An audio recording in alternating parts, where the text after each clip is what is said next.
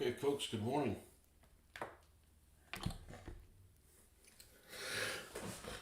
Okay, so I did a little bit of modeling. I cheated. I did a little bit of modeling, not on the camera yesterday. What? What are you doing? Well, I didn't. I had time to do it, but I didn't have time to spend at least an hour on it. So let me catch you guys up to date. What we did. So I have two Shermans left to do for from Airfix, and they're both kind of here. The problem is that I ended up picking up three of these Shermans, and the back plate on them was missing on one of them. So I've got one Sherman with no back plate. I took it apart. I actually thought I might have had two with no back plates, but I actually just have one with no back plate. This piece right here was not included in one of them. So what I did was I made a mold out of it, out of the washy stuff, whatever the hell it's called. I can never remember what it is. And then I realized I misplaced one of my green stuff things. I don't have the blue. It's somewhere. I remember, I don't know why they're not together. It's not. I spent about 30 minutes getting mad, looking for it, couldn't find it. Fuck it, I got some of it being delivered this morning, hopefully. So I can't assemble this part on this tank yet because if this mold doesn't come out okay and I need to remake it, I won't have this piece to remake it with. So I'm going to assemble everything I can on the two Shermans other than the two back plates, make the mold, and, I probably have to wait until tomorrow morning to put the back plate on. But the other alternative was to make this thing out of sheet styrene, but it's not going to have any detail on it. I'm not going to make little back doors and all that kind of nonsense. Hinges, it's stuck back here. So that's an alternative option. I don't think I'm going to go to that one. So I've been talking about possibly having to buy another kit just so I can have this piece where I can make a mold out of it to be able to bring one of them up to date. But we've made the mold, and I've looked at it now without my glasses, and it looks like it's a pretty good mold. It looks pretty. It looks pretty clear. Let's see if we can get a.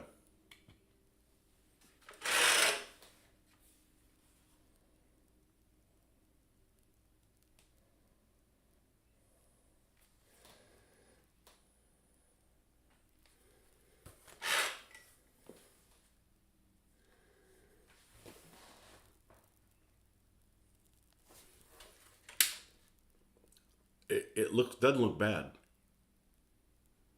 So I don't know if those rivets will actually come out. That's not really worried about it. More like the hinges and so forth. But anyways, that's where we're at this morning. Is we're going to finish the two Shermans. If I still have build time, we're going to roll into the rest of the Airfix things. Now, I do have the instructions that I took a picture of because I cannot have the paper here. That paper, even though I don't know if it was sealed, it's obviously breaking down somehow. And it is, I would not consider myself an allergic type person, but it is giving me, I'm having a reaction to it. We took a picture of the stuff on it. So, and we were making the turret before we had to stop. So that's where we're at on the Sherman, on the turret of the Shermie.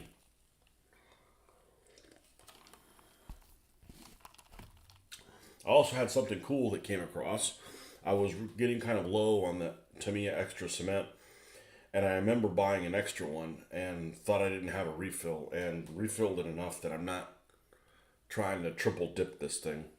And now I've got a container that's empty. Well, I actually had an empty one before, and that one has the California glue in it. So I think this one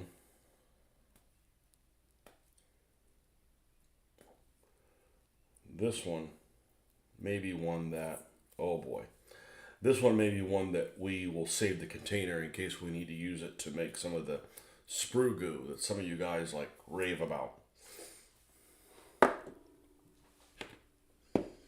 I think Tamiya makes another cement. I think it's orange, and I don't know. It's probably the same thing. I don't think it's thinner. I don't know how it'd be even thinner than this. This is about like water. It's probably thinner than water, actually. All right, so enough jabbing. So we've got the two side suspensions that we put on here. We've got the 3-piece hull, which honestly isn't that bad. It fit on it is pretty good. I don't know how old this model is, but the fit on it is pretty darn good. And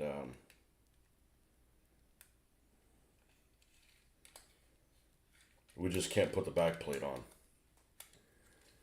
So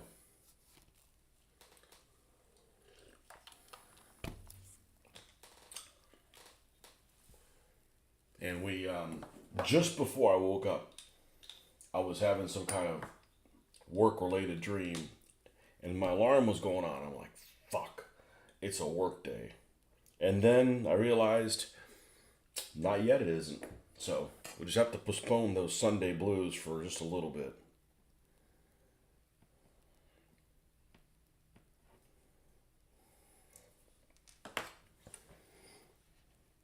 Okay, so we have the front plate here, the mantlet.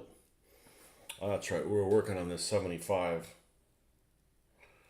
and realized that the drill bit I had was a tad too big.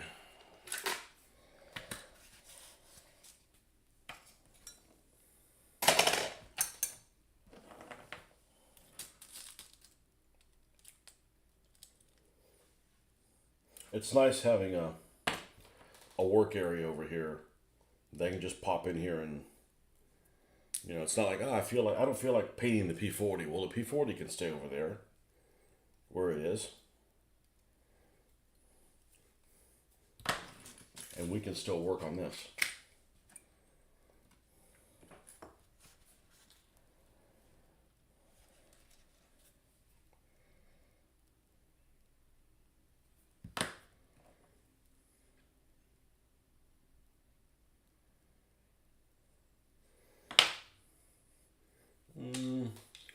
Let me make sure I don't have a critical error going on here. Okay, we are plugged in here.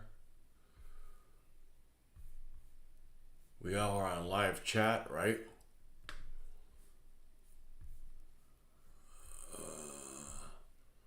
Let's go here. Yep. Good. Edit that. Go to here.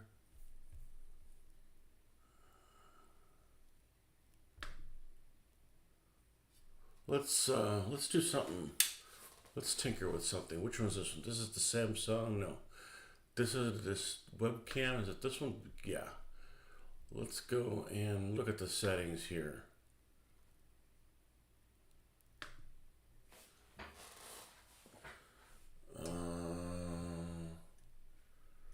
What happened to the settings here? Open source properties. Yeah, do that. Okay. We need to, I believe it's configure via video. Okay, I get this little box that comes up here. And this little box allows me to zoom in this a little bit.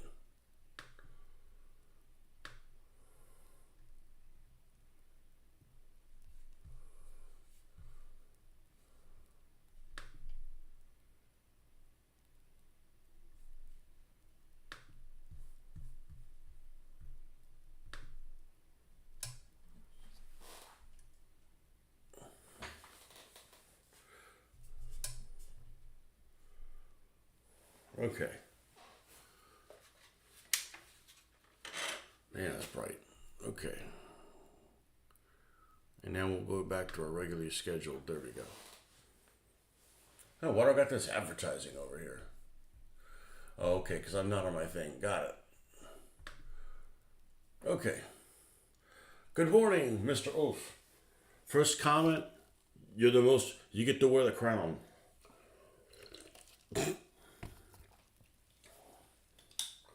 Now, I was actually fully expecting yesterday. Ooh, this is a little too low. Fuck up my neck.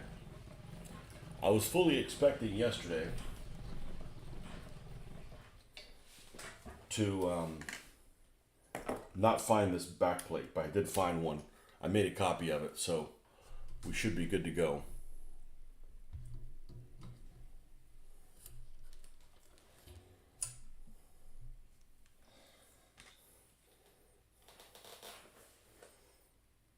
Just painting along with me, okay? Well, we'll try to make it interesting, Hugh. Good morning to you as well. Happy Sunday. Happy anything but a work day.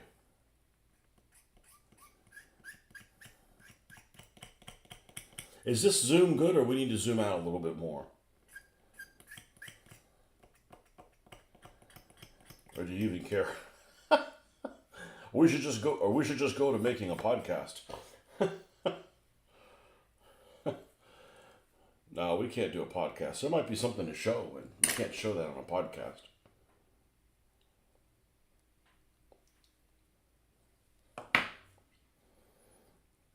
So these Shermans are, as much as I would like them to, I would love to make these Commonwealth Shermans. I can't, due to what model they are. They're going to have to be U.S. Army Shermans. They might be Italian ones. Well, not Italian Army, but, U.S. Army in Italy.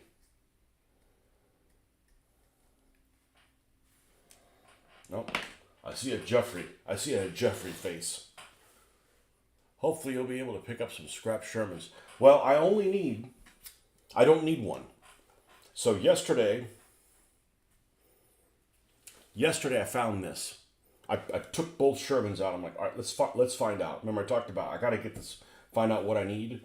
And I found one. So I've got one on the built one. Only one was missing. I made the mold.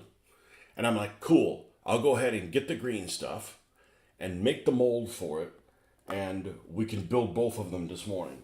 And then for some reason, I don't know where the hell the green, the blue part of the green stuff is. I don't know why it's not together, but it wasn't. I spent about 30 minutes coming up with a few new cuss words, finding out where the hell it is. Couldn't find it. Got some stuff that's coming this morning. It's cheaper to freaking Amazon it than come go to the damn store and burn the gas to go get it. I'm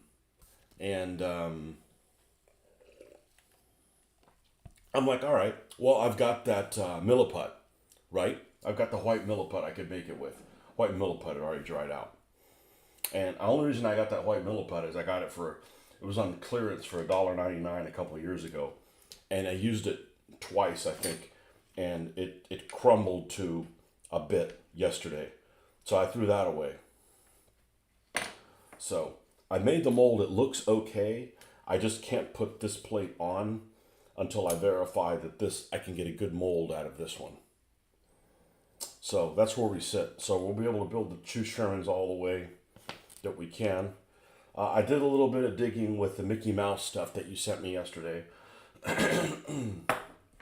And the interesting thing about the Mickey Mouse is it seems like I need to get the instructions up because I can't use the roll instructions or I'll have my throat will close up. I don't know if it's covered in asbestos. I don't know what the hell the deal is with these wherever these people store these old models that they haven't touched in a long time. It's definitely a carcinogen-ridden place because it didn't feel too good. It didn't feel too good on my end. I'm not an allergic type person, but like If they had these things buried in like a drum of peanuts, I'd be like, no problem. I don't have a peanut allergy. But wherever they have this stuff at, it is pretty toxic. So I had to take a photograph of the instructions, and that's what we're working off of. You could probably build it without the instructions, but...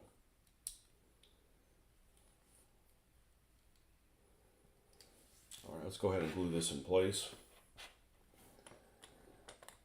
So as far as I can tell what the Mickey Mouse is that it was more common on soft skins. And it seems like whenever they use Mickey Mouse, they didn't use this green drab. They used this brown color with it, which I have it. I have the Ammo MIG brown color. So I may do the two Matadors in some kind of Mickey Mouse, or at least one of them in Mickey Mouse. One of the Matadors is unbuilt yet, so that's probably the next thing that we're going to roll into. Just don't feel like messing with a P40 this morning. That's why we have two different stations. This should be able just to fit right in there, like so.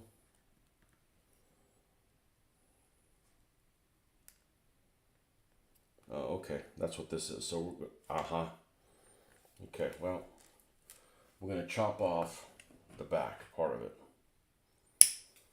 Because, boy, that was brittle. That felt real, real brittle.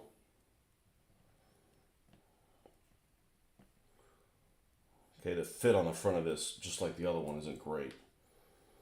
Now this should be able to fit flush. It's not bumping into this thing in the back. And something like that is fine.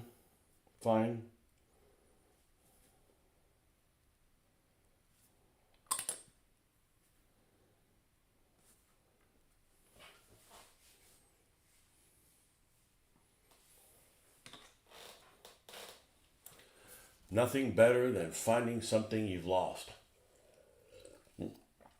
Well, once you've just given up hope and accepted that you're going to have something incomplete.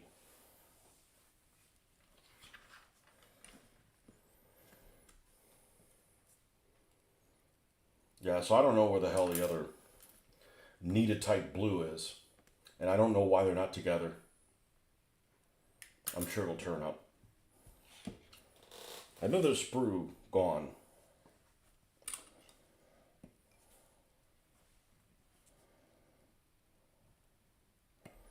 Those of you that have used sprue glue, have you found one brand is better of sprues than others? Like, is Plastic Soldier Company good and Airfix ones are bad, or?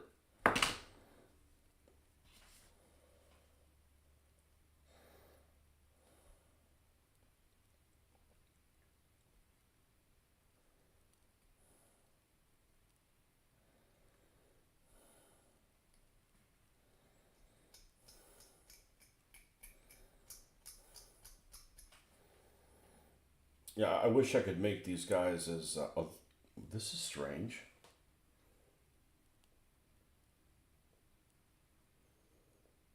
This is really, really strange. Why does this have a pencil mount for the machine gun, but no machine gun?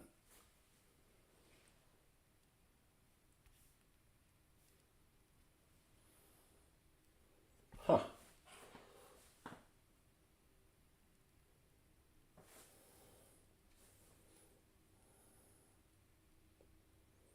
Is the other one that way? Man, I know I built this thing. I just... memory lapse.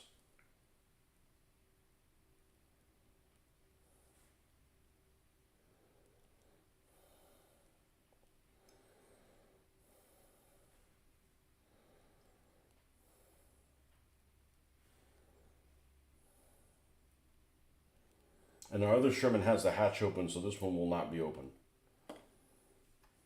And neither will the other one.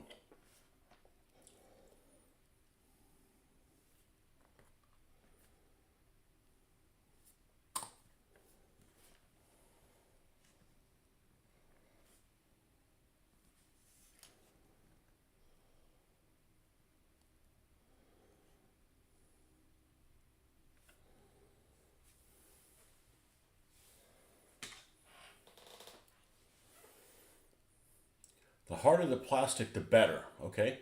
Use only one manufacturer's sprue for a single batch.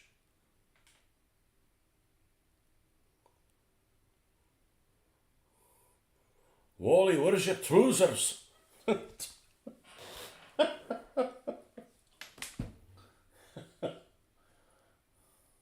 No, it's not, we're not modeling in our kilt.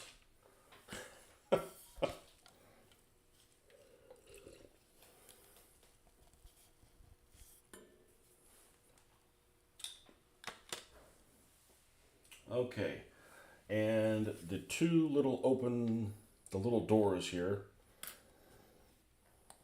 Now we're gonna, let's glue this to the back.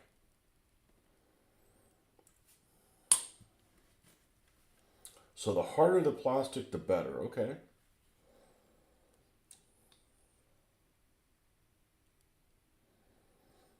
And don't mix the, okay, I guess that kind of makes sense. I probably might have made that mistake. I might have used a bunch of different sprues for that.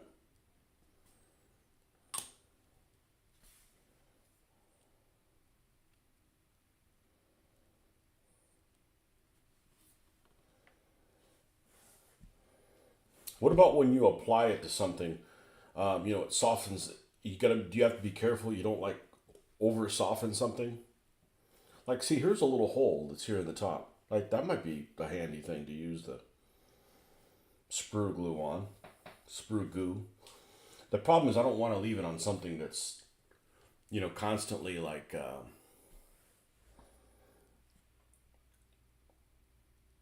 letting the fumes into the air, so I don't have to smell it.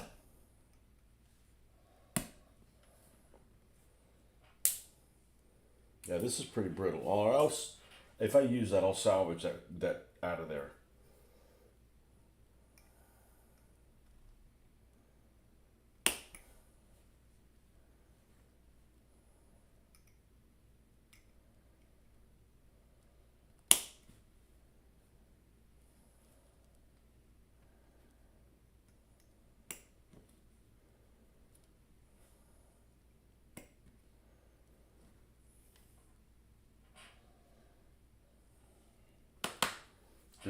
This is what I need to do. I need to come over here. See if I could do this properly. Probably not.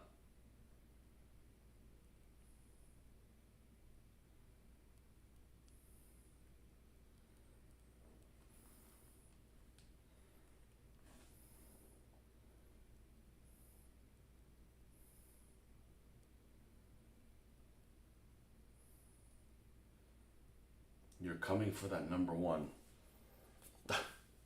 It's not very exciting.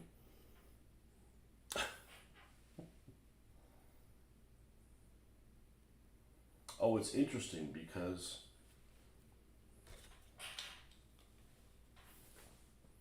no, no, it is accurate. Okay. Yeah, I can't read it up there, so I'm putting the glasses on and off. I also have some old liquid green stuff that is good for filling holes like that. I've heard not so good things about it. I had the Vallejo one, but man, it's really weird. As cool as an applicator that it has, it's really pretty cool. It's pretty neat, but it's there's a lot of things. There's a lot of things I got down, and one of them I don't have down is sanding things that have this stuff on it. I'm not very good at that patch material.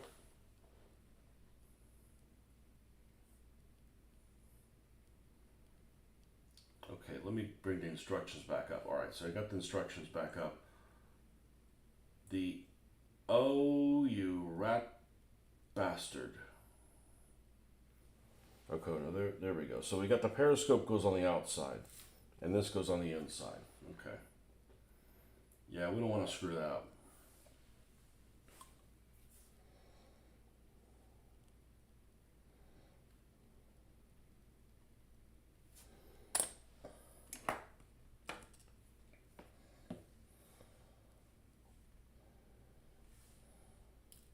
Ah, Snapdragon.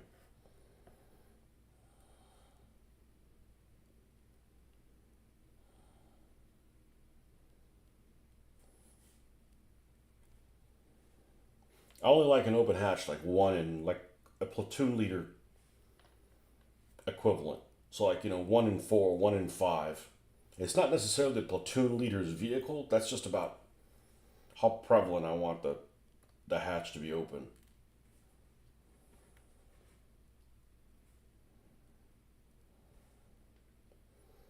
It's funny how certain parts of this aren't well made, and certain parts are extremely well made. Like the mating between the three halves of the bottom hull is really good.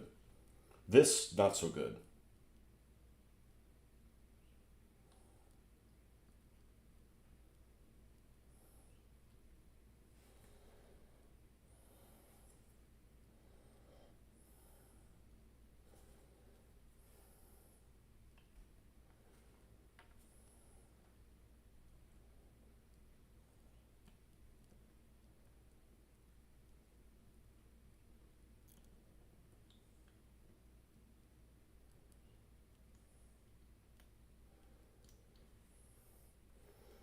Except you wouldn't think because we forced it in there.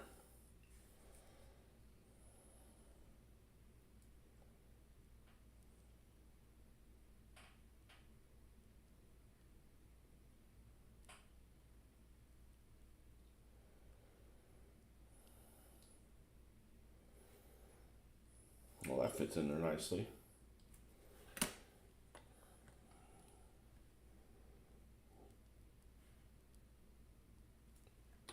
And we get a Rosita riveter in there to weld this thing shut.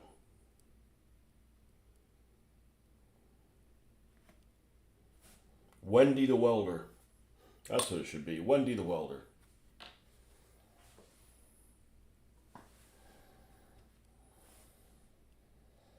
Messed up the 30 cal again. Son of a bitch. Me and my King Kong hands.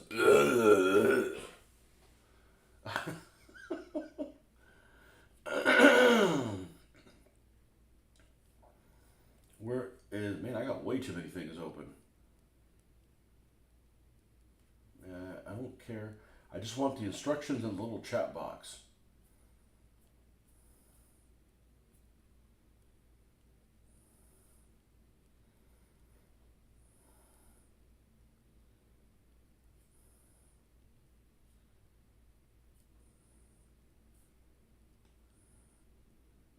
Okay, that's it. Oh, other than putting the track together. I do have 4 pieces of track, don't I? Yeah. Okay. I gotta go grab the stapler.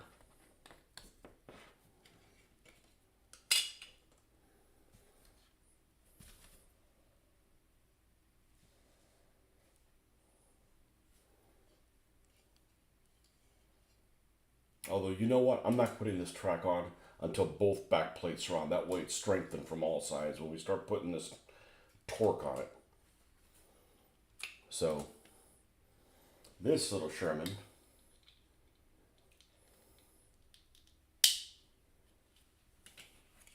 and the fit on this is actually pretty good.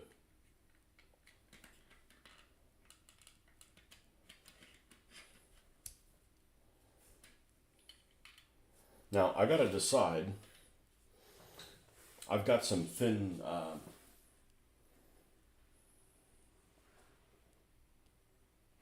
whatever it's called, the sheet styrene, that we're probably going to put additional armor plates on these, and the ones here on the front of the turret, because the front of the turret, the front of the hull, doesn't look like that. It's got little little plates, but that's the relatively easy job to do, to make them all kind of different from each other.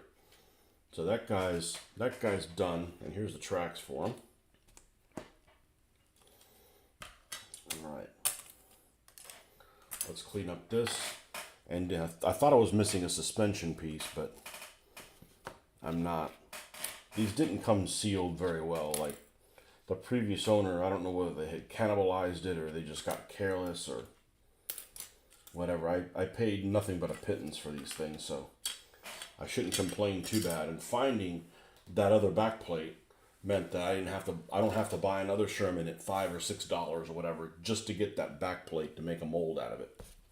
So we're definitely going to see how that works. And unfortunately, drying time on it.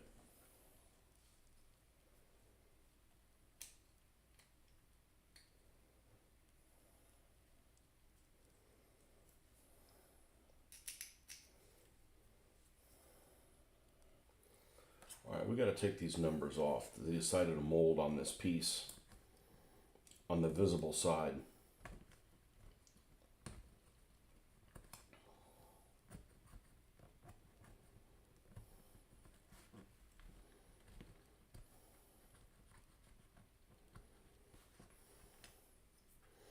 So we have another Matador to put together by Airfix. We have an M4A1 half track by Hasegawa, which with the mortar, it actually looks like a pretty nice model. I'm not excited about doing it because I have two more pre-made ones already in the mortar version. Although I think they're the later version, which is like an M21 or something like that. And then have a crappy quality one from BP Cast. So that would give me 4 of those things. Which means I have just as many mortar half tracks as I do ones that are APCs.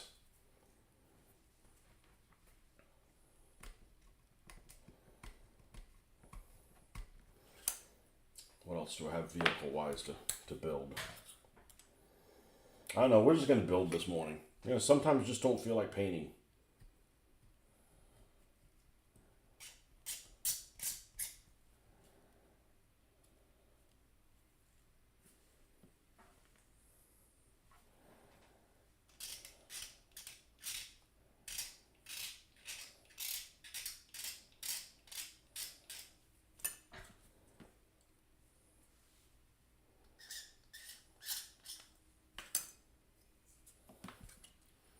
Okay, those two are ready to go. Let's start working on one side, which is the 6 road wheels.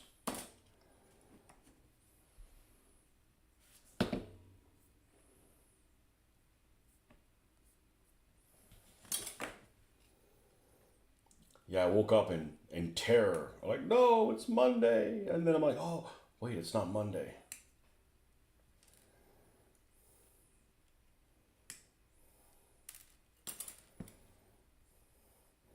The terror of Monday.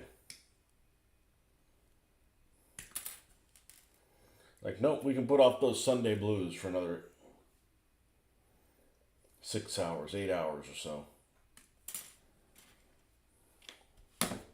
I mean, literally, I've never liked Sundays from that standpoint. Don't want to like go to the beach or something on a Sunday. I'm like, no, that's a pain in the ass to get back, and then the next day's a work day, and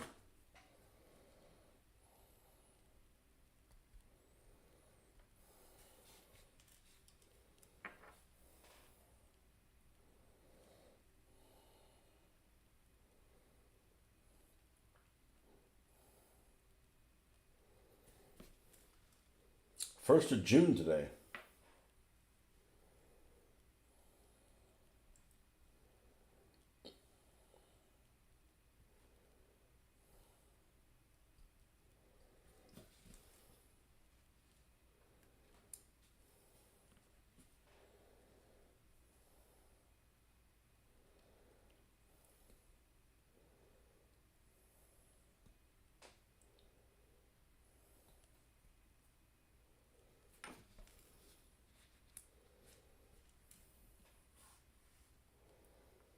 What do you get the blues about when you're retired? When you're retired, you don't get the Monday blues.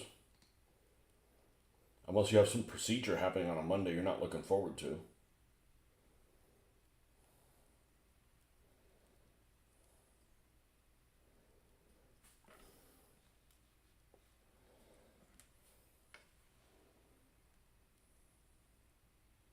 Wish the Airfix could release a new mold of their standard Sherman based on their Firefly mold. So I've never seen the Firefly one. Is it better than this one? Well, couldn't you just make a regular Sherman, an M4A4 out of that one?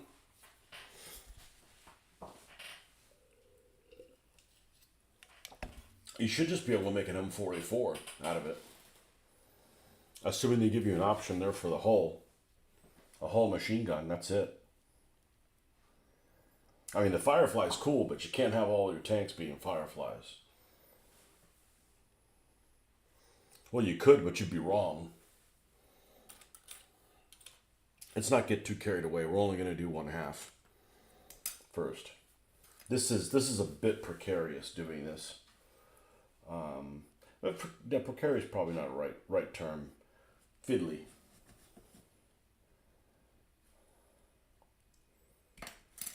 It's just got to be really weird to be in a time where both Airfix and Matchbox were both building things in 1/76 scale. And I'm sure there's one of those that the Airfix one was better. And I'm sure there's one that the Matchbox one was better.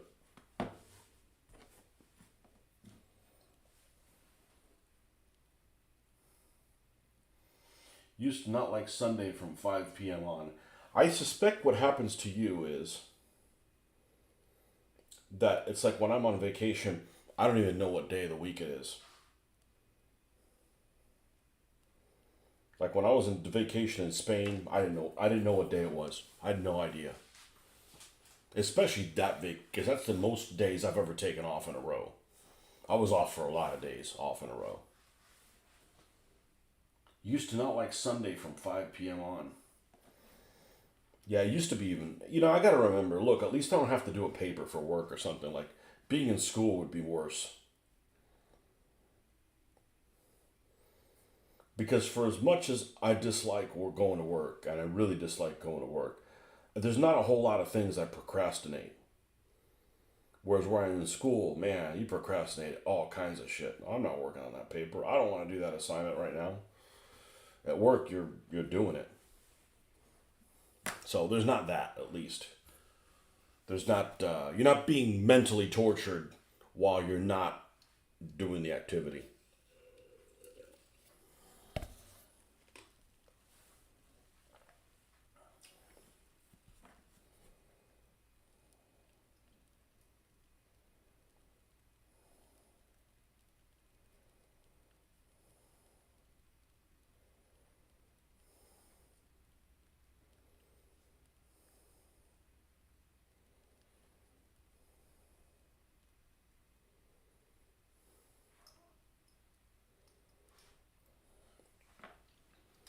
And again, it's not necessarily that I hate what I'm doing at work. It's like you get there, it's like, all right, we're doing A, B, and C. No, you're not. You're fixing up this problem that somebody else screwed up, and now I have to fix it. So it's like, don't make any fucking plans.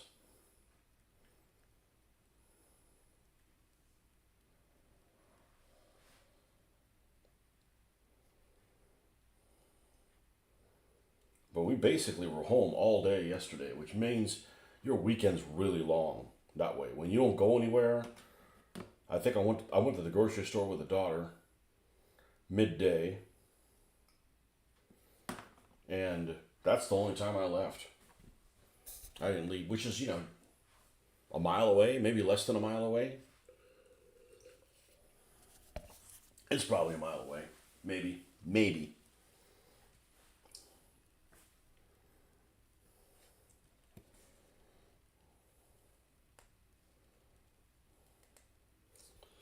Had one of those what I call enjoying the mortgage days. You got to pay for the mortgage anyways. You might as well be home enjoying it.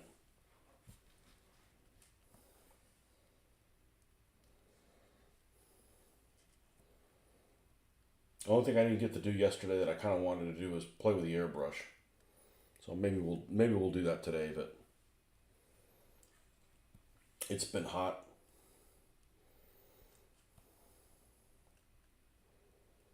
Not horribly so, but it's been hot in the garage and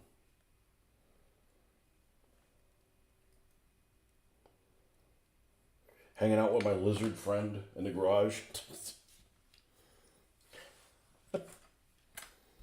That's one of the things that's coming out of Amazon. Peppermint oil.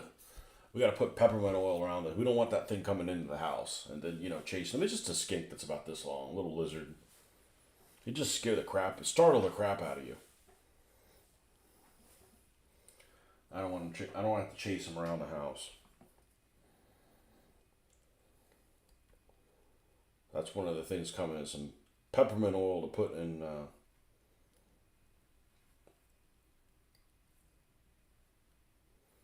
different around the house, around the door. Hopefully, it doesn't stink.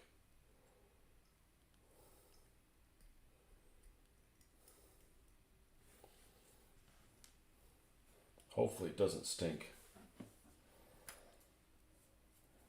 Some of those things. I wish it was spearmint oil. I like the smell of that.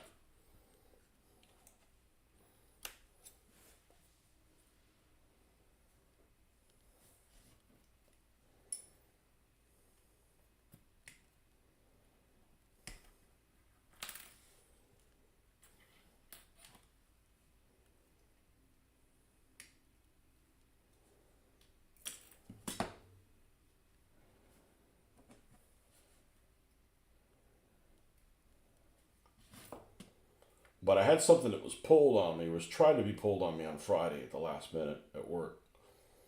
And not to get into too many details, but the problem is that it's not necessarily all the problems. It's the problems where you have to stop everything you're doing to work on this now, like immediately. So that that's considered an emergency as far as I'm concerned. Stop what you're doing. We need to do this, which takes priority to everything else, and it's all because of planning or lack thereof. Like, oh, I need this done right now. I'm like, well, why didn't you fucking tell me a month ago? That kind of shit. And it happens constantly.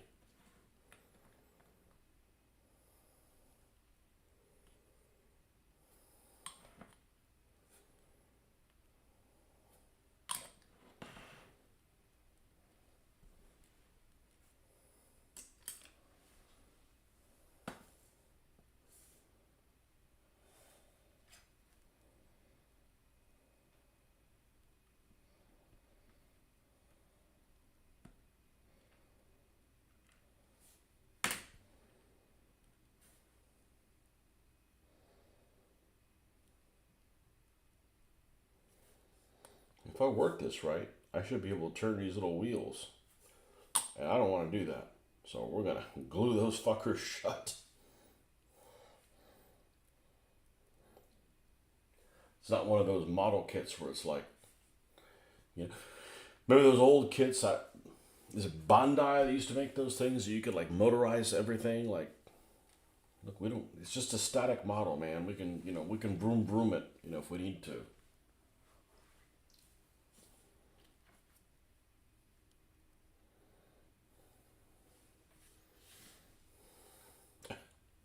Vroom it.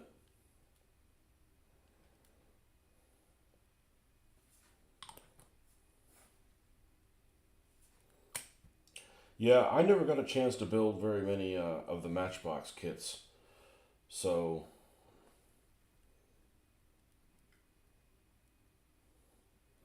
I am kind of on the lookout for them. And I prefer 1/72nd just because the figures are a little bit on the big side, but I have a lot of 1/7. I have a lot of 1/76 scale stuff. If you consider the Skytrex stuff being 1/76, I got a lot of 1/76 scale. It's fine, for the right price. I can be dissuaded, and if they're going to be the same price, I'm going to buy the 1/72nd one. But if you're going to make it worth my while, yeah, I'll build the 1/76. But I am looking forward to going to that hobby show. And you know what? Not necessarily to buy a single thing. I mean, I am, but it's just kind of cool to see what's there. It's like going to a garage sale. You know.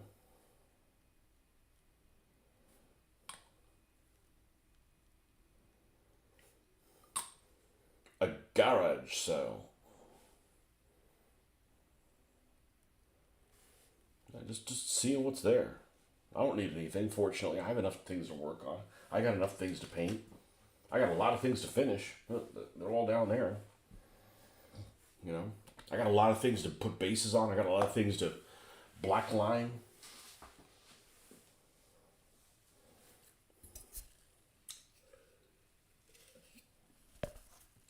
It's time for a refresher and not coffee. I'll be right back. Hopefully, nobody gets murdered, so I'm not going to turn the mic off. I'll be right back.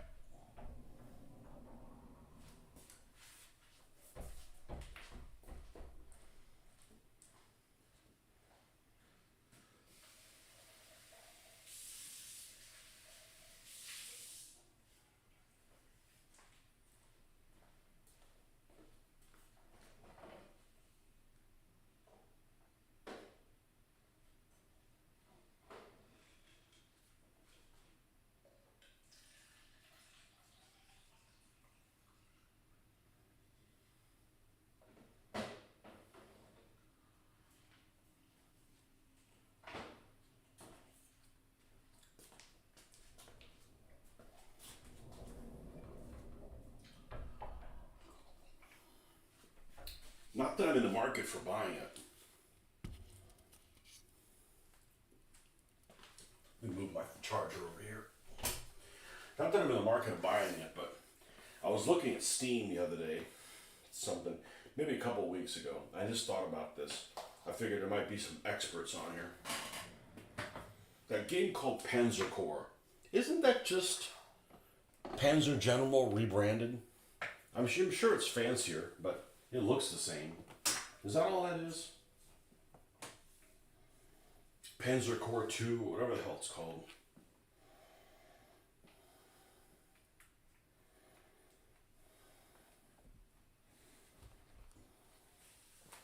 There we go. Now we can charge our phone.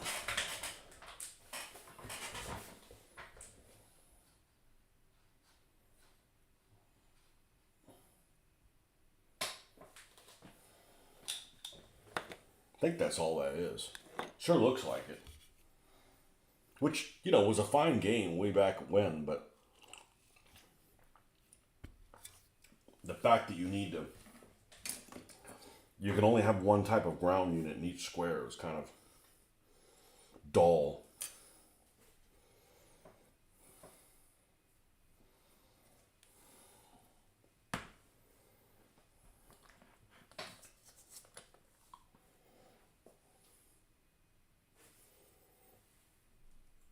Oh, wait.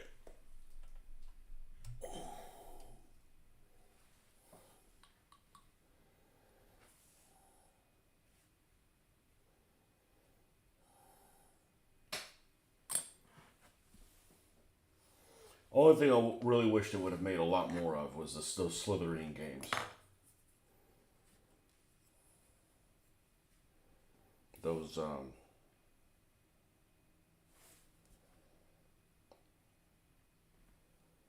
Drive on Moscow, Battle of the Bulge, those type of things. Only made 2.5 of them.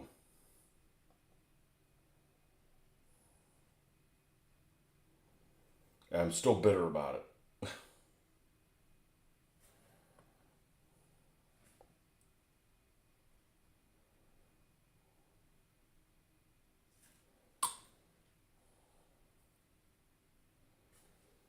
Okay, so we got the little running gear on that side.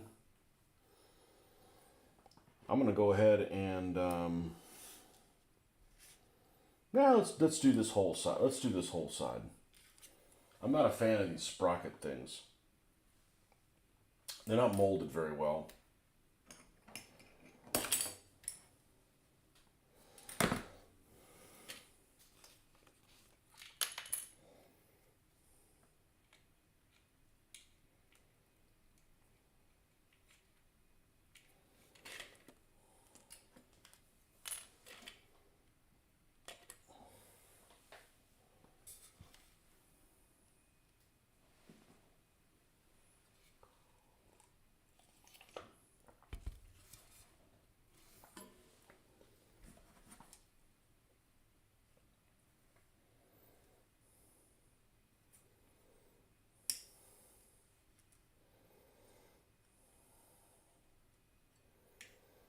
I got a kick out of last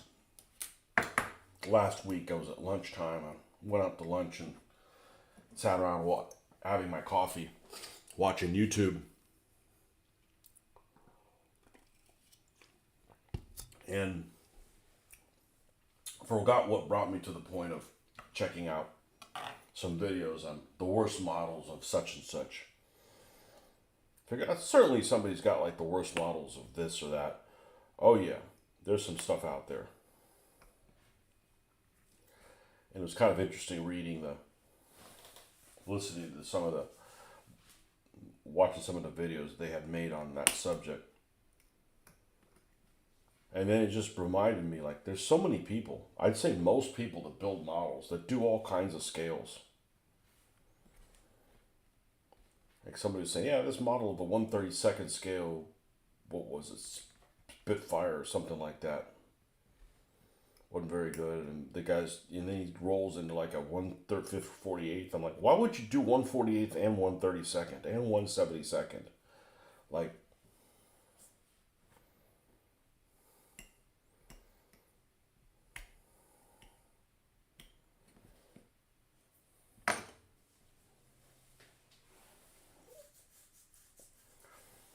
okay, so this is the front sprocket, and it has these primitive little pegs,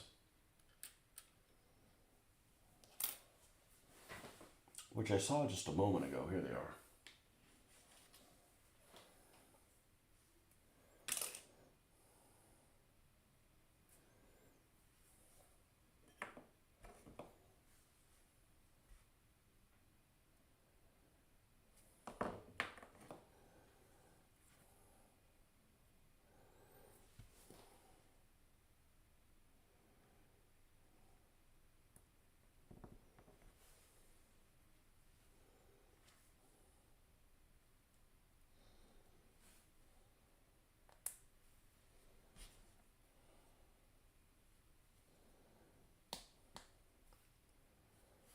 That's what I like. Pieces you don't even have to glue together. Of course, the problem with that is if you put them in wrong, God help you trying to get them back out.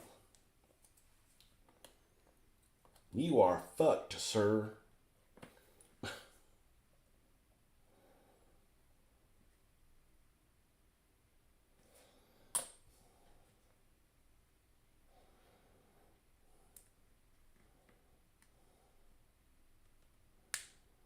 Oh, we didn't check for this. Whoa.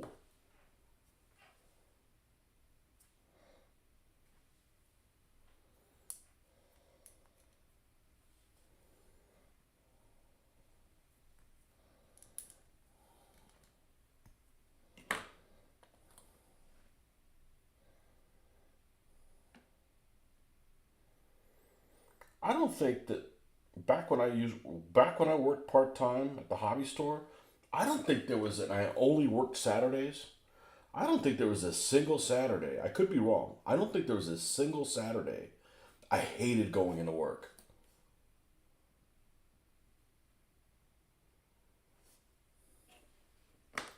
Now that I think about it, I don't think there was a single Saturday where I was like, fuck, I gotta go into work at the hobby store.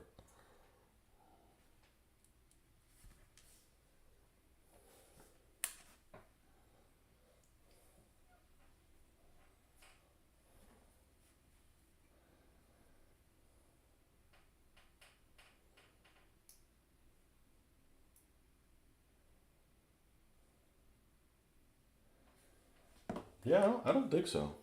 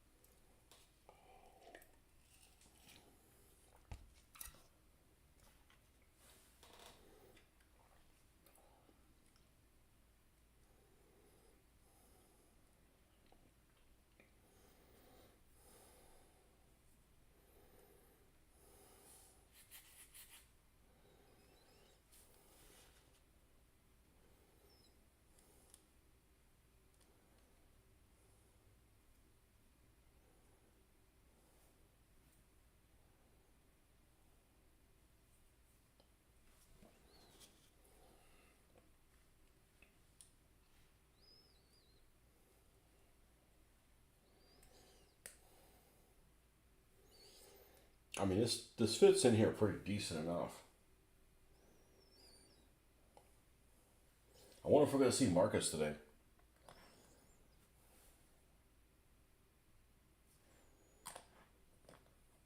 I mean, hear from him. I know we're not going to see him today.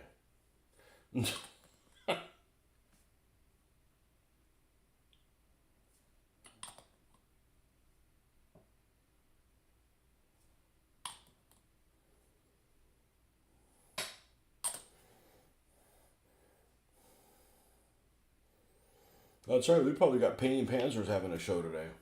I think he's been doing that pretty consistently. I was like, well, I'll probably join his show if I'm not doing my own, but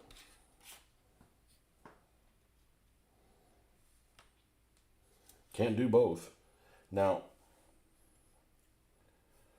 this is one of the ones that goes there, okay? This is one of the, ooh, this is not one of the ones. This goes on the other side. This one goes on the other side. This one goes on the other side, okay.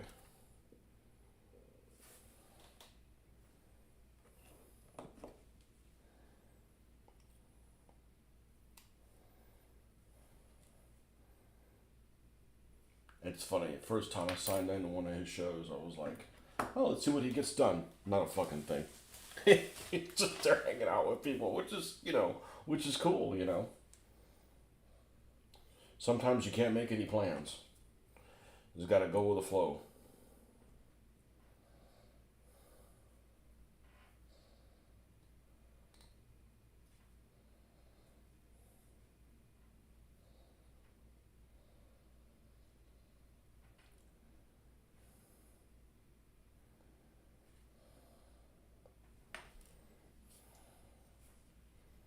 Maybe if I get a chance to do some modeling today, I'll, and I know that it's for an unspecified amount of time.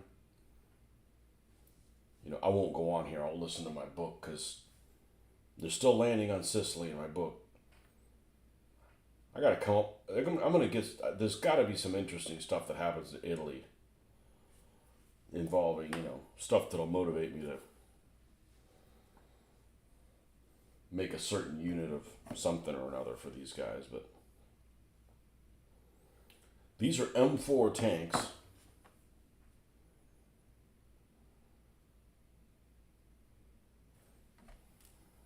I think these are called Sherman 2s, but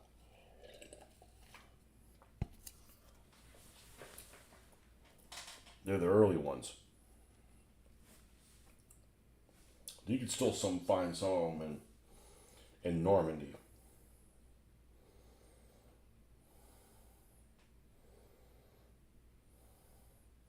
But we're going to make all three of them different.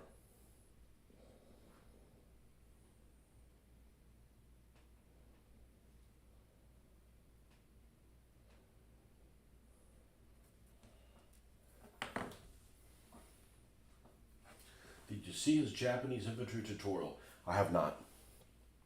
I have not.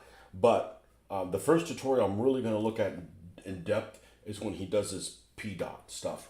But one thing that I noticed about him is, actually I watched part of it, of one of them, and I don't care if it's in 28 millimeter or 15 and I do 20s. It's, I just kind of want to see what colors he used and what the end result is with them. And one thing I noticed right off the bat is I think he paints in solid colors and then he gives them a wash, and I won't be doing that. I'll be doing my own spin on it, which is my painting style. I used to call it mixing, blending. I used to call it blending, but that's really probably not accurate because it makes it sound like I put colors on there and I blend them on the figure, and that's not the case. I blend them on the palette and then we layer them. But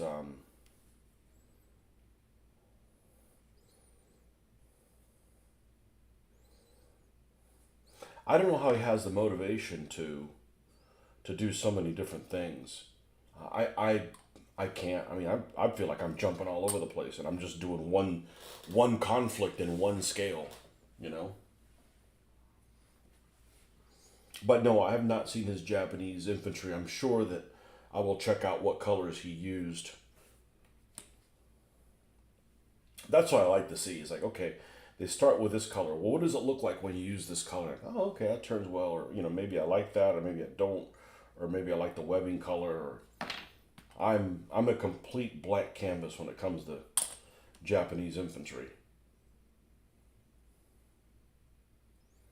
and I do want them to be different. Like I'm not going to be like, well, it's like that link you sent me of the Commonwealth uniforms. That's how I paint. I don't have everybody the same color of cloth. There's different variations in them, and that just gives them personality. And just by blending a new color every time, in other words, not using it straight from the bottle, kind of forces you to do that anyways. There's always a little bit of variances to them.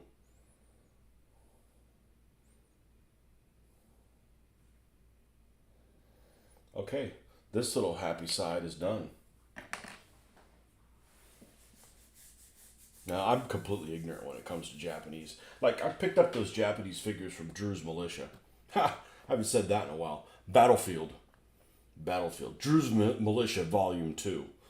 And that was like Special Naval Landing Force Japanese. I had no idea what the fuck those guys were, other than with Japanese. So I got to learn about that. I'm like, oh, okay. So they're like Marines, but not really Marines. Got it.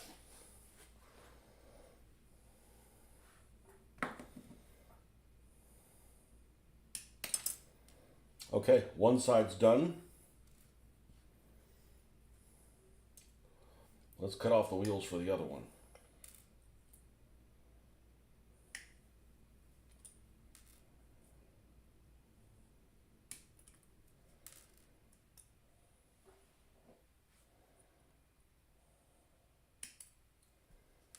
But I'm not motivated enough to make videos like that. And then do all the work, basically not creating anything for myself, creating the work to make a video, and then not enough people watch it to feel like it's worth my time. And I'm like, fuck, I should have just live streaming. So live streaming is what works for me. And no, it's not great.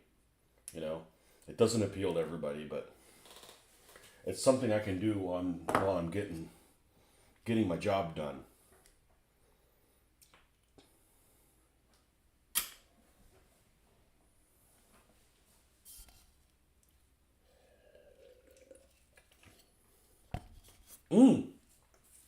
I did have a whole slew of guys that I didn't know I had that I got from Don, and they're not great figures because they're old SG figures, but they're the U.S. Infantry. SG U.S. Infantry. I think they're called the Big Red One, and we're probably going to use some of those guys for the Pacific. That's probably going to be some of the guys I can use for the Philippines. They're kind of spindly, but they'll work for some of those guys. So I've got that. I got the U.S. Marines set from the Airfix U.S. Marines. Got those guys I can use for Philippine stuff. Basically, I don't want like the Marines to have like the one big pocket, right? Like the ones you see in like the Pacific. That uniform is very specific. Like they're like, hey, why don't you wear this oversized herringbone pajamas that don't fit anyone well, and then go traipse around in the freaking salt water with it and see what it looks like when you're done storming the beach. Yeah, you're basically carrying a lake with you. You're super saturated like this potato sack. Like, yeah, we don't want that look for these, for 1944 Philippines. And then what I'd really like to use is get those Plastic Soldier Company Marines. U.S. Marines. Those are some beautiful looking figures. Although I have a feeling some of the detail on them is soft. And I think Jose was the one that was telling me that those are actually one of the Spanish sculptors that sculpted for them.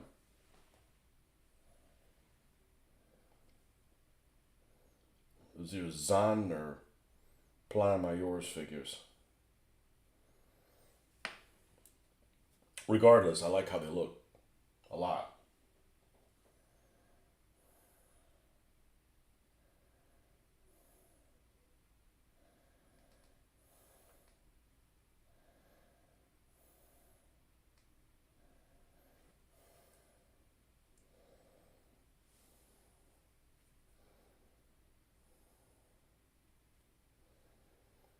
You know, the only thing about doing Japanese is if I want to use Japanese in a game, I don't have any specific Japanese rules in the rule set that I use. You know, there's no rules for bonsai or anything like that. You know, you can look up stuff like how Advanced Squad Leader and stuff handled it and add some other rules on there, but the data on the vehicles is the least of my worries. All that information is on the internet, and that's fun to find out. Oh, I find it's fun to find out. That's a no-brainer. But like, okay, how are we going to make a Japanese squad behave differently than a U.S. squad? Is their morale going to be higher? You know.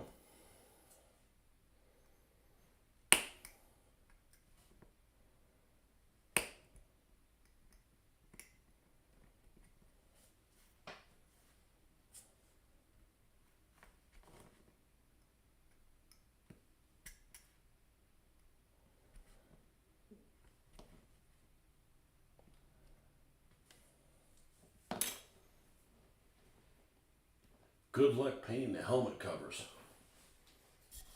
Well, I did Zeltbahn for the first time and knocked it out of the park. So, what's wrong with the helmet covers? On the Marines? That's the only bummer about not doing Marines is those helmet covers are kind of cool. What I didn't know, and this might have been on his camouflage scheme video. It was somebody's video. I did not realize that even when you're doing P dot camo for the SS, they never met. It was very rare to have P dot helmet covers. It was always oak leaf. I would have never known that. Well, I mean, if I'd done some research, I could have figured it out, but I did not initially know that.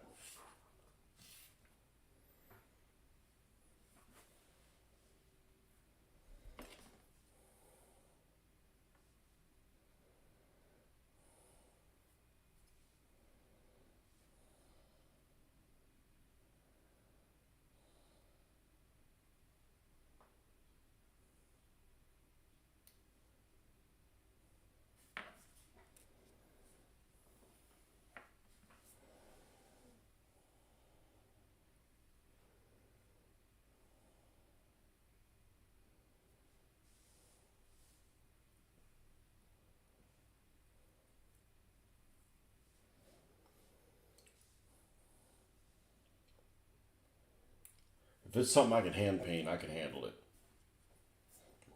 We got lots of experience and confidence doing that stuff. And we're getting there with the airbrush. I mean, every time I use it, I'm getting better at it.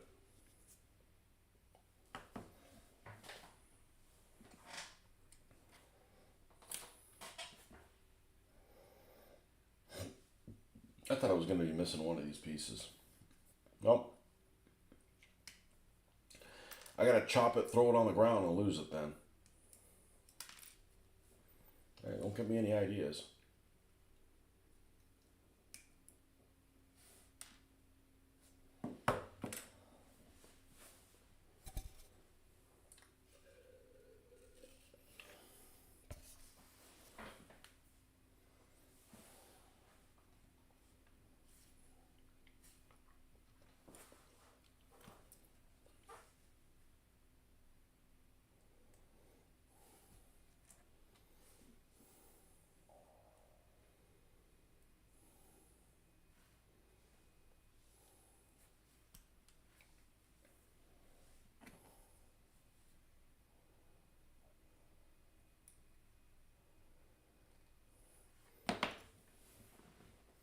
When's my Amazon order coming?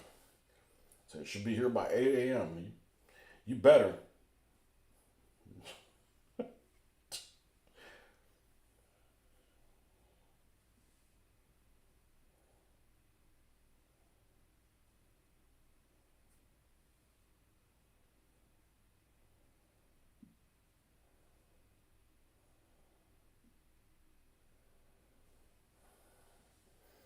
You nearly got caught with that one. Luckily, I had only done a couple of the figures.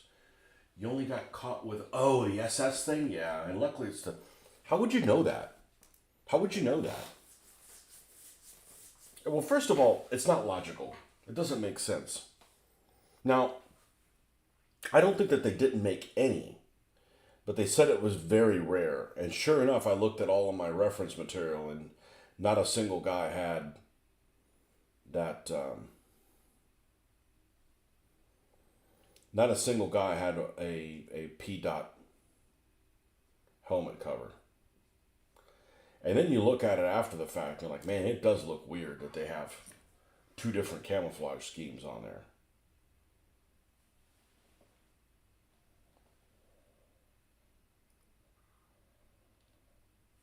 One of those, like, you can't unsee it kind of things.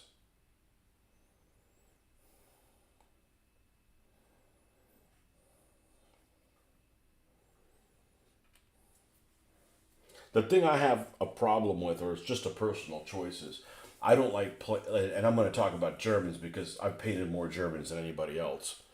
Not by a huge amount, but by a fair amount. German infantry, anyways. I don't like painting their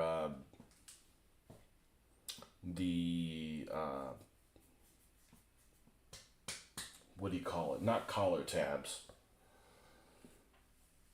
Well, the color of their collar, I like doing it in dark green.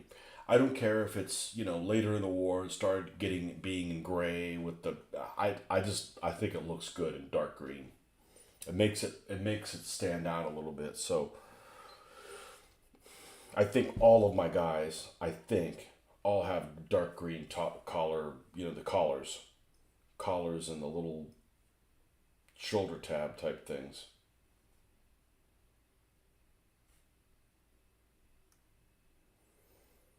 And the ubiquitous gas mask canister for the Germans. I haven't done the North Africa ones yet, but the ones for Europe, I know sometimes they were painted in like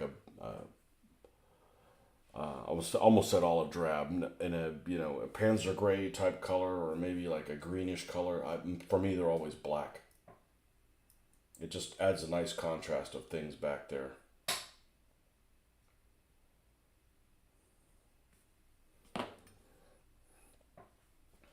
That ubiquitous gas mask canister that wasn't used for that.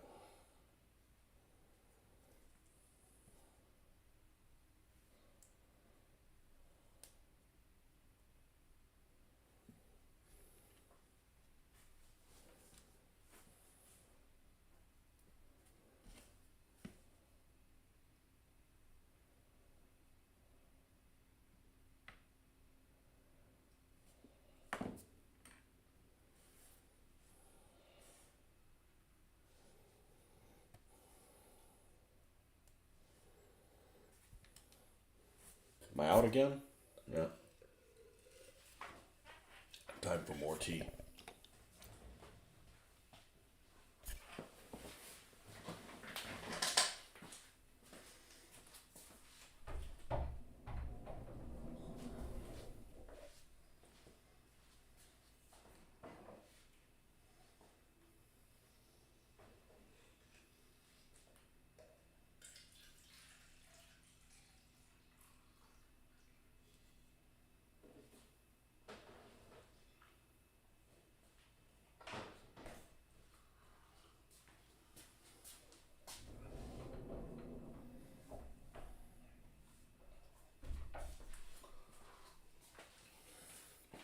But I do like doing Shermans and T-34s.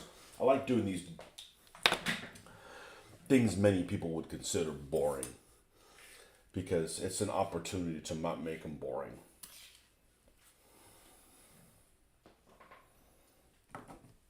And nicknames, man. And come up with nicknames for these things. I think that's my pride and joy right there.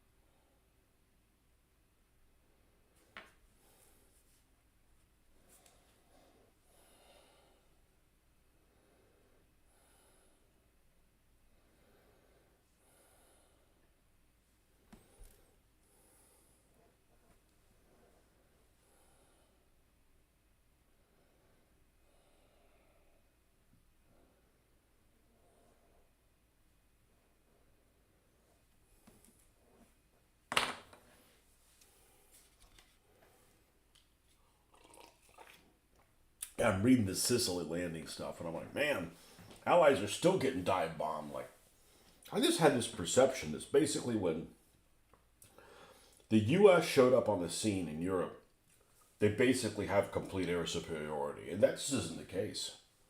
Now, I'm not an expert on the matter, but I'm just saying that I thought that was the case. It's like that Normandy thing. It's starting to sound like Normandy was like the first time where that happened, and then obviously from Normandy onwards, it's a common occurrence. But yeah, I just assumed that once the U.S. cranking as many planes out as they did, and the British can't cranking out as many planes as they did, that it was just a foregone conclusion.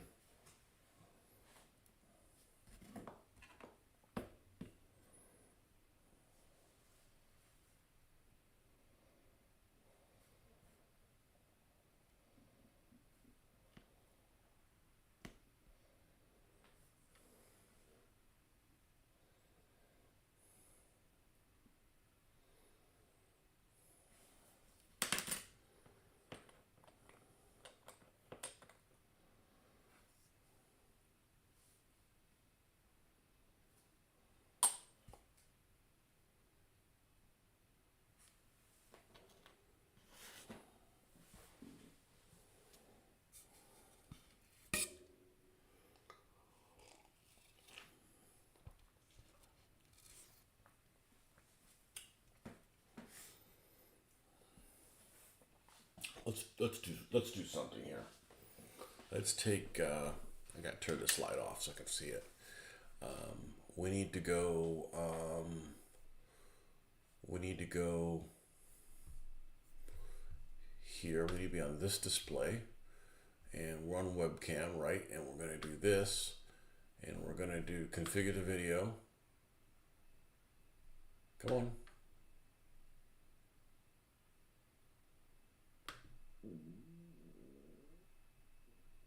Oh, I got to click on a different one.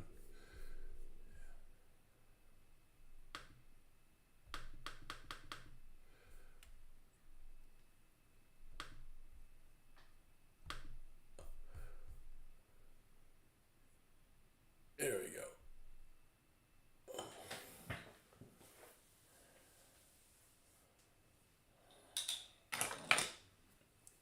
Put the light back on. All right, we got the cover on that one.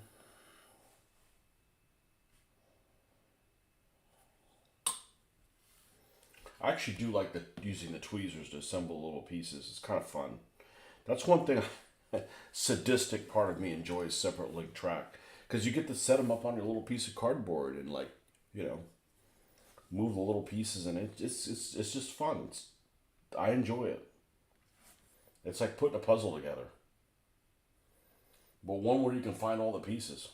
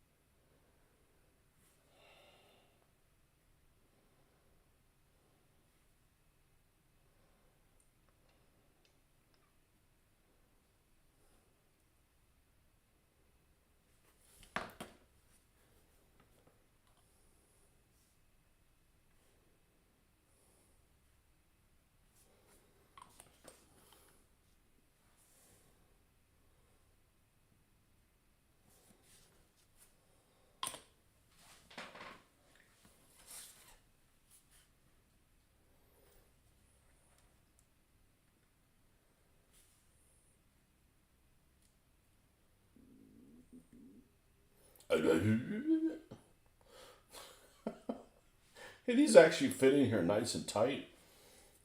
But man, it is an ugly it's an ugly fit.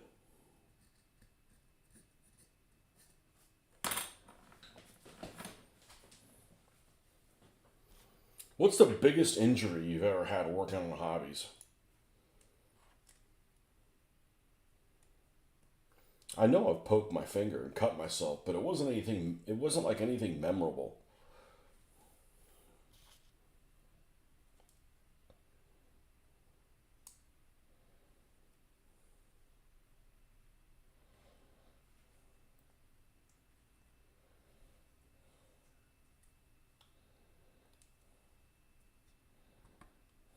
Well, we need to remove some of this here.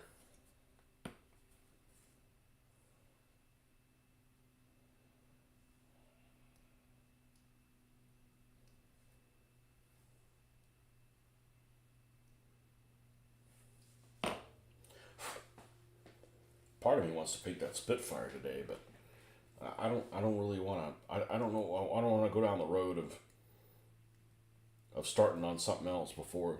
You know, we got something over there in that painting area. We need to leave. We need to finish that.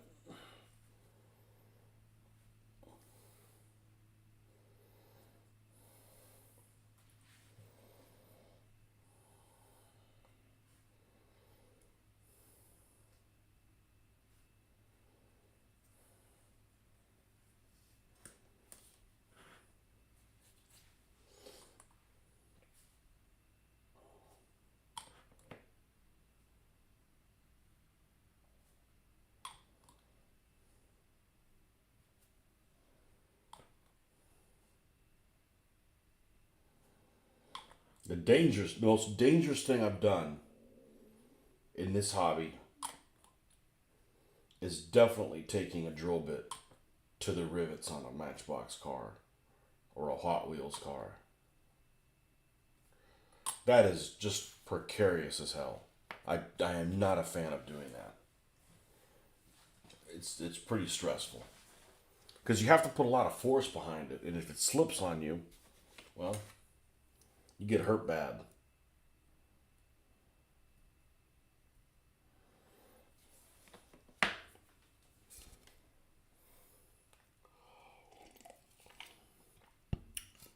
By the way, I don't know if you guys have these in Europe. This is like a red solo cup, but it's not red solo. It's made out of aluminum. Infinitely recyclable. This thing's an aluminum cup. These things are great. As soon as you pour a liquid in here, it like gets colder. It's the weirdest thing. They perspire, unfortunately, but I'm a big fan of those things. We had a hurricane or something like that coming, and the wife ended up buying those. And they look like something you'd only get a certain amount of uses out of them, but I don't think one of them's even gotten a dent. Amazing shit. I try to take one to work with me every day. I don't leave it there. I bring it back, but you got a water machine. As soon as you pour the water machine, it gets colder. You know, pretty cool. I don't know why that works. It's science. I'm not a science guy. Talk to me about maps.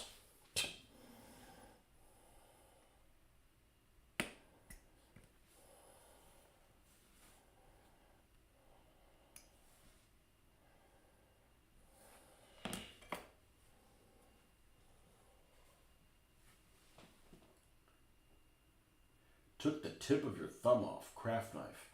Like you cut yourself, or like it's gone from you. Like it's no longer part of your,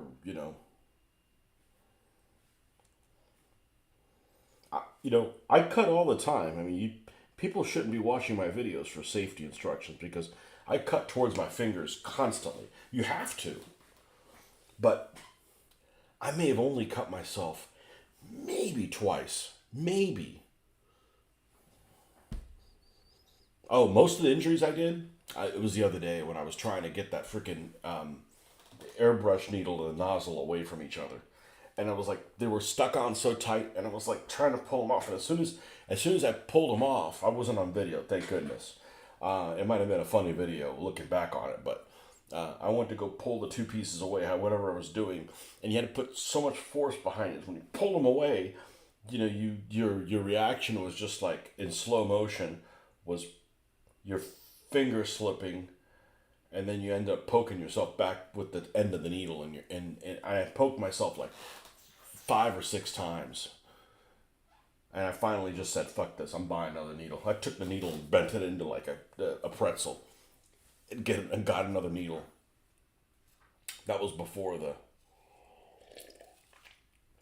That was because it had fallen on the ground, and I didn't have a cap on the needle, and when it fell on the ground, it jammed it so far in there I couldn't get it out. It's okay. We don't have that problem anymore. We use a needle condom now. So it shouldn't happen again.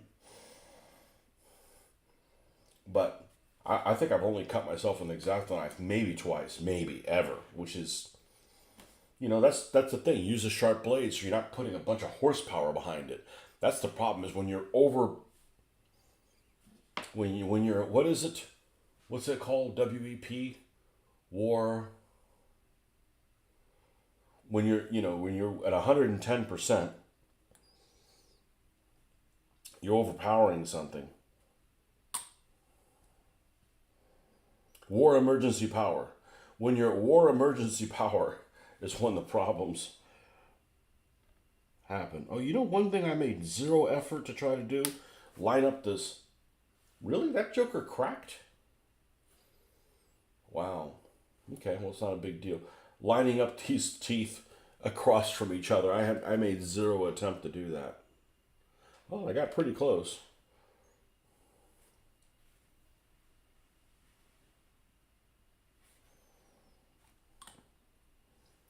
I mean, did you literally slice flesh away from you and it like fell, whatever?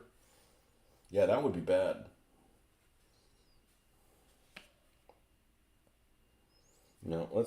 Is this the one that we need to drill out? Yeah, drill out. Took it off, healed over though. If you slice the end of your finger off, part of it, obviously not the whole finger, would your fingerprints come back? Let's not find that one out, okay? We're not turning into an episode of Saw or Hostel or something like that, but.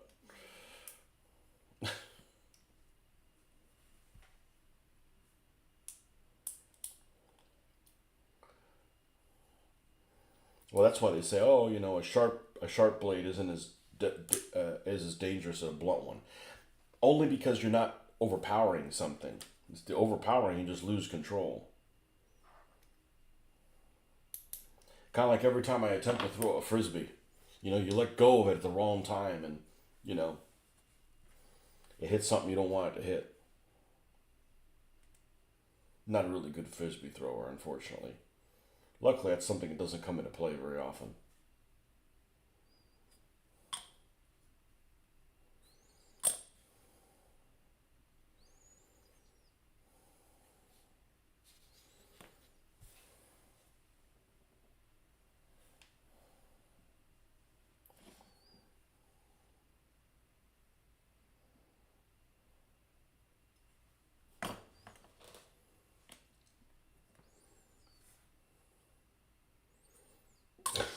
This is a much better model than the Bren carrier. The Bren gun carrier just didn't fit. Like, this fits together well. It might have a little bit of overpour in places, but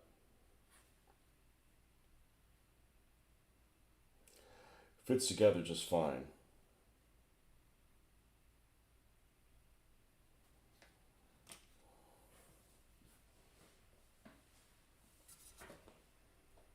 I think it's Jeffrey in the number one position.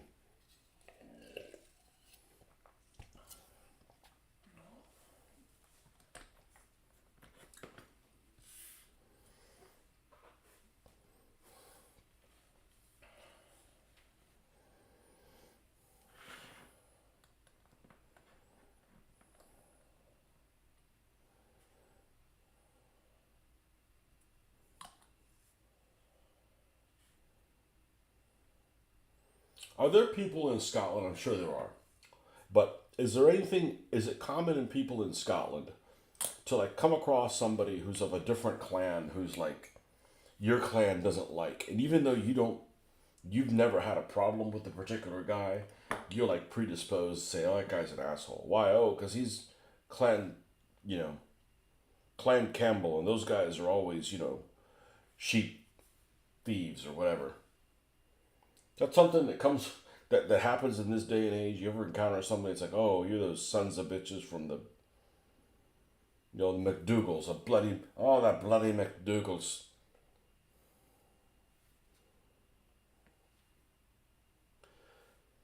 Those guys are always fornicating with the livestock. Do you encounter stuff like that? Like, everything's all fine and dandy, and then you find out somebody's lineage. You're like, oh, you son of a bitch.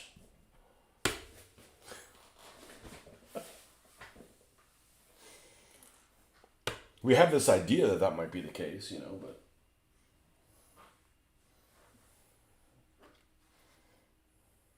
this almost looks like a piece you glue on there.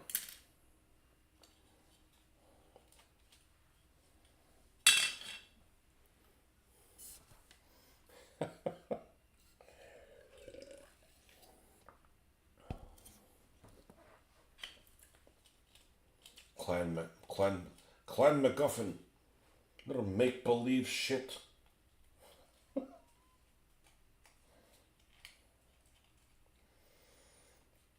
That's what my bagpipe player should be. His last name should be MacGuffin. Nothing to see here.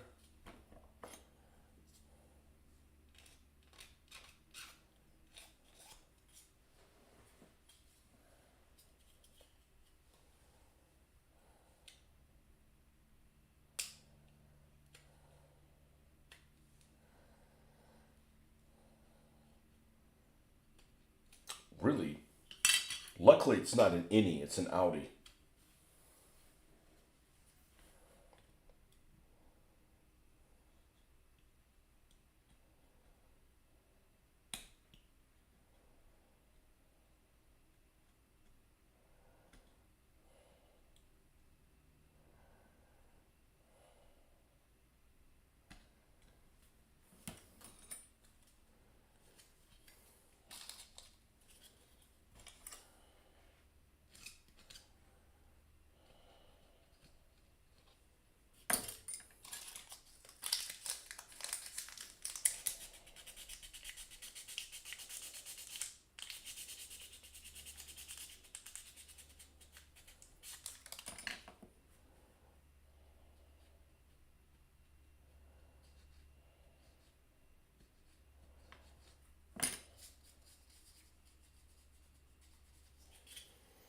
Only thing I hate about Shermans, the only thing I hate about U.S. vehicles, and I really dislike this a lot, is that stupid serial number that's prominent on all of them. Because first of all, it's not very attractive to begin with.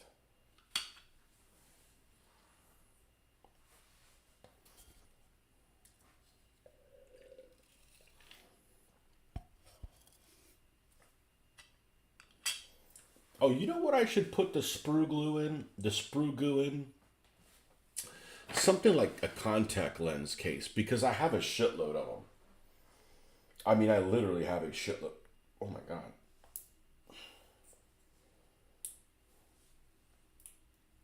It shoot. Holy smokes. Not very common these days. Probably still happens on the West Coast. If it happens, it tends to be lighthearted. Well, as long as it's lighthearted, right? I'm all for lighthearted jabbing.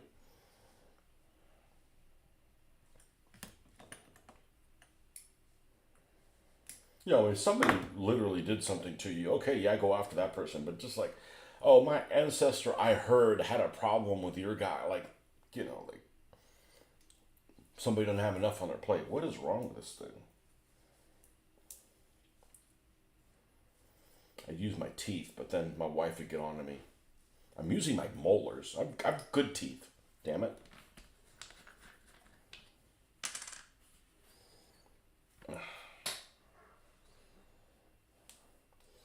The only problem is I don't know if this material will melt this. And I put it in the other thing, but it's kind of down at the bottom.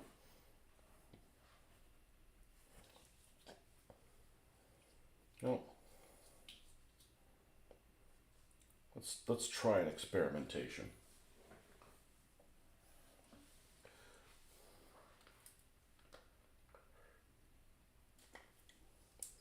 All you got to do is loosen it up.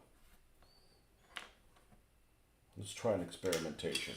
I don't want to use Tamiya glue for this. I want to use this glue that I don't have shit use for.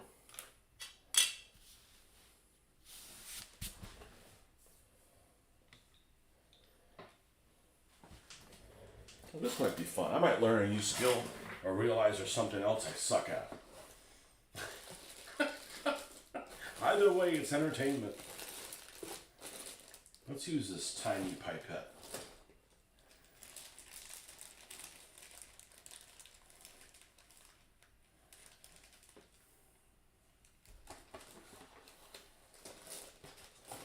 I'm going to go pee first. And we'll be back.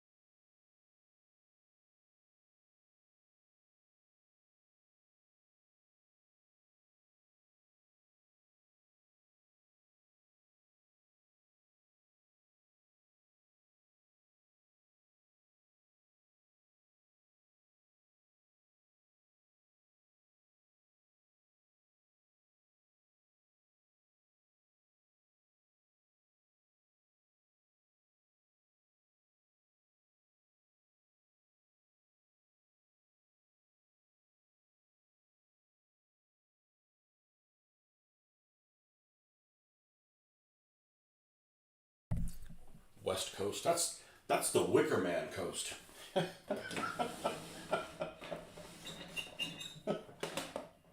That's on the Wicker Man coast of Scotland.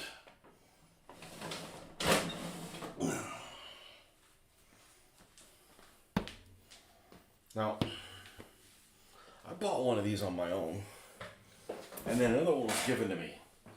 And I hate this stuff. I used to like this stuff. And then they reformulated. They gave it a new stank. And oh, this is dirty. It's just. But is it really dirty? Not really. This is the stuff that I use those tiers for.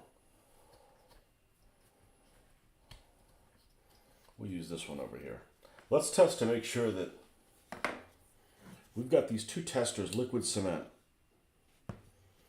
One of them was made by Rust-Oleum, and the other one was given to me, and they both have this brush that's like, looks like it came off of a camel. That's how thick it is compared to the little Tamiya brush. Let's make sure they both smell the same. Fucking horrible smell. Oh, God. It didn't used to smell horrible, but they changed the formula of it.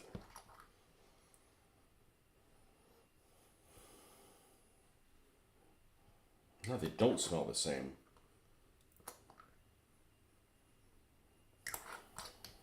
This one doesn't have much of a smell in it. That one does. Oh, let's just not even use this fucker. Do you have a date on it? It says 2018. This one has 2018. Yeah. Okay. Let's test this and see if. Hopefully this doesn't melt. This is a rubbery type plastic. It should be okay on this.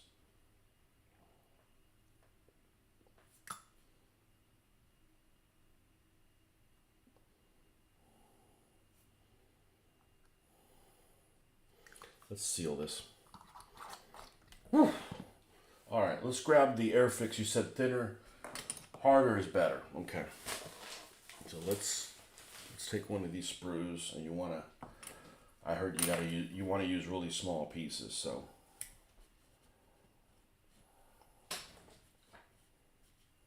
I need to get a height advantage over this.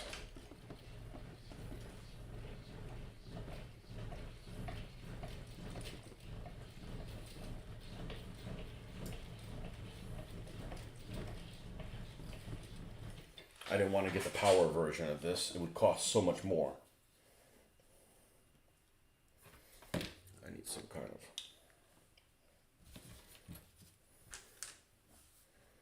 of... Let's close this one up. Avoid confusion. Then if I like this, I got other...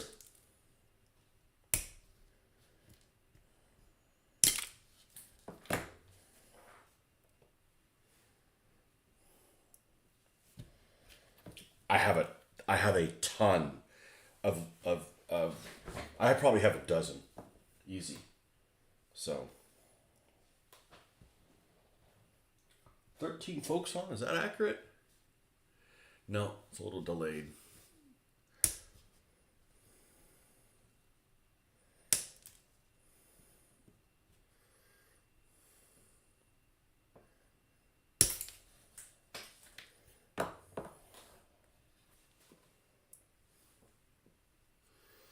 I don't need very much of this stuff. I don't need any of it if it's crap.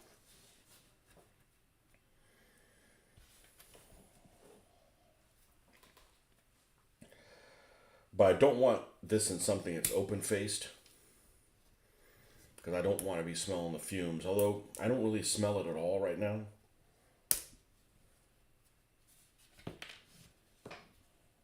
And I'm not even worried about health issues. I'm worried about it just smelling bad.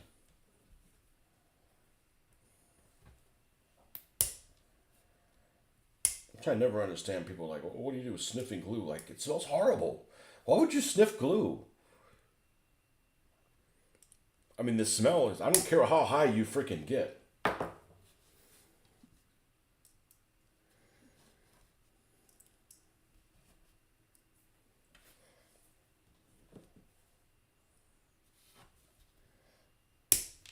All right, let's try this. I think this is enough to get the point across.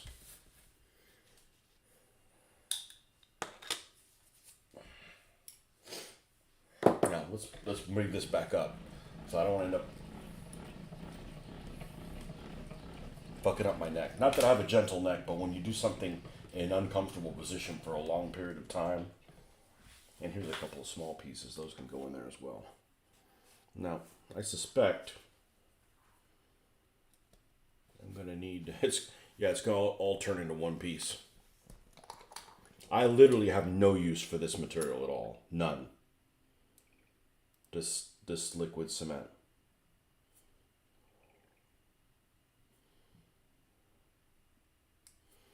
All right, let's leave that alone.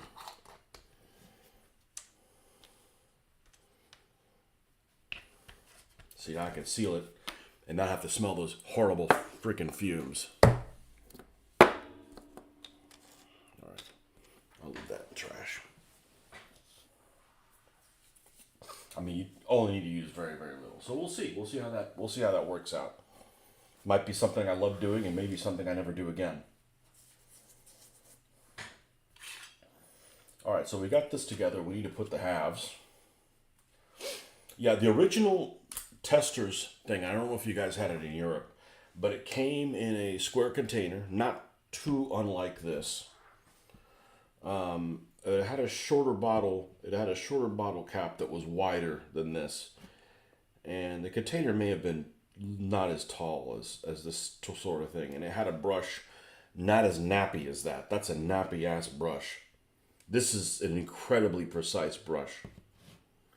Somebody should have gotten whoever designed that should have an award named after them, and gotten that award.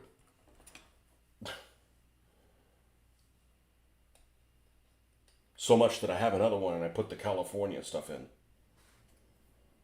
California glue is the one that's made by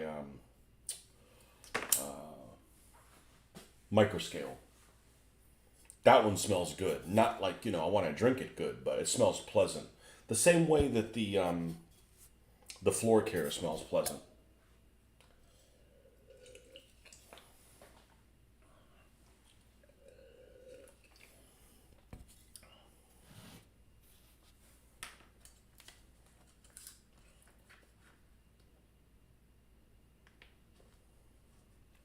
Now, what am I going to apply this thing with?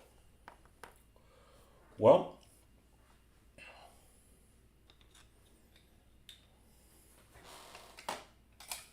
this seems like a fine candidate.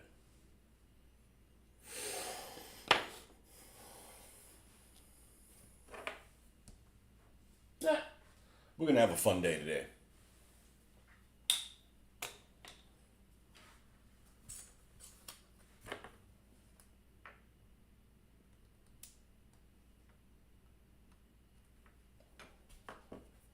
Let's see how the fit and finish is on this.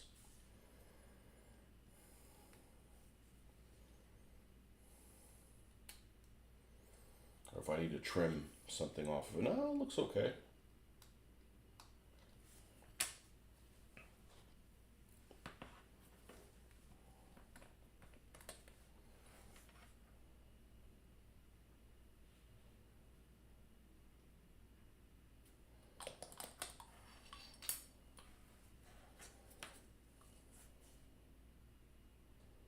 Yeah, this brush is incredible.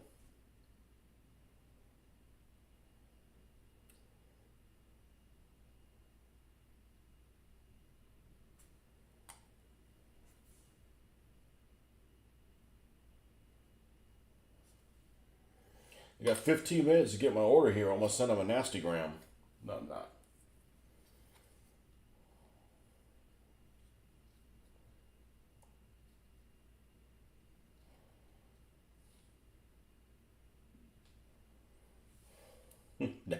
Nasty gram.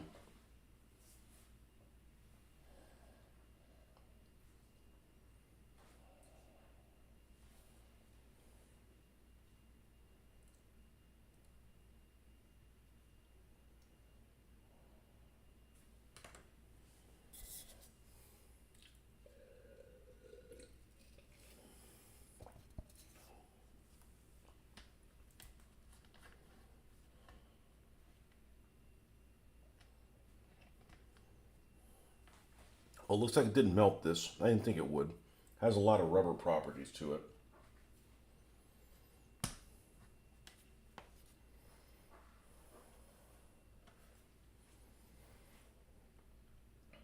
I mean, if that ends up being an ideal container for it, man, I got a lot of contact lens cases that I probably need to purge anyways.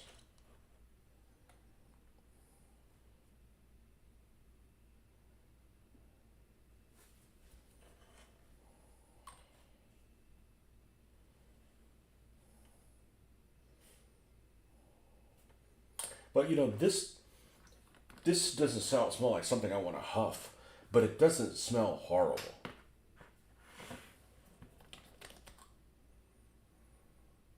It doesn't smell horrible. The old Testers one didn't smell horrible. The California one doesn't work as well. It smells okay. I mean, it smells, but it works all right, but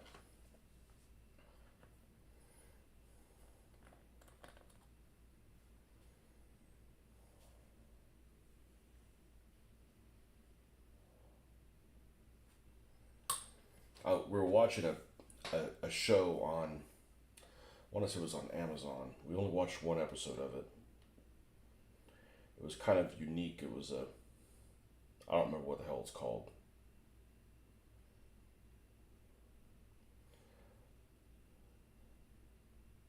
But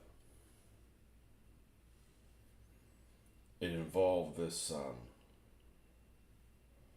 main character who's Palestinian, but doesn't really matter. But anyways, it gives you kind of a Middle Eastern outlook on family stuff, and I wouldn't say it's a controversial show at all.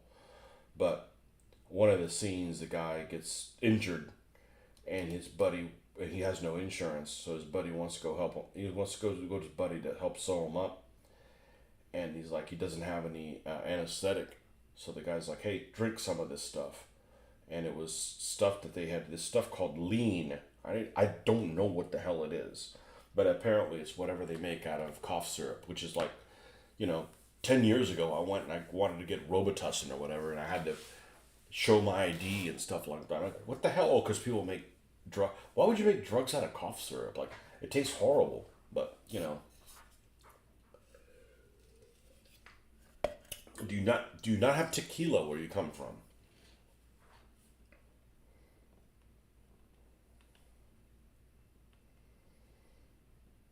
Scotch.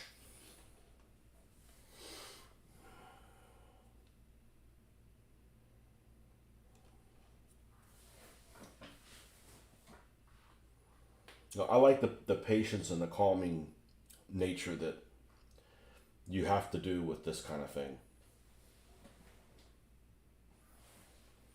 I don't love things that take a really long time to do where you can't do anything with it, but this just a few minutes. How are we looking here? This thing is meltificating. Let's see if we can. I guess we can use this. Let's prod this along.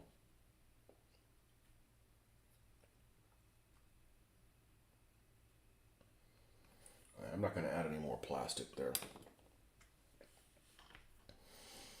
Starting to look like a melted Kermit the Frog.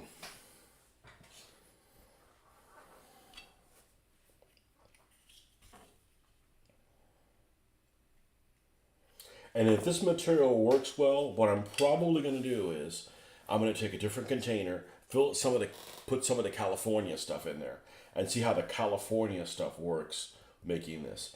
Because I don't mind having that open. Because this smells like, like I got gas in there or something like that, something unpleasant like that, diesel, something I don't want to smell.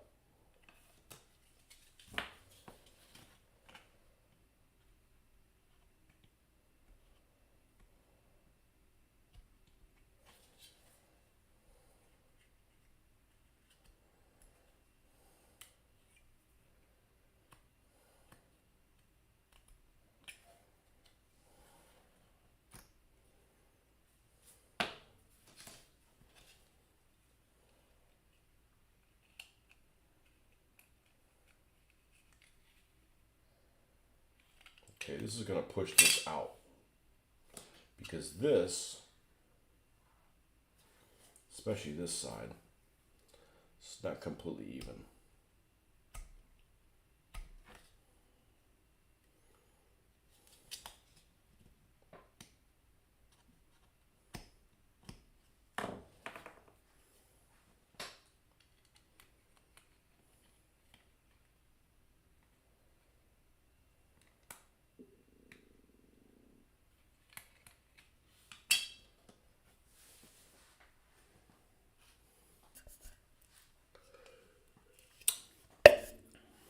Man, I drink a lot. Fluids. We've had people over 2 nights in a row, last night and the night before. I didn't have a single thing to drink. Thought about it. Like, nah. First of all, I stayed up way past my bedtime. That's going to make it really difficult to, doing this every morning puts me in a good mood. Oversleeping and not getting to do this, not the right thing to have. Oh, this is a nice fit. This is a nice fit.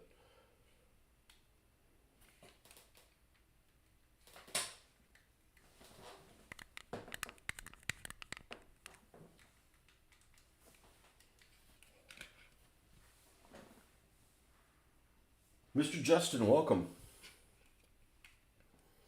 We're just talking about sniffing glue.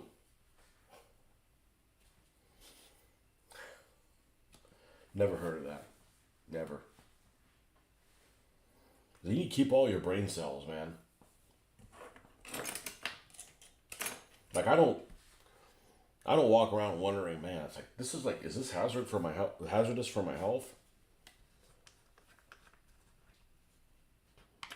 Okay, how we doing here?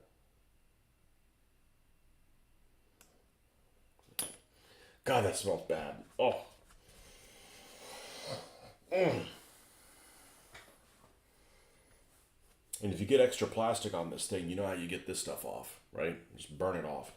Ooh, it'd be a very little amount. You're gonna kill the earth. Not with that little bit that we'd have to get off that.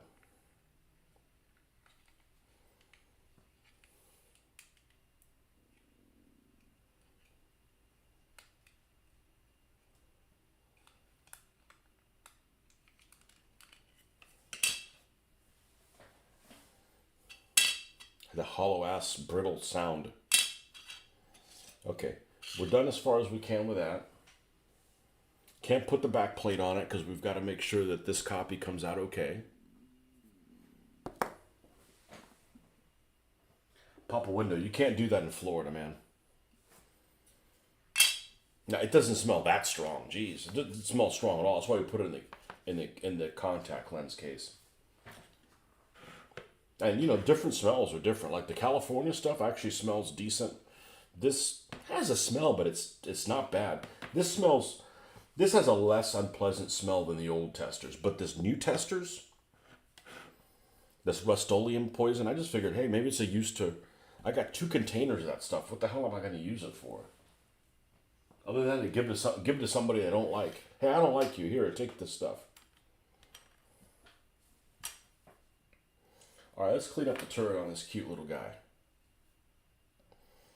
Yeah, you can't pop the window in Florida, man. It's hot as fuck out there. 90 fucking degrees or something like that already. Probably. Not this time of year. Actually, I never open the window. We have a back porch that's pretty comfortable to sit at, but you know, if you don't go out there and clean it, you know, there's just a lot of pollen and stuff.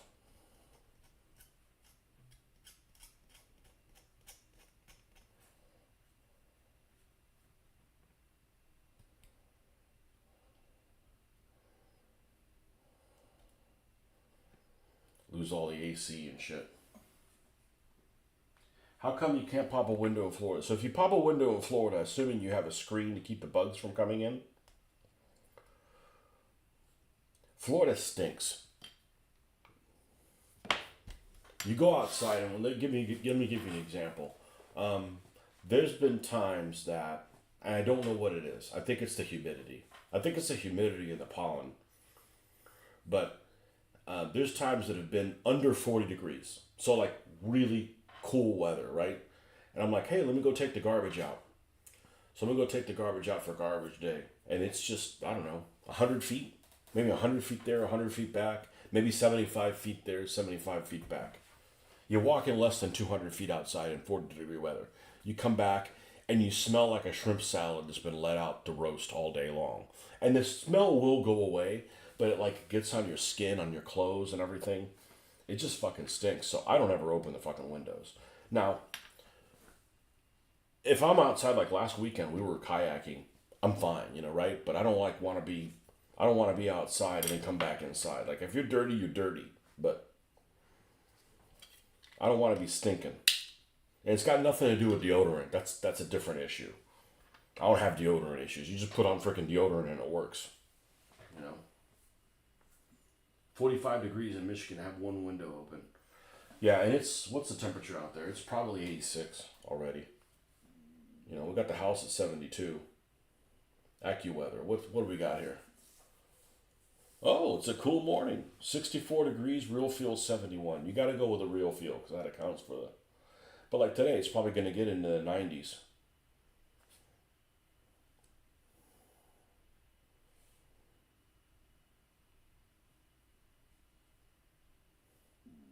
Max UV level 12 extreme. Yeah.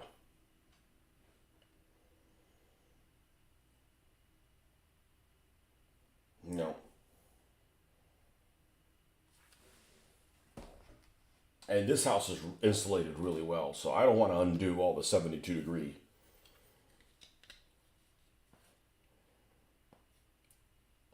But like in the wintertime, oh yeah, we like sitting outside. But you still stink. It's like I don't know what it is. It's the humidity and the pollen. I don't know. And it will go away, but it's like purple stink.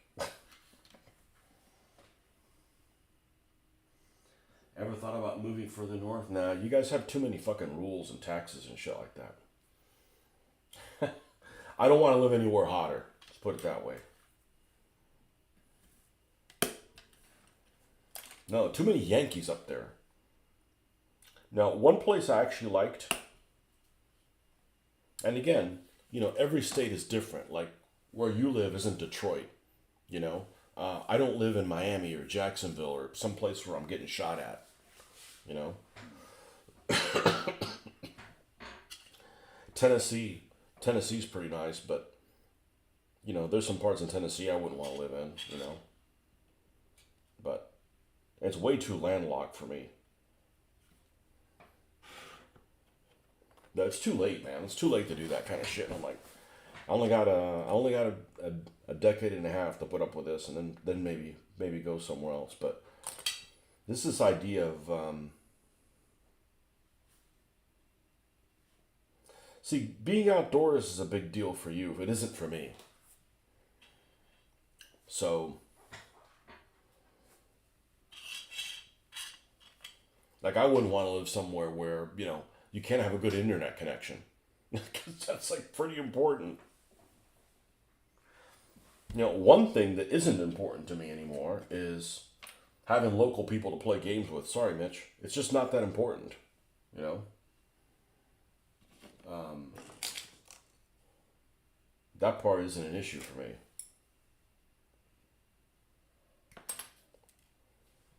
There's a whole lot of places I wouldn't want to live. Michigan, I don't know what the hell Michigan's like, so I can't comment on that, but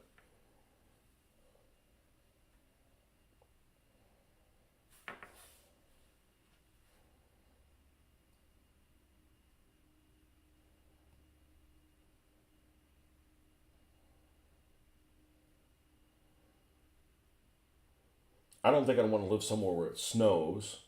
Not because I hate snow, but I don't want another thing to rake.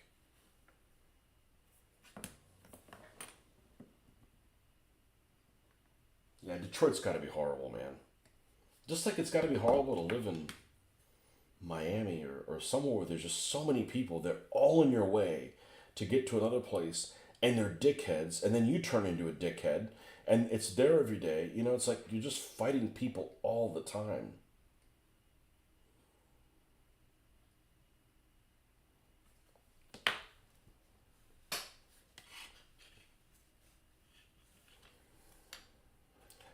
One of my first trips to Miami when I was dating my wife, my future wife, I go to this parking spot, and I'm from the South. I'm not Southern, but I'm definitely from the South. It's from the suburbia South, I should say. I go to this, wherever it was. We were at some mall or a strip mall or something like that, and we're waiting for a parking spot. And I wait, and I've got my blinker on, and you could tell somebody's getting ready to back out, right? I'm already there blinking. This person pulls out, and before I get a chance to move, somebody comes in behind them and takes my spot and flicks me off on the way in. Like, that's not allowed behavior where I live. Like, I'm not living in a place like that, And that's just par for the course in, some place where people have to fight folks all the time. New York, Brooklyn, Miami, that kind of shit. I can't live in a place like that. That's that's ungentlemanly. There's actually a woman that did it, so she was definitely being ungentlemanly. But that's just that's picking a fight with people for no reason. That's dishonorable. I don't want to live a place where there's dishonorable shit like that. So the Northeast is out. And there's probably nice places in the Northeast, but I ain't putting up with that shit.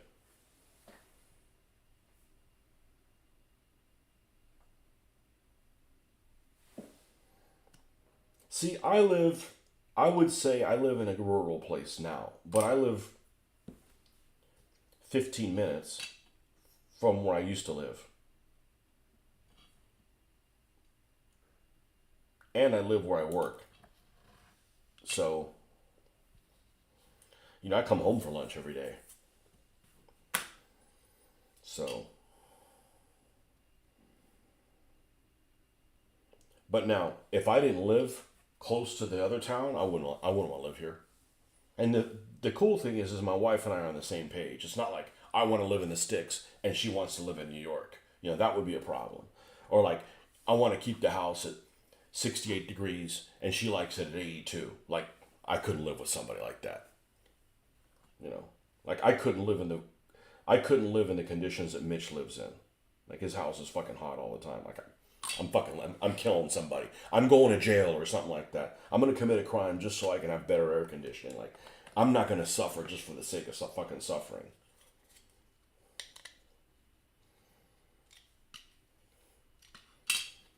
I do that shit. I'm hot all the time at work, constantly. I'm not bringing that shit home with me.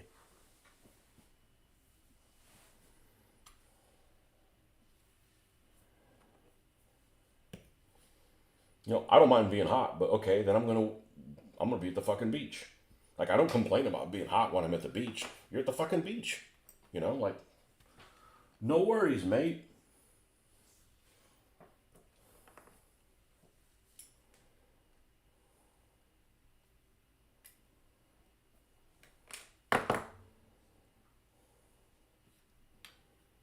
I'm not living in swamp ass.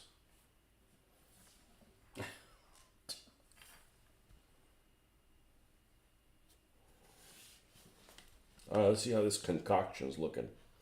Ooh, we got pea green soup.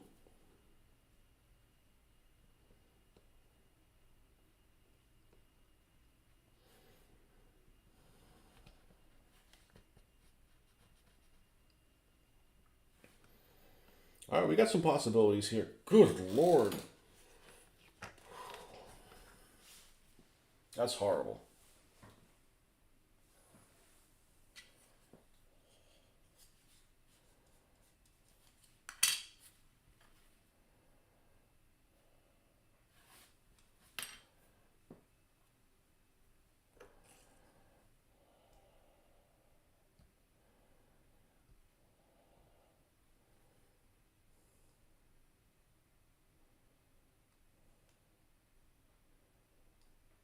Yeah, I don't know how people do that. Like, I like it cold and she likes it hot all the time. I'm like, we're parting ways.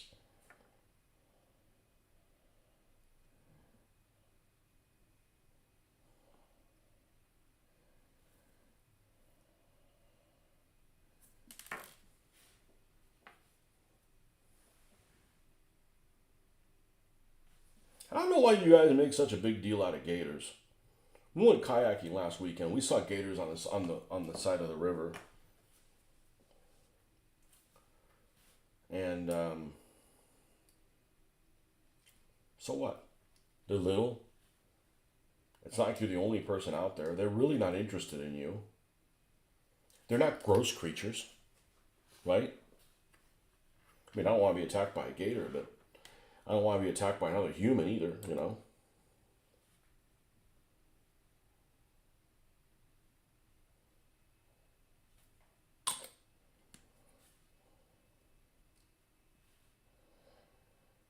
Snakes, been a single snake. I don't have snake issues.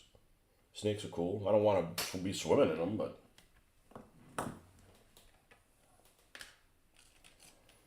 we got a big old skink that's living in the garage, or maybe two. I swear I saw one the other day. It was like freaking this long. And then we cut a picture of another one. It was smaller. So I have a feeling it might be a couple of them. And that's fine. They could be in the garage, but I don't want them coming in the house. You'll never catch a bastard, you know?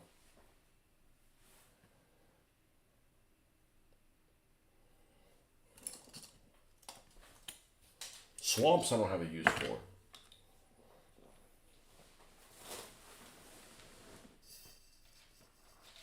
You'll never catch me going like, hey, let's go to the Everglades and check it out. The fuck for? I mean, it's kind of cool to look at it from afar, but the fuck for?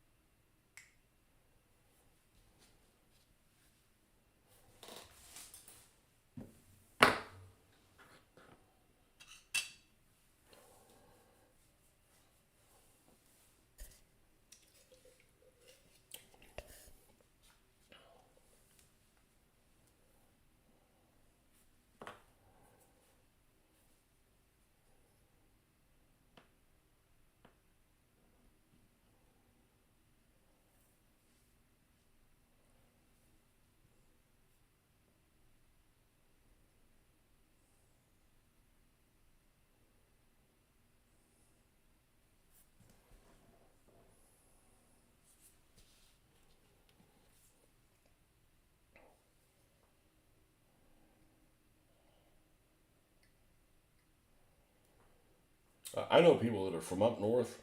We'll call it Michigan. People that are from places equivalently temperatured as Michigan. And they come to Florida, where you'd think they'd be miserable because it's too fucking hot, right? And no, they can't even stand the heat here, the cold here. I'm like, I got news for you. The cold weather months here aren't long enough, and they're also not cold enough. But when you have a cold weather day here in Florida, it's the most beautiful days ever. Not a cloud in the sky, sunny. Well, we get sunny all the time.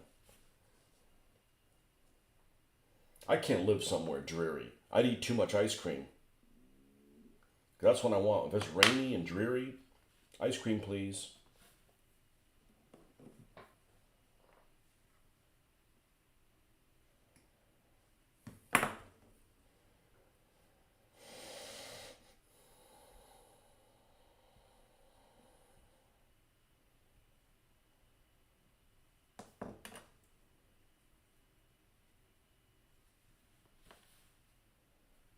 Happy, happy little Sherman.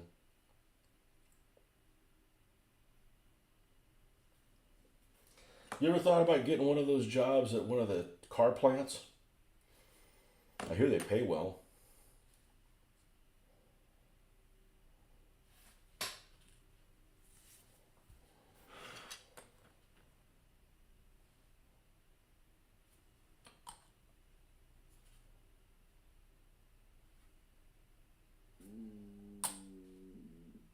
I don't know what it'd be like to have a job at somewhere there's a union. That's got to be weird. It's got to be weird from the standpoint of like, oh, you can't pick that up. That's not on your job description. You know, I don't want to be like picking up after people either, but like, dude, use some common sense. Like,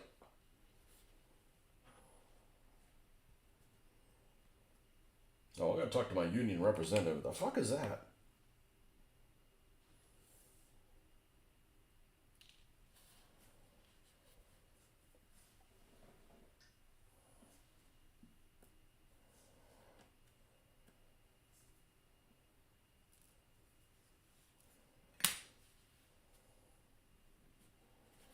Cute little tank.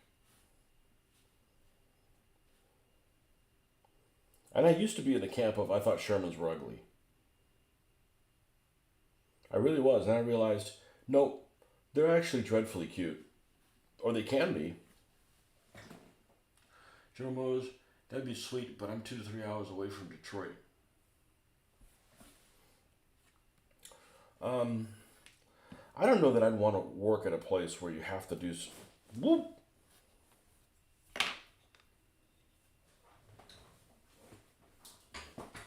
There we go.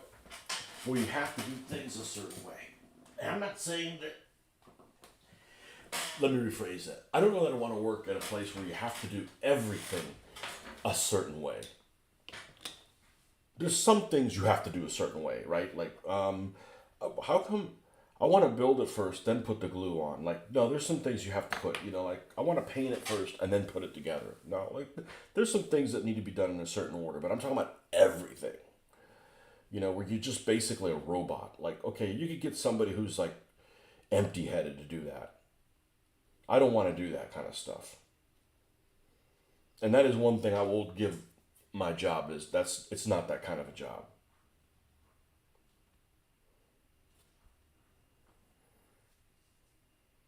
There's some things that are shoehorned in that I have to do a certain way because of programs that we use, which that will not be named. But other than that, how I go about it really is not important.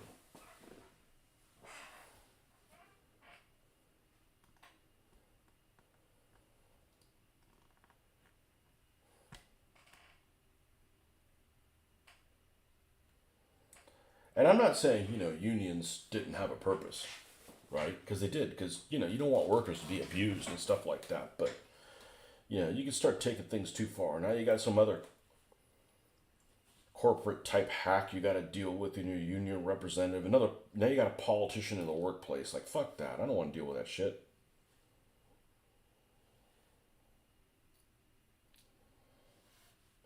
So how about just don't work for an employer that abuses you? And you don't need to be in a union.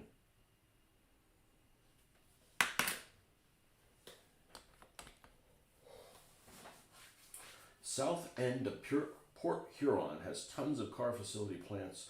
I work at the north end of town.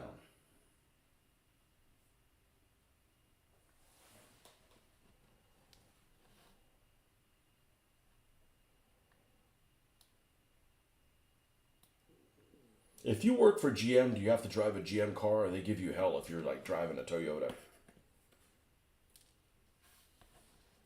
I always thought it was funny when you go to a car dealership and you're like going to a Nissan car dealership and your salesman's driving a Ford. I'm like,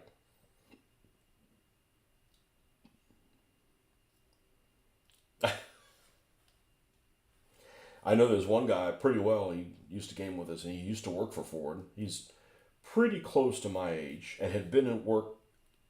He does as far as I can tell, a similar-ish type of job that I do. And my only beef with him is he was able to retire. Like, dude, he's like, I don't know if I'm gonna go back to work. I said, you motherfucker. I said, I hope your job was hell for 30 freaking years. Be able to retire in your 50s. Well, good for him. But that's not in the runes for me, unfortunately. No, you don't. I think they just give you hell.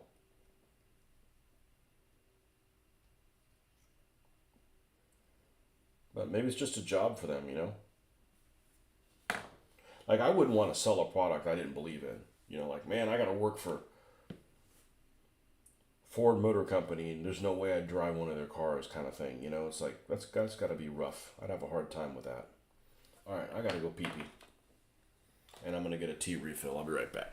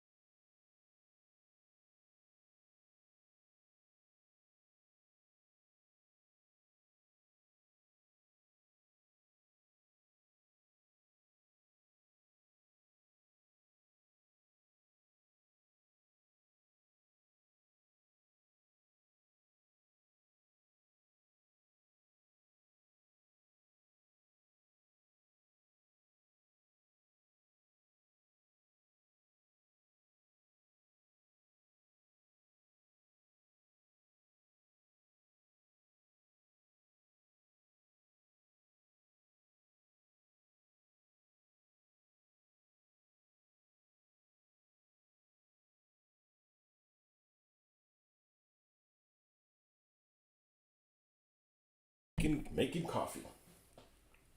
I never come on here unless I've had my morning coffee. How are we doing on my Amazon delivery? Let's see.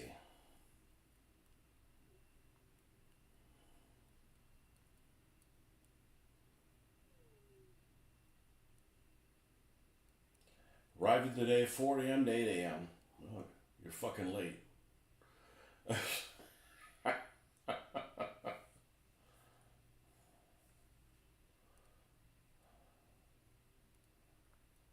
No, it's no biggie. They do a pretty damn good job, whatever. Like, why are you buying from Amazon? I said, because I'm trying to save the earth, man, not driving all over the freaking world. Burning fuel. That's me being earthy. I'd rather go to a store, but stores don't have things.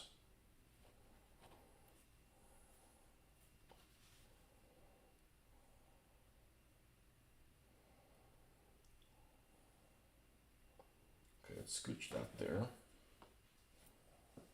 It says 13 people. I don't think that's accurate. I don't think that's refreshed. Well, it bumped to 16, the fog. In that case, good morning, folks.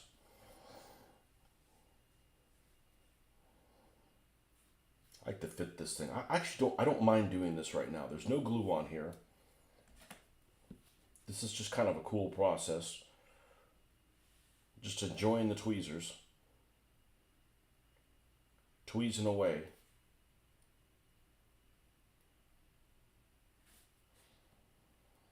I might have to take some of one of these two pieces. Let's try to scooch this as far as it'll go that way.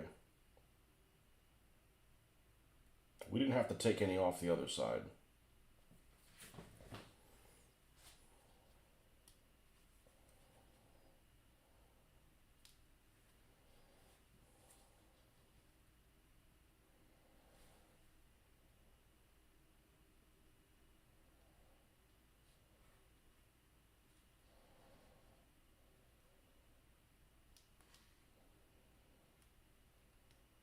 There we go.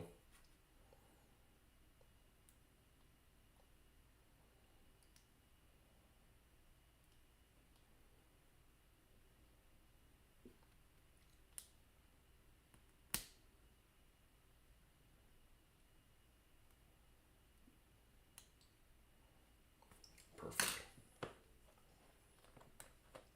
Now we'll get Wendy the welder here.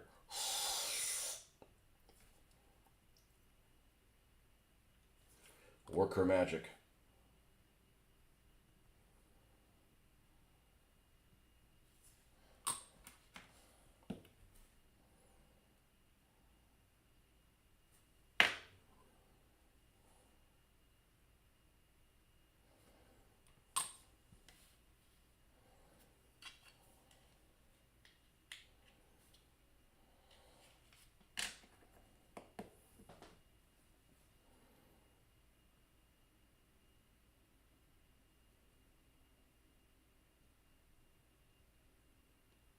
This keeps you from putting a damn fingerprint on it.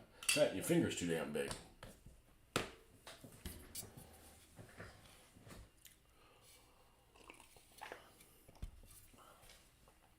I snip the end of this so we have a good fit in there. Doesn't rub against the back.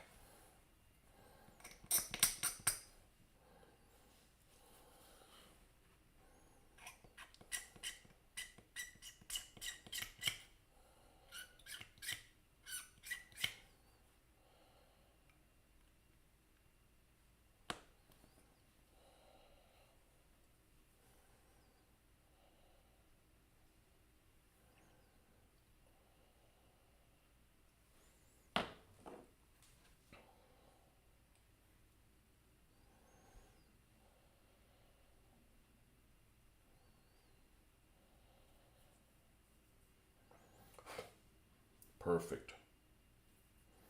Just a little bit of a divot. Divot!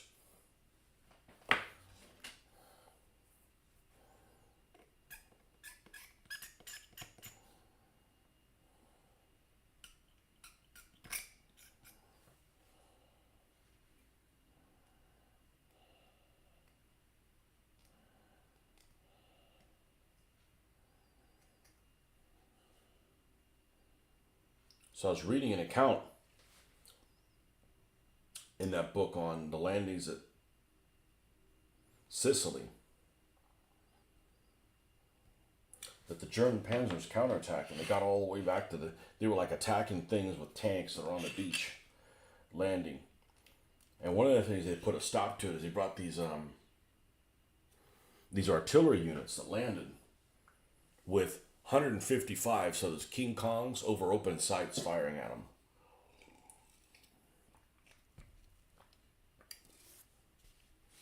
Like that's pretty interesting. Getting hit by a 6-inch HE on the side of a turret of a tank. That's going to give you a headache and then some.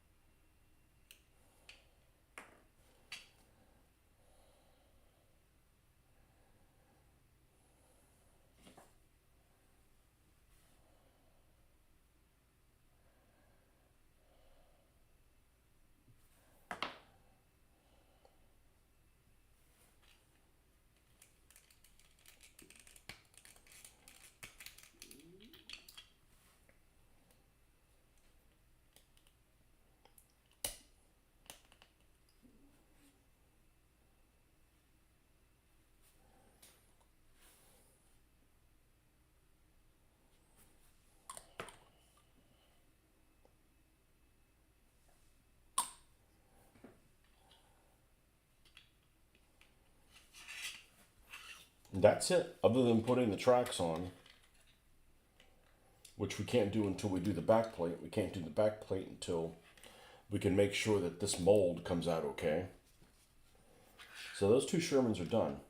I mean, other than, applique armor and stuff that we're going to do. We'll get them together before we start messing with that. All right, so what's that mean? That means we got to, we're out of kits. We're out of kits. So we're out of kits here. So we're going to go to the garage and I'll bring something else to work on. And priority, as soon as I get that green stuff, is to put this in here. Make the back plate. All right, how's this plastic soup looking?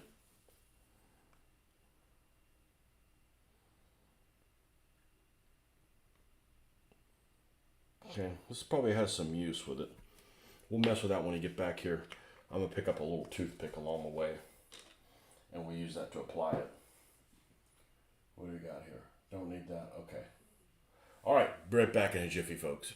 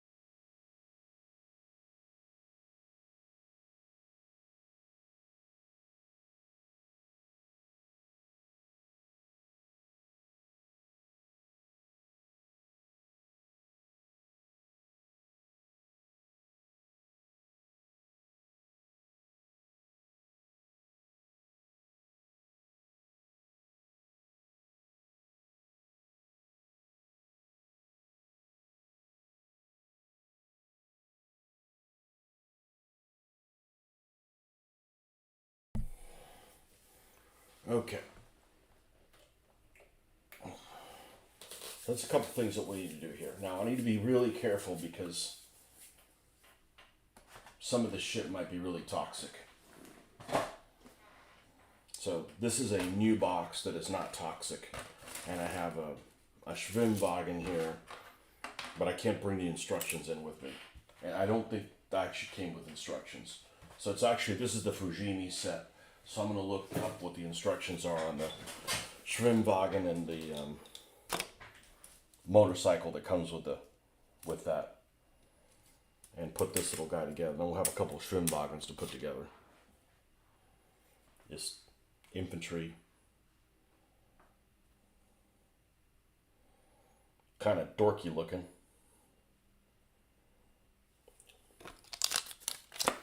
Dorky ass looking infantry. Some of their weapons. The Fujimi box art is like beautiful. Inspirational. And you get the figures and their weapons and you're like, what the? This is obviously, I'm being fooled here. So let's go to Scalemates.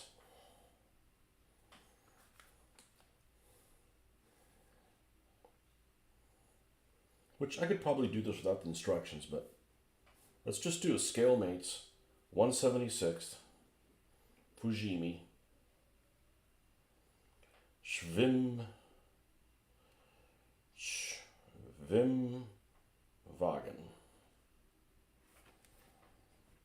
Fujimi 1998. I'm surprised it's not. This must be a rebrand here. It's originally Nito. That's why it's bullshit. That's why it looks like bullshit.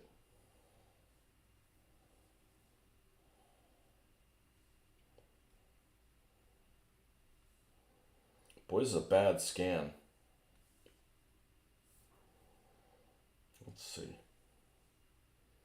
No wonder it's 74 kilobytes. All right, let's see if there's a better instructions than that. That's the one. Let's go to this one. 74 kilobytes. All right, what about this one? 74 kilobytes. All right, what about...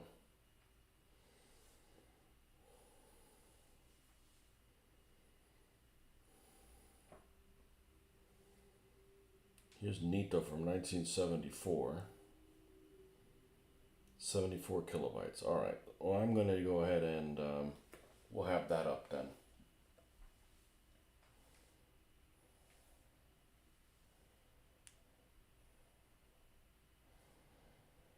Mein Gott, this is blurry as shit.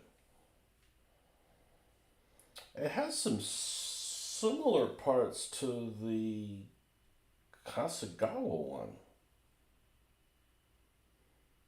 Interestingly enough. I wonder if there's some lineage there between the two.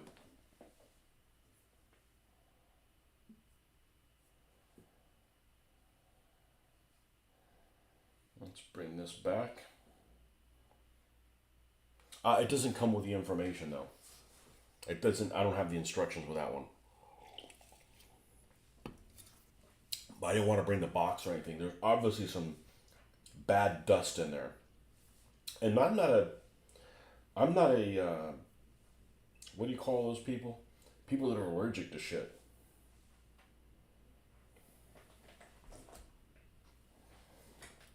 Okay, so here's this that I got from somebody, and they already started painting the thing, which, you know, that's another conversation.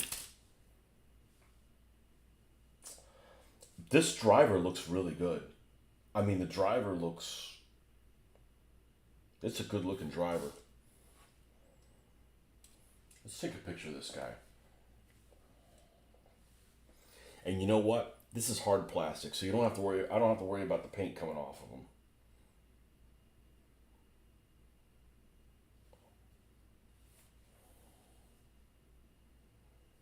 See if we can get a good picture of his face. He's actually smiling, you sick Nazi fucker. That's a pretty damn good driver.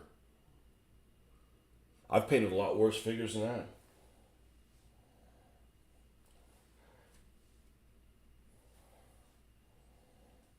Okay, so let's... go back to the les instructions.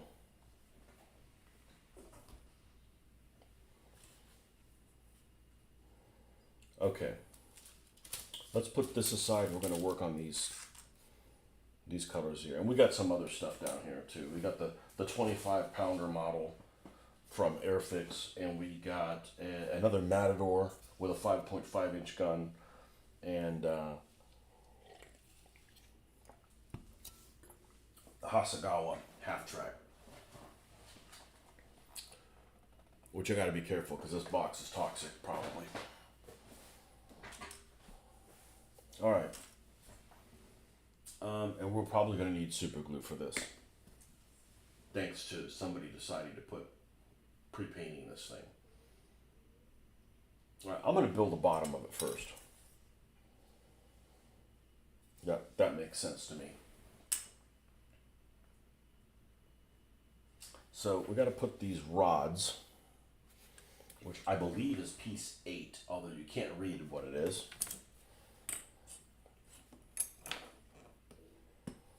And that way when we go to paint these Kubelwagens, the Schwimmwagens, we'll paint both of them. And they're both going to be in Dunkelgelb. This is only a very short period of time where they use these things in gray. Those Kubelwagens I'd probably be likely doing in gray, but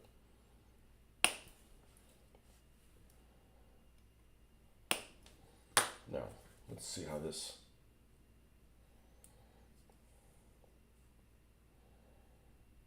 fits through here.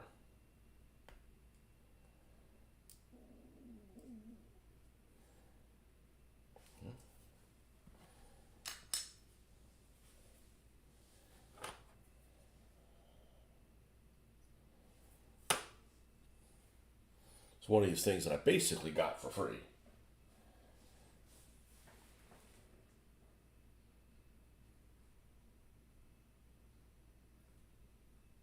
Why do you have a good blue crown? I don't know, because you're the princess of the... They added this thing about a week ago, where, without even wanting to, the 1, 2, and 3 numbered of comments get like this fucking crown or something.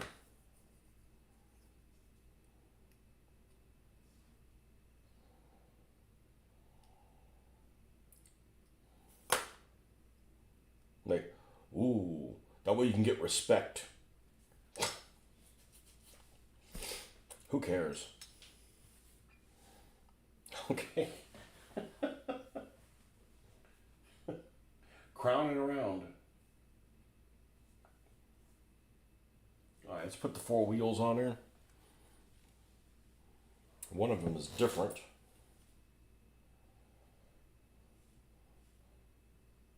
Hopefully it has a little cap on it.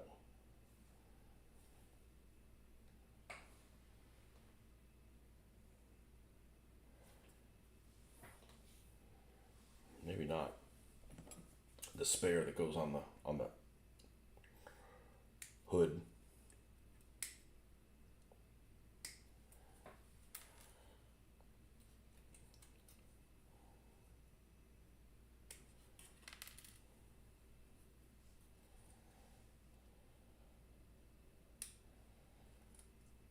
These kind of vehicles are great because you could just be like, hey, we're not armed with anything. Ah, we'll just run the fucker over. Like, okay, we can do that. That sounds like fun. Run the fucker over.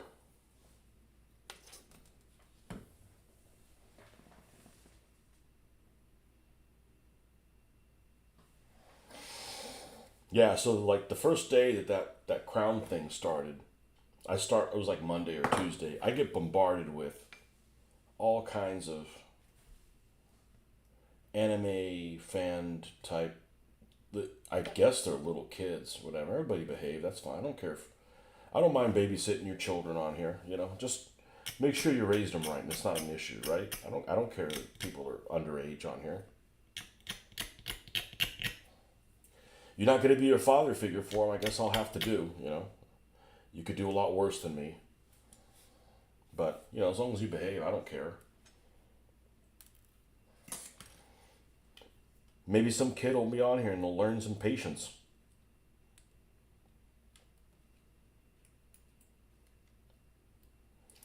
gonna go ahead and let's weld. Let's get Wendy out here. Wendy the welder.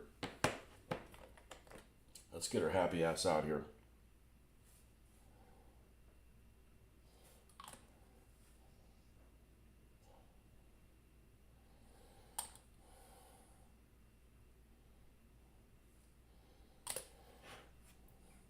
And super glue only because I'm not scraping the paint off to get this to work.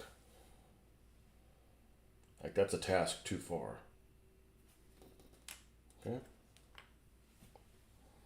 That wheel's done.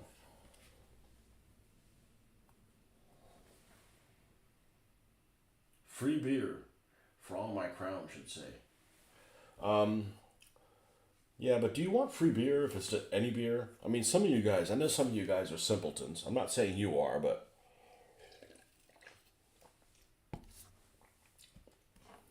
you said, hey, you can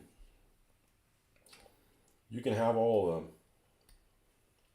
See, what would I not want? A whole bunch of Busch Light.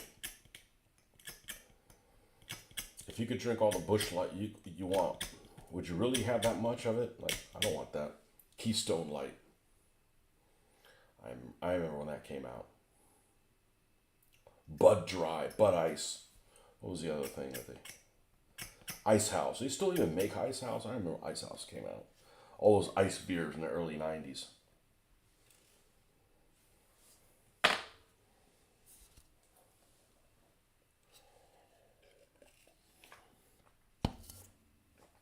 I mean, if you're going to be like, you can drink all the Kirin you want, I'm like, okay.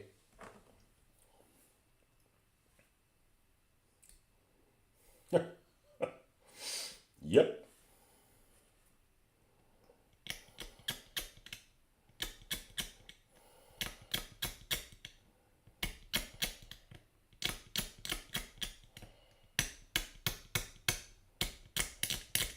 And beer is an acquired taste. I mean, I've acquired it, but it is an acquired taste, just like Scotch is an acquired taste.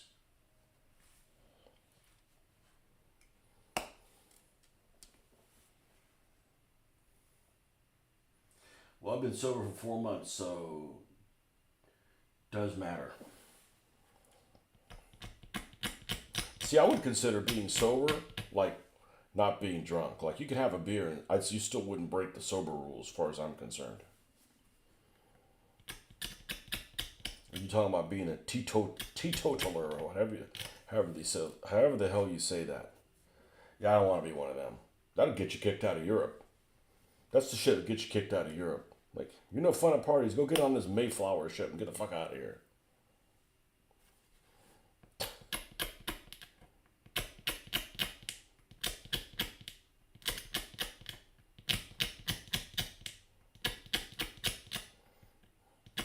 I mean, I don't really care about drinking, but I don't want somebody telling me I can't.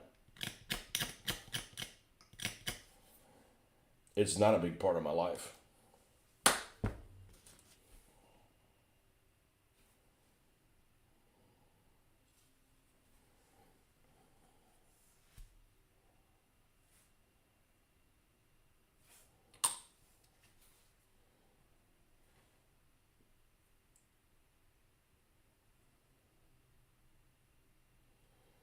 Ooh, these rods aren't long enough.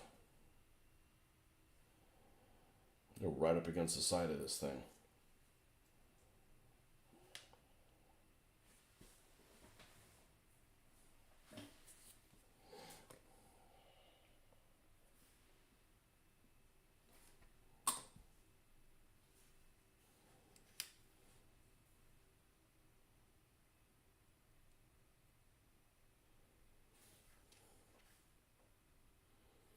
Seems like a bathtub with an attitude.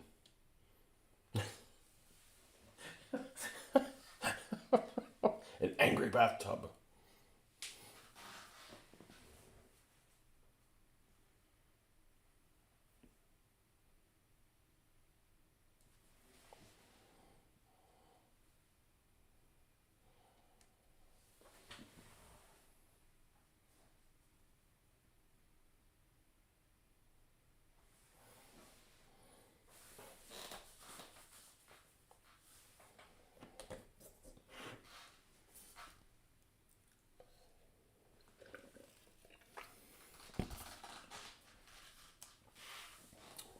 Okay. I know we got some seats that got to go in there. We got a gear shift. Let's find it first. It's got to be 13. I can't make out what that is. It's got to be 13. It's got a little knob at the top of it.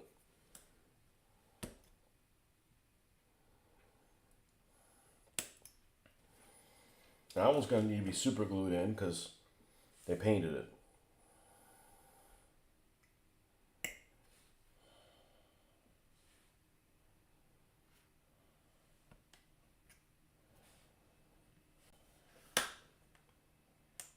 I think. I don't think this is going to be able to.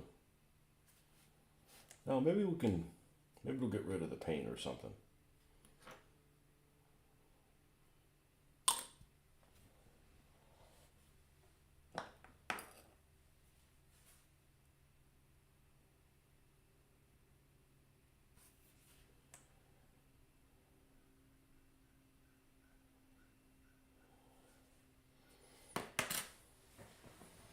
Okay.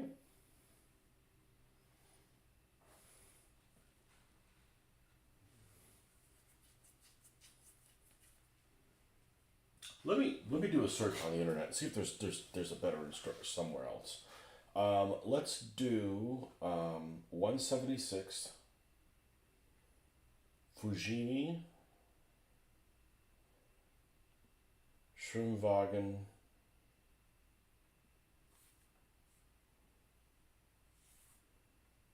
instructions and see if we get something bigger than 74 kilobytes. That's scale mates. That's scale mates. Fujimi manufactured from Japan military. Okay, here's just something off of Fox 3000, which Fox 3000 is oh, Henk of Holland. Click all images with stairs. Okay, there's one there. There's another one there. Another one there. That's all I see.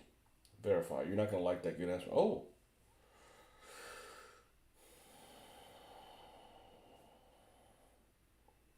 Bunch of ex-Nito kits. Okay. Show me the Schwimmwagen. Here's the Kubowagen.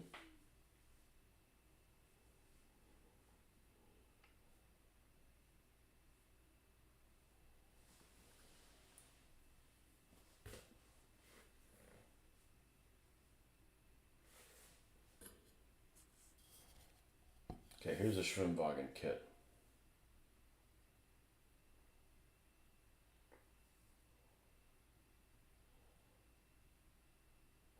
Better.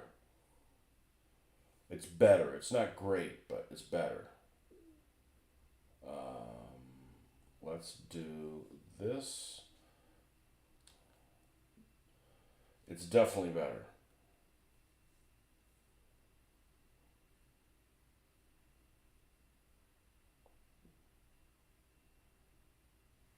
All right.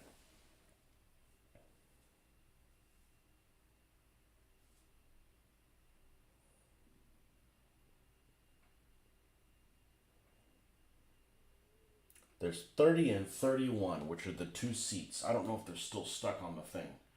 Yep, here they are. One of them has a peg in the bottom, or two pegs in the bottom. All right, that one goes on the back. So this is the rear seat. This is the front seat. Got it. That's where we're going next.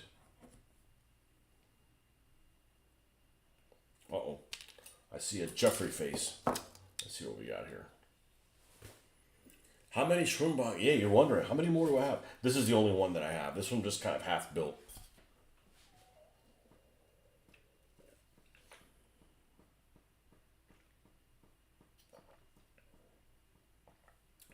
It's odd turning your back on alcohol and soda. The energy level at the gym is crazy now.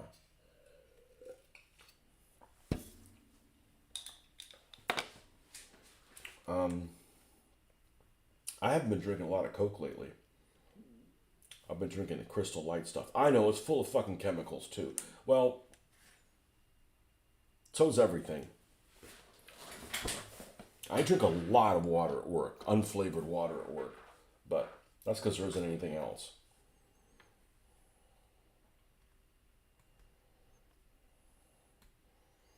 I'm not giving up caffeine though.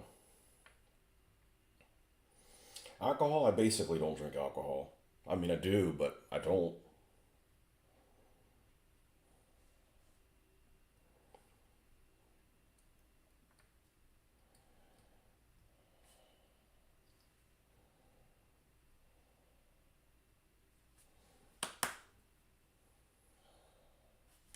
Okay, how did this little bastard glue in? Kind of hard. Jury's still out on that one, okay?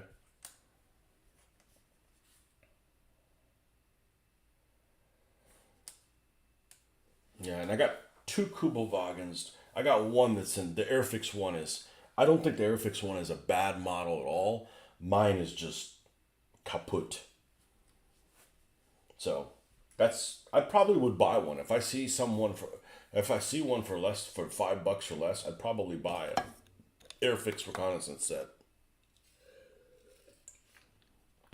Because the Kubelwagen that comes in there is pretty robust.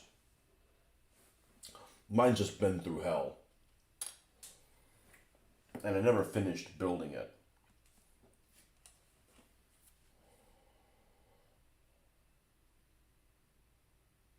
Well, that steering column or something's broken. Actually, I'm not sure what that is. I hope that's not the back propeller.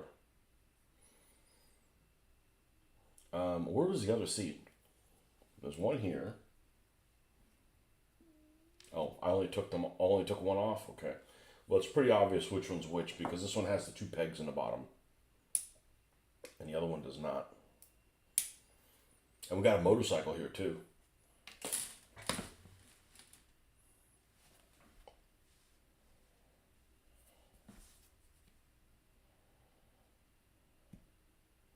Sometimes you just don't feel like painting shit, you know?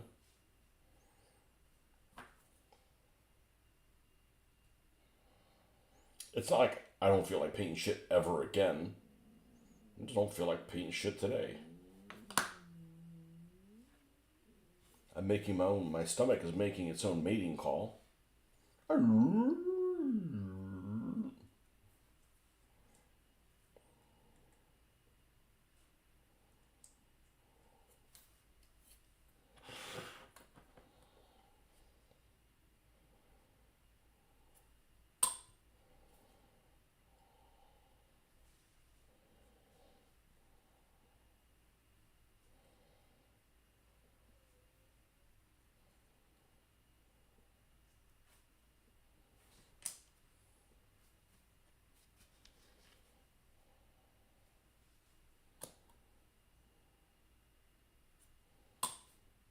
See if we can get this to stick over that paint.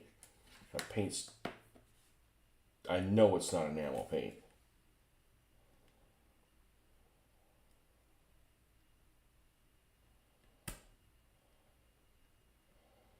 Well, I just wiped the paint off by putting it on there, so that's a good sign. These are some archaic freaking seats. I think the seat's off of something from the Jetsons or something. It's archaic, but yet it's in the future. What? I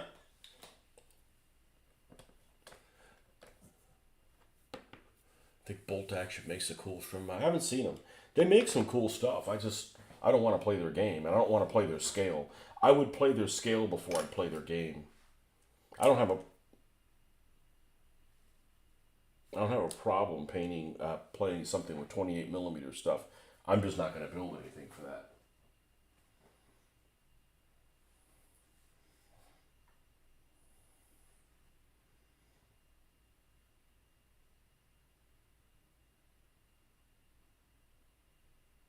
Wow. I don't know what the hell that's supposed to be.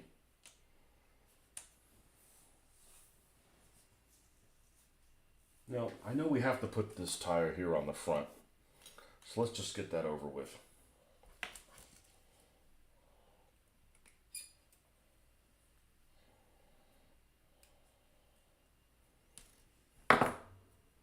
Some of the most beautiful box art used to be this Fujimi stuff, but the box art does not match the quality of the model.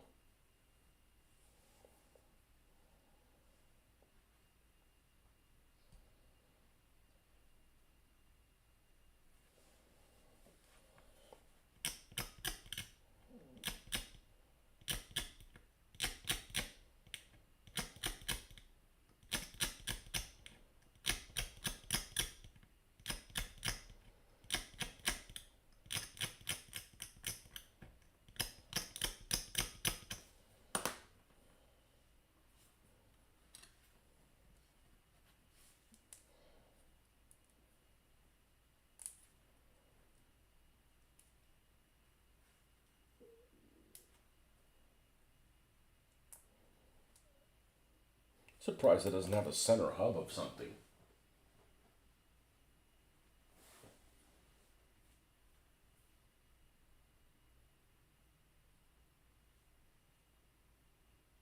Nope. Well,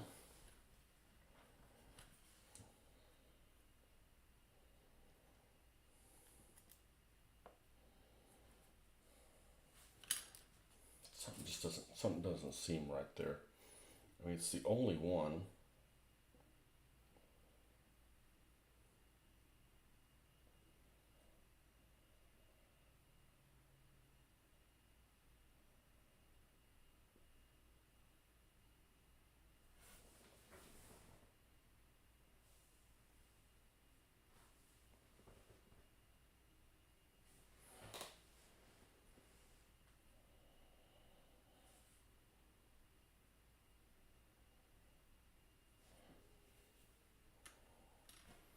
All right, let me go to the restroom. I'll be right back. Who says you have to play the game? Exactly.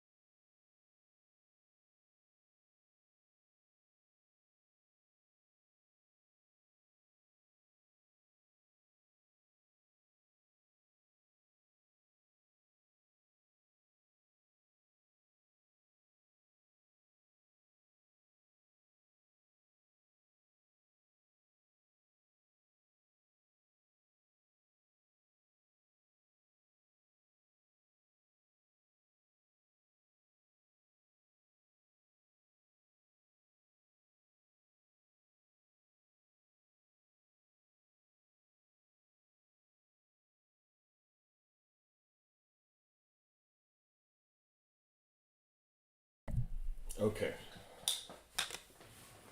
Still no package. Good thing my whole life isn't depending on that.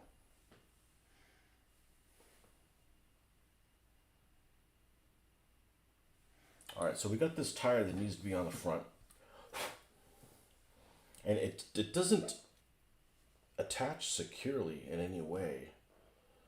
It's just kind of floating there. So maybe I'll leave that for last. I don't want to like accidentally like clip it off. How's the fit and finish on the top and the bottom of this?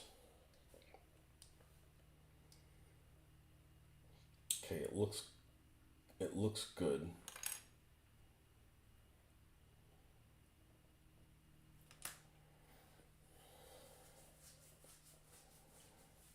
Now, how is the size compared to the Hasagawa one? I suspect this one's probably a little bit smaller. Let's get the little Kettenkrad out here too.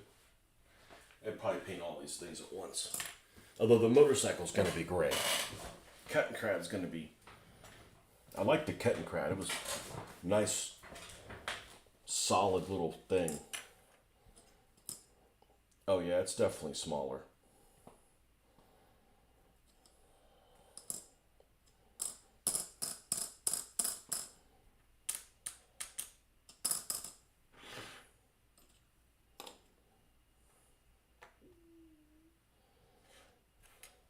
Now this is like something I got free. I'm having fun putting this thing together. Is this the best model ever? Absolutely not. Is it good enough? Absolutely. Absolutely. I got this piece here. I'm not sure what the hell it's supposed to be.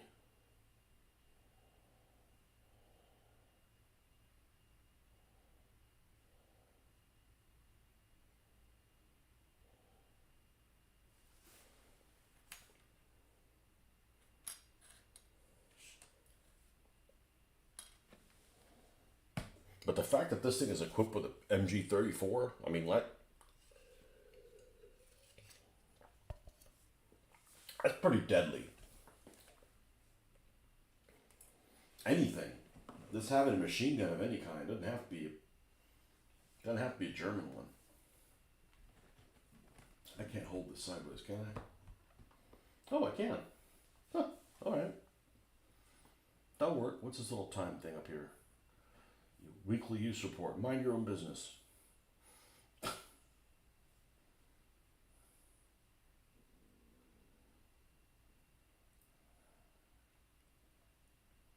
All right.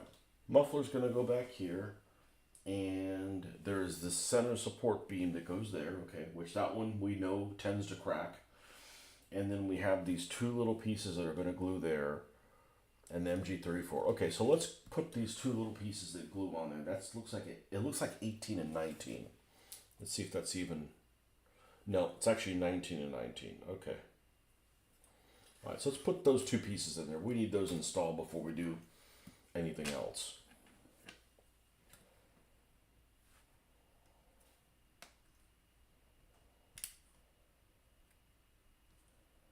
A lot of overpour on these pieces.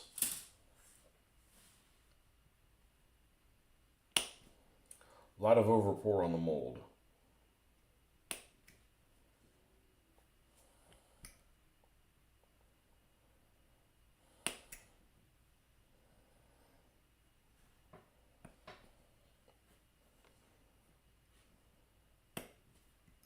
I really am enjoying this quite a bit.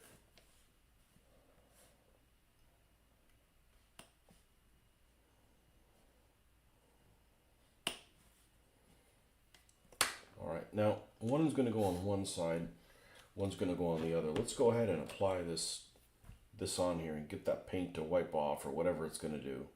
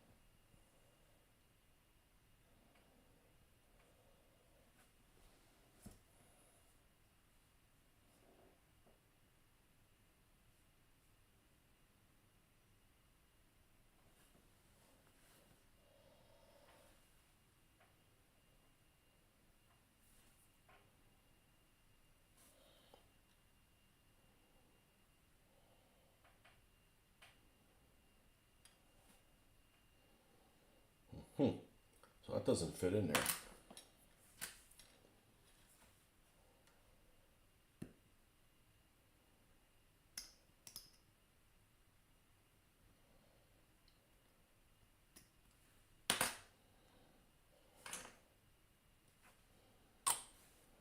By the way, I checked and my delivery still hadn't come in.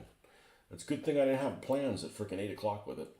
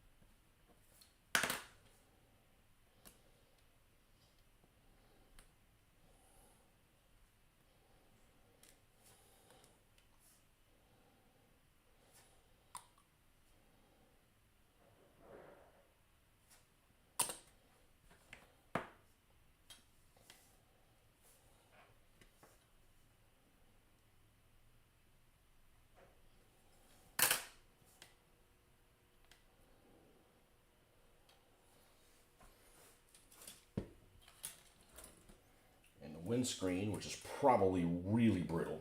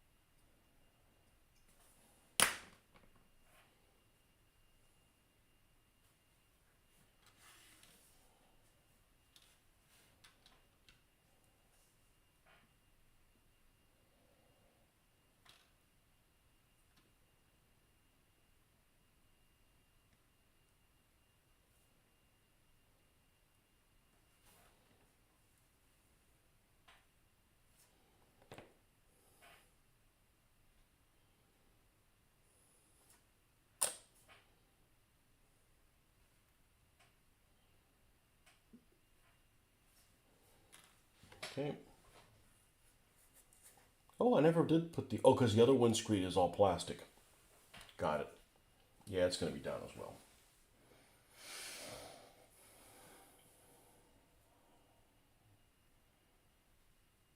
Okay, the two headlamps are going to go there and there. The two headlamps are maybe piece 29.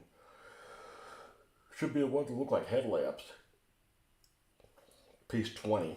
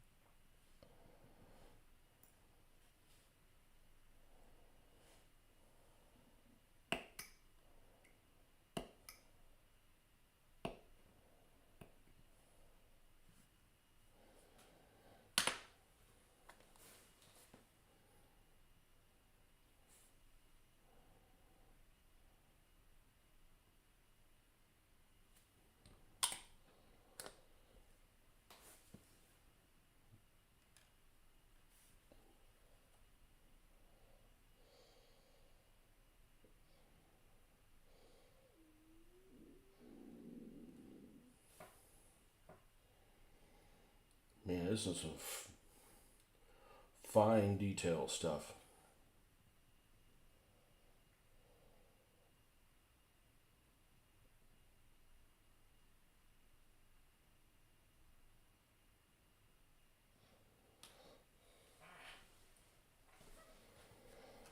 Okay, now we'll adjust these little...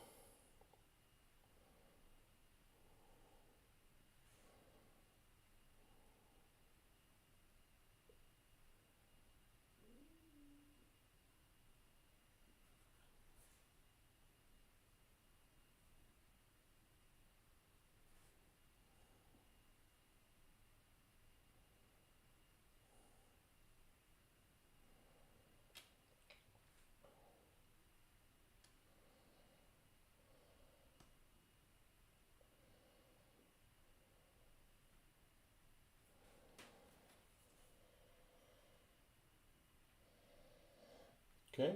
Meep meep.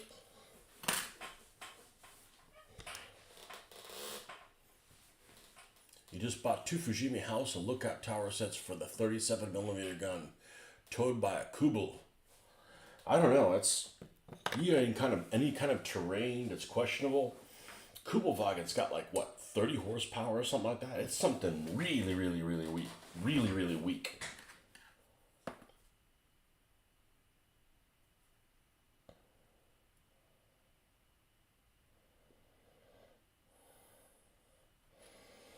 Really, really weak. Okay, and then you've got these pieces that are supposed to attach to the side with hardly any guidance whatsoever. There's no marks or anything on them.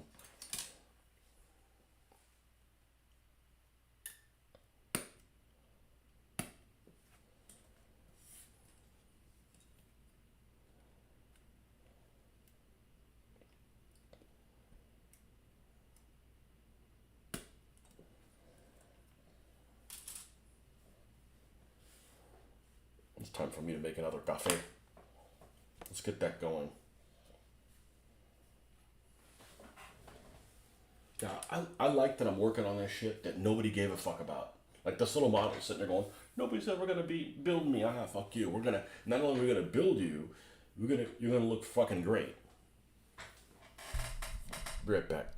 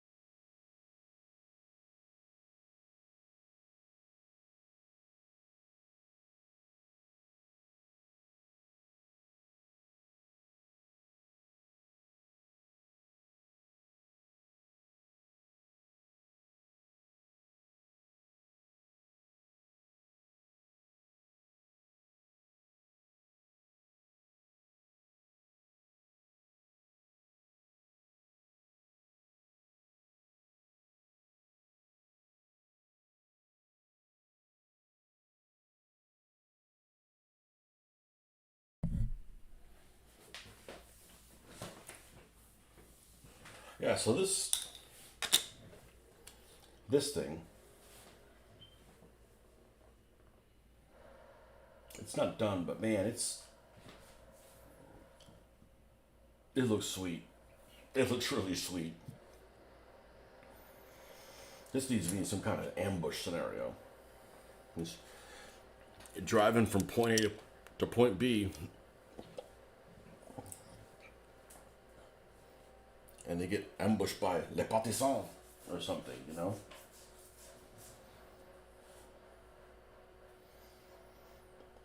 Yeah, because just having now one of the things that they changed in the new rules in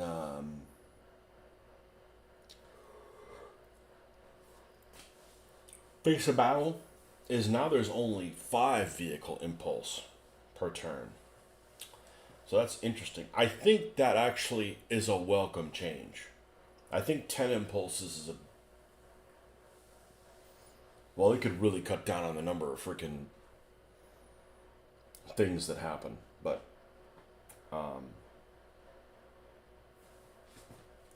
the subtle changes. So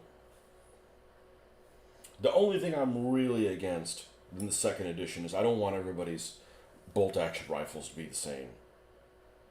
I'm really adamant against that, and I don't need to be. Fortunately, the rules are only written with one scale. Like the first edition have all kinds of versions where you can compress the ground scale different. This one like only has the data for it not being compressed, which is fine because that's what I want to use. So, I can cross examine the that there's like a little dot there, but I don't think it correlates to anything else on here. But only 5 vehicle movement steps, so as opposed to 10.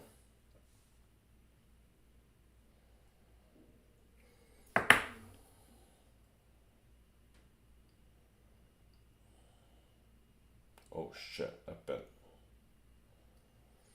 Yeah, the ends of these are thinner than the middle.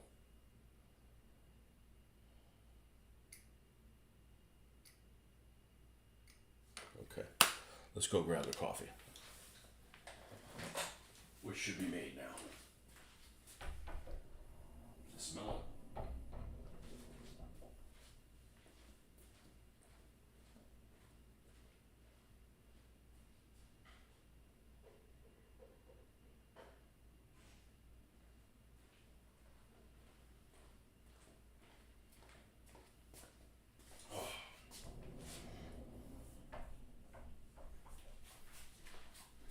Yeah, this foam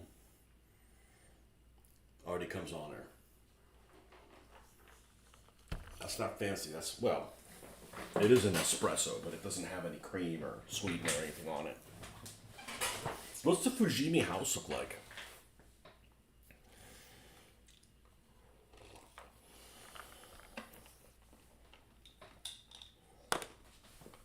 I missed out on all that shit.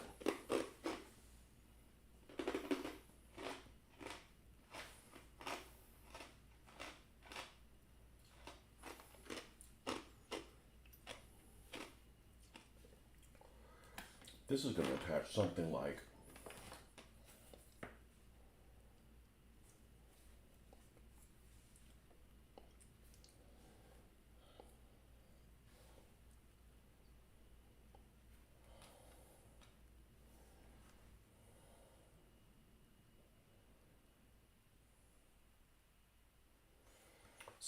down here.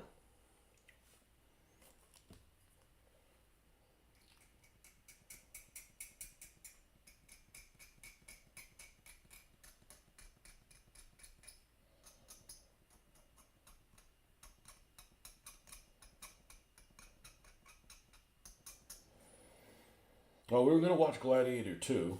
Well, I've already seen it with the daughter and the mom and the brother last night, but we got carried away and didn't get a chance to do that.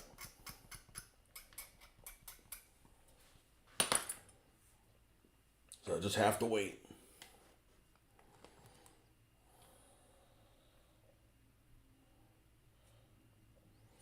I want to see those two Finnish movies with the daughter. The Winter War and whatever the other one's called. Not Sisu, the other one. The ones from Finland.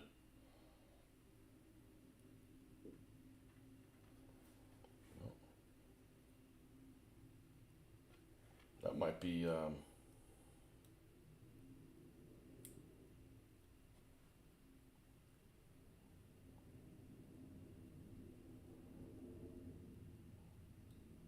the Amazon truck. That sounds like a jet. Oh no, they're throwing the packages out at me. Is that Ben? At the ranges and timescales in face of battle, how noticeable would the differences between rifles be, other than clip sizes and reload times? Or is that what you mean? Well, they made a difference. It's. I don't want them all to be the same. Just even if they're, like I've mentioned before, things need to look different. Like the Shermans need to behave differently. Not necessarily one better than the other, but they can't be the same. Like, I'm not so worried about that kind of stuff, but they just dumbed everything down. They made all the bolt action rifles the same.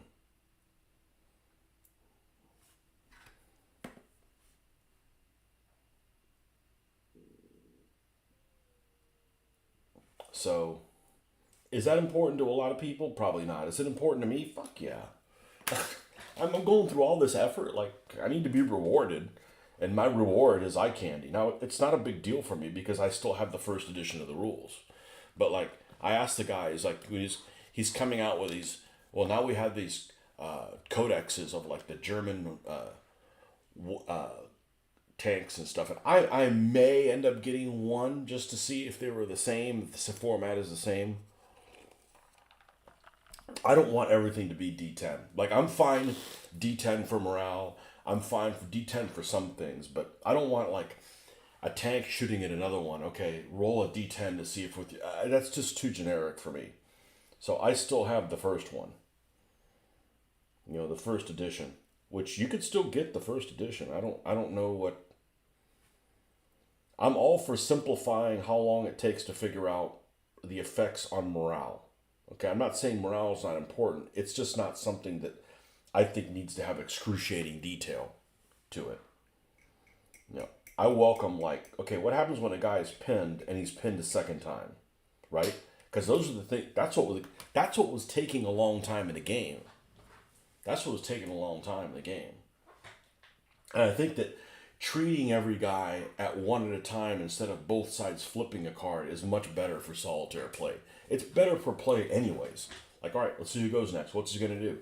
You know? And it's just easy to figure out, okay, here's your list of your items you can do. Walk, run, whatever. But when you shoot at somebody and you get a morale check, and the other guy rolls, and we know, okay, he's pinned, so maybe his die is doubled or something like that, or it's minus 20. That's easy to figure out. But, you know, what do you figure out when he's suppressed on top of a pin? Does the pin not matter because the suppress is a higher one, or is it kicking in the net? That kind of stuff to be cleaned up and be more streamlined, I'm all in favor of. And I think it's basically the same game. It just has streamlining stuff in there. Because the original game had all kinds of... The one thing I never was able to figure out in the original game is...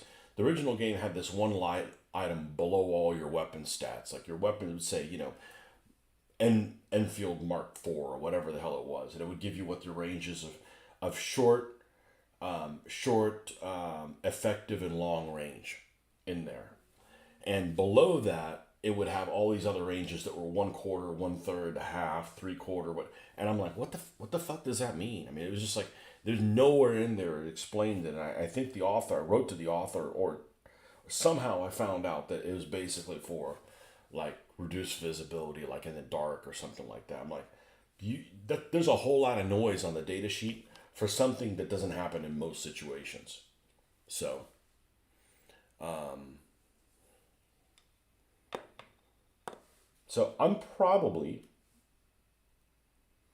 I've played the standard game, the version 1, 3 or 4 times. So I'm probably going to try to play the second one as it's intended. And if something just feels like it lacks seasoning, then I'll add the first version of it. But I don't really want to buy a whole codex of, like, German weapon data that I already have from the first one that's done in the same format. Especially since the weapon data isn't all out. You know, it's like, hey, I want to play a game with the Russians. Oh, well, the Russian data book isn't out. So I literally asked him, I said, you going to come up with Japanese and Italians? Because, like, I'd buy the Japanese book and then see if it's comparable to done in the same format that the other ones are. And I bet they are. But like I said, the very first battle I ever did, I'm trying to decipher where the F this goes. The first battle I'm trying to put the vehicle data on, I found what I call a glaring error. I think this is supposed to go here like this. Which just seems this is be stupid to be a separate part.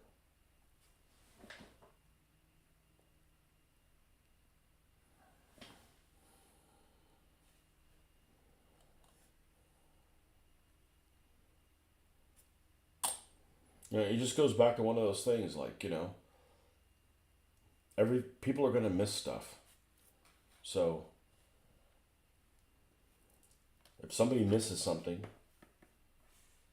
take it upon yourself to correct it in your game. It's not that big of a deal.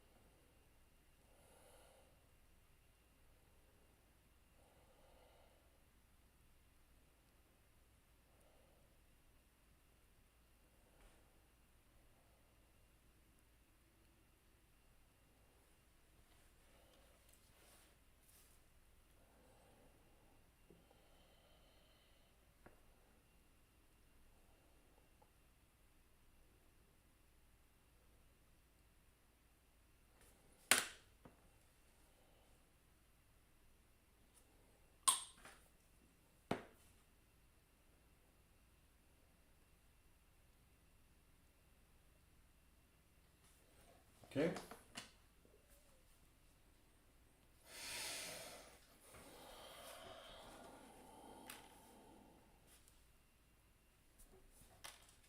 The bumper. Das Bumper.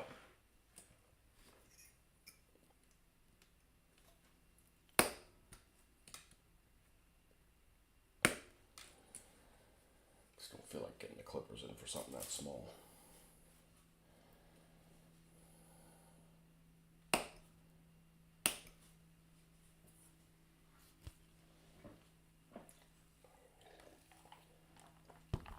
Ben, you better step up your comments. You're not going to get a crown. No crown for you. I mean, I know that's what you live for.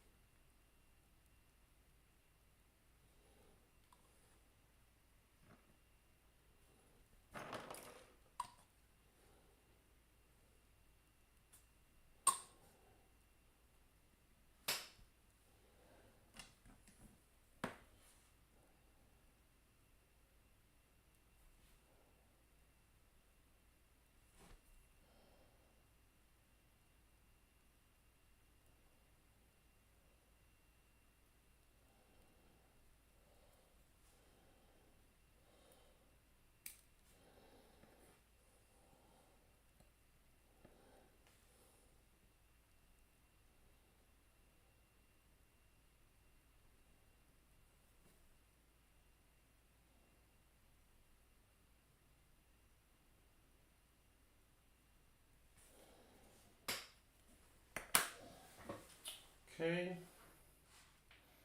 Get some headlamps and things like that. We're going to have to skip that because I got to glue that for the other side. Anything we could do on the back?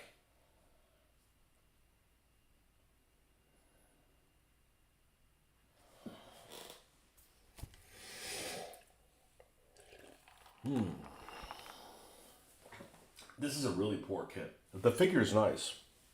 The driver is nice.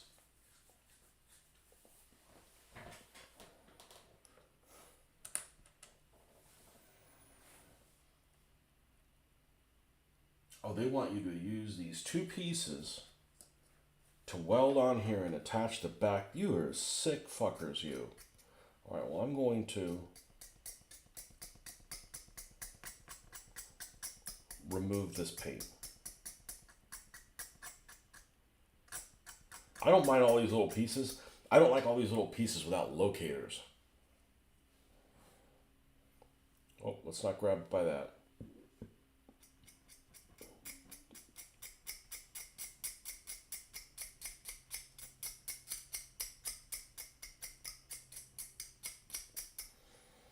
Okay, and then we're going to need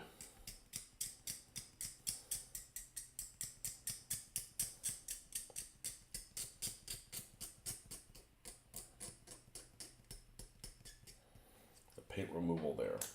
All right. So what goes in the back of this thing? Plate 14. Okay. Plate 14.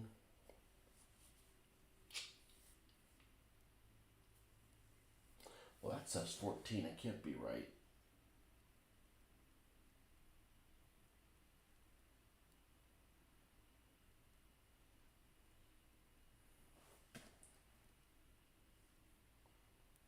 What is that? Something else. I don't see anything that looks like that at all.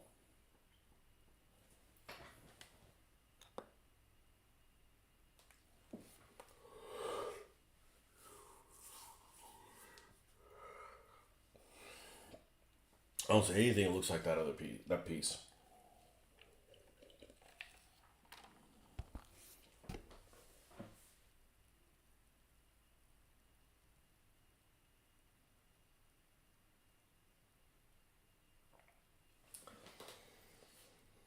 And this has, I guess that's a propeller. Both of it all in one piece. What's this piece right here? 16. Doesn't look like 16. It's got to be that. It's got to be that.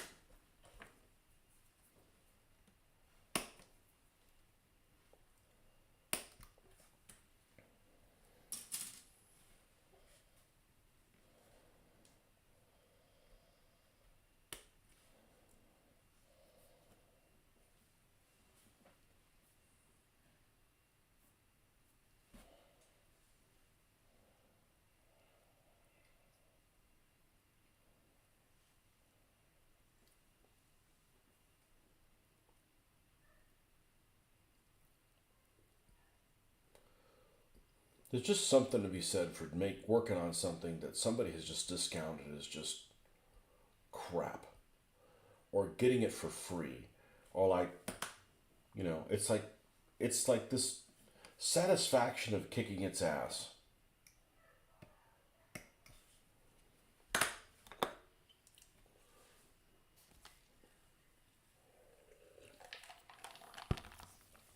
No, I think I've scraped up enough of this.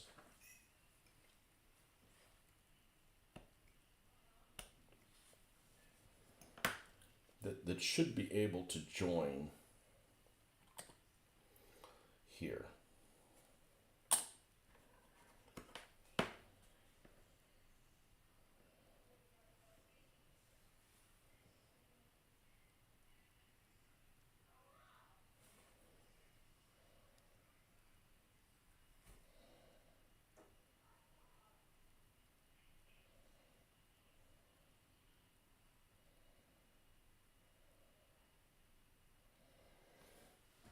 Just poor fit. Now, it looks like to me the propeller and the shaft have already been pre-glued together.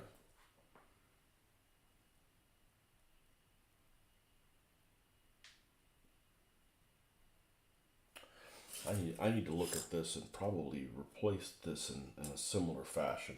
So this is going to be, I'm going to have this one facing up as well. And this is just, it's just a totally different Kugelwagen, a Schwimmwagen back. This piece that they have it on is 12.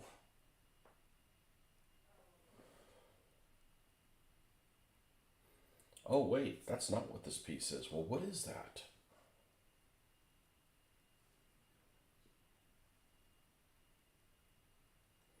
It's this. Okay.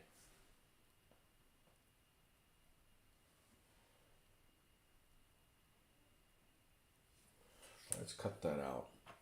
It's really hard to read this thing. Here's like the little covering for it.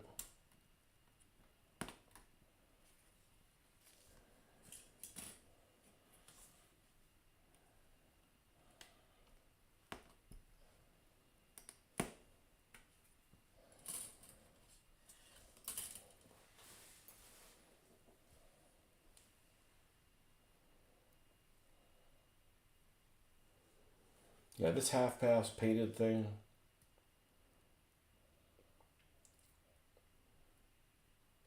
Most people wouldn't even mess with this thing. But like, I got nothing to lose. Other than my time, I guess.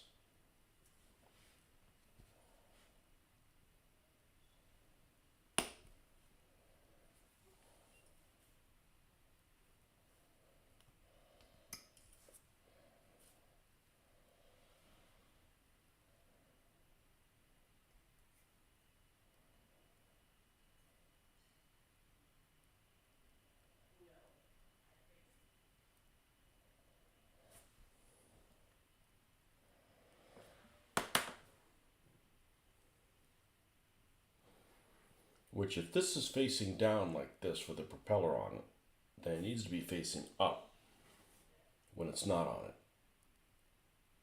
And there's not even a hole or anything for this to go into.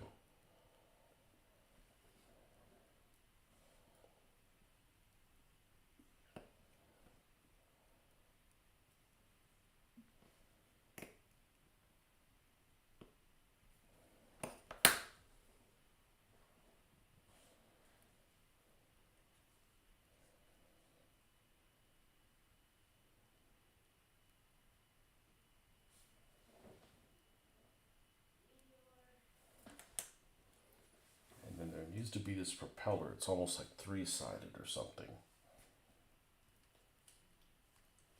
And I think it's this piece, but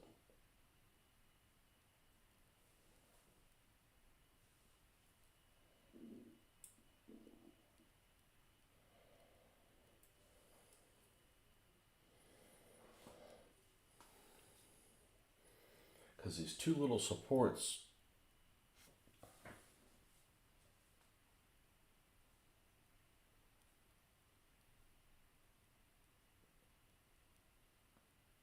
geez, I don't know what the hell they're supposed to go to.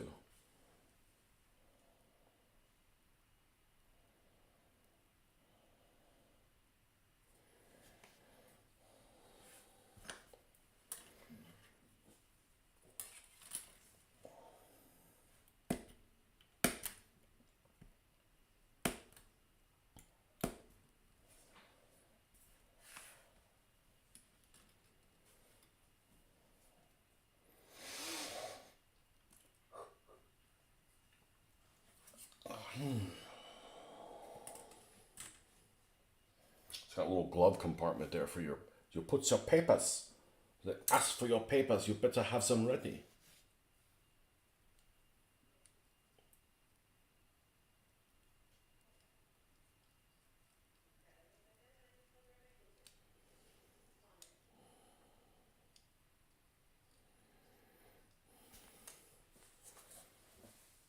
I noticed that. I never noticed the front of the shrimp bag. It almost looks like a bullfrog. Like, oh.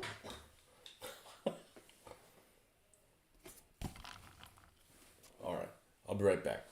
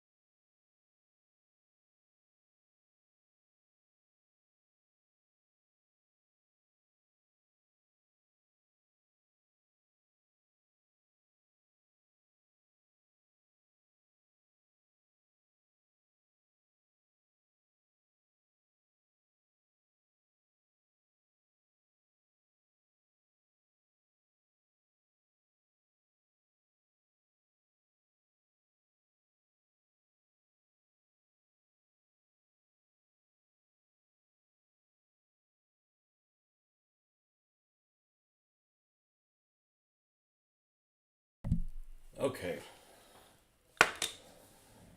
Yeah, I don't know what the heck this goes to. It's almost like a support for this thing. These instructions are poor and blurry. Okay, connects there and has this other piece that looks like a hook that it connects to.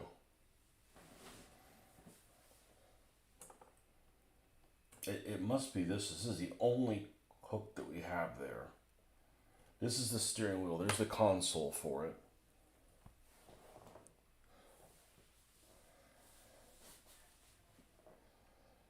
Let's assemble what we know, and everything will fall into place. Or we'll omit it. You know, it's not like this vehicle's ever planning on going into the water anyways. Sorry, you can't use any water movement on that. Your vehicle isn't built properly. What?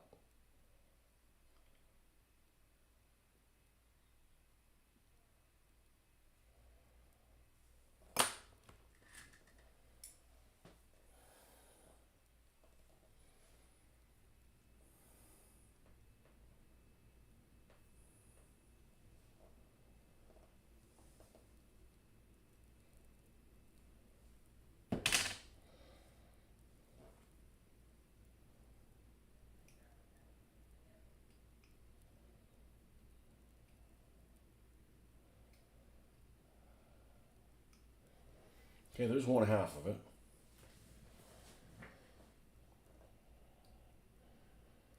And the other half of it.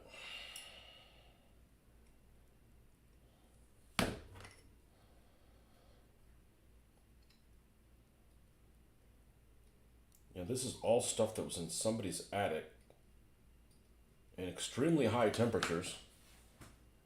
A Florida attic. Okay, this, no, it can't be like that, because if it was like that, then it's got to be like this, and this one's like this. Do these come together?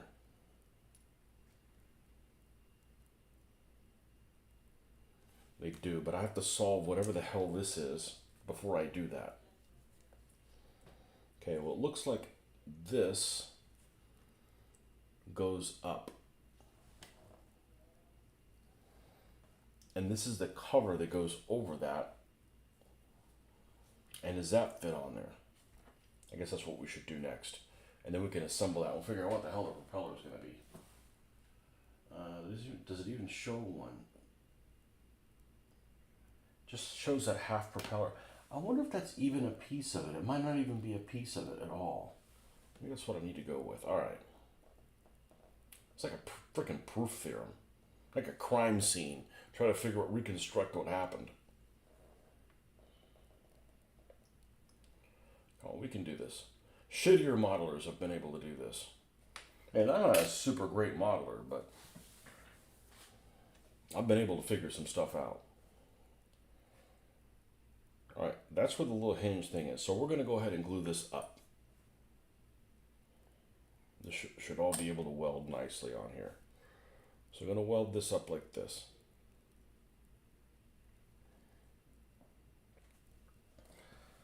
And then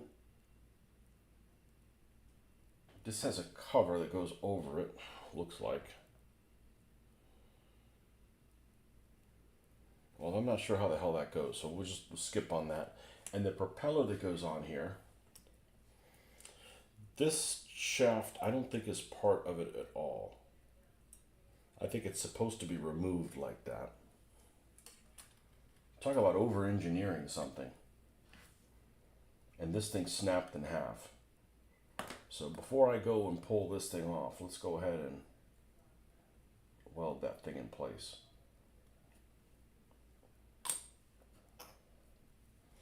We'll get this. I'm not letting this fucker win. You lose.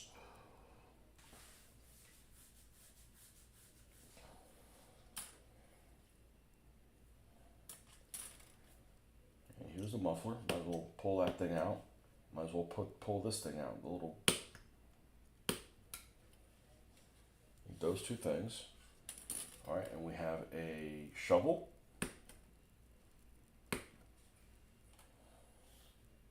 Looks more like a dessert spoon, and a paddle.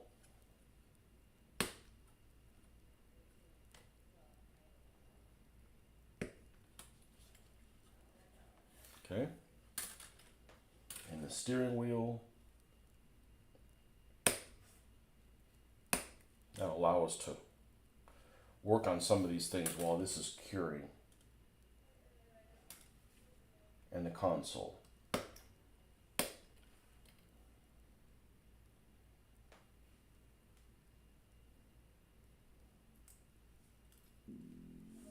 Yes.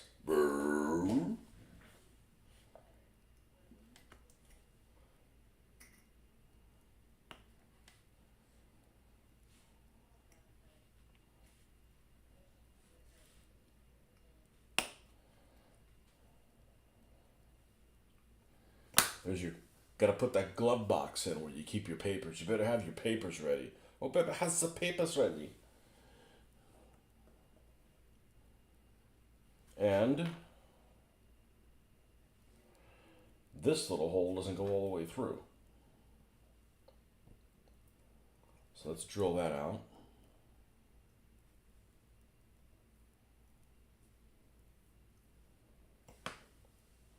That way we can put the little steering column through there.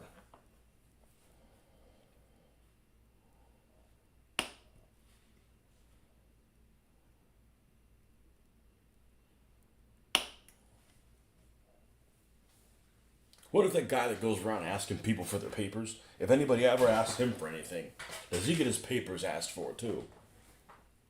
Let me see your papers, let me see yours. We'll be here all day. The Russians will be here soon.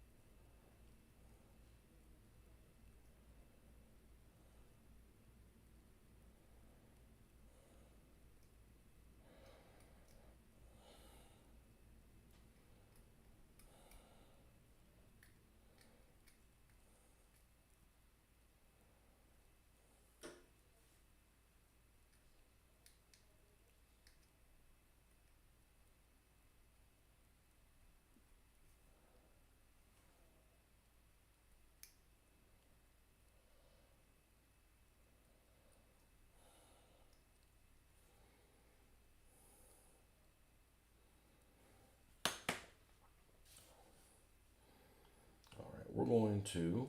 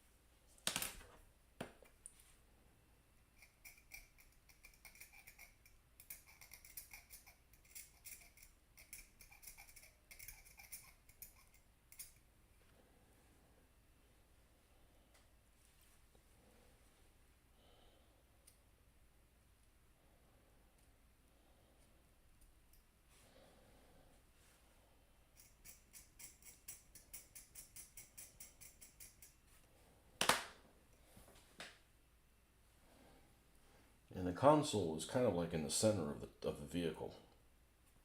It's not off the one side.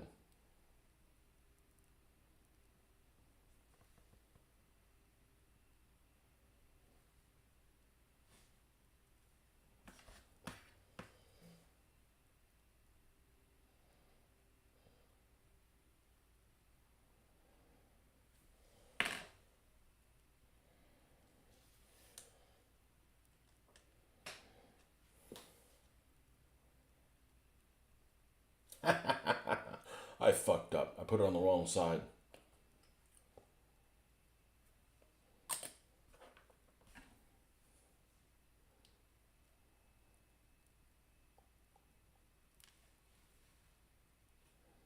I'm doing it upside down.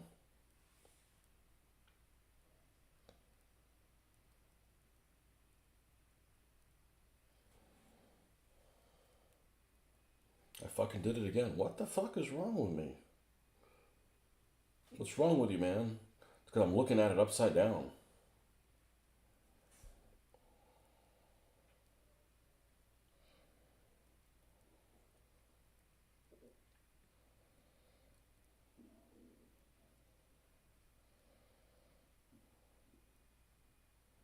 Secretly, I want to drive on the wrong side of the road. It's such a secret. I haven't even told myself that that's what I want to do.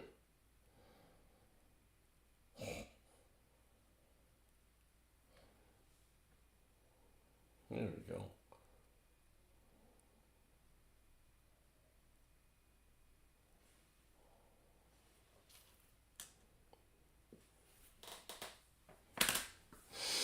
You're so secretive. You kept the secret for yourself. What?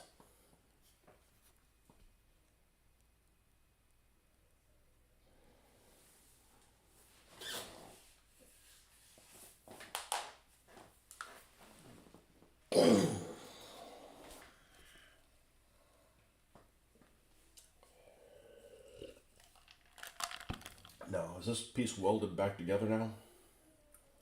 Let's remove it from here and see what happens.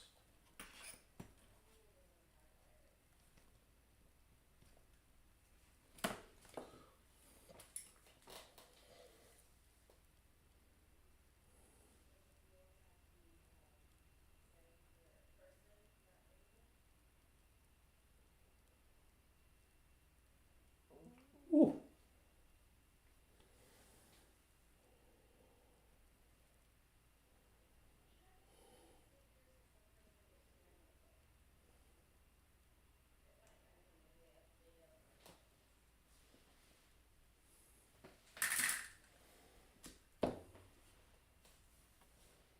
Okay, one side is flat.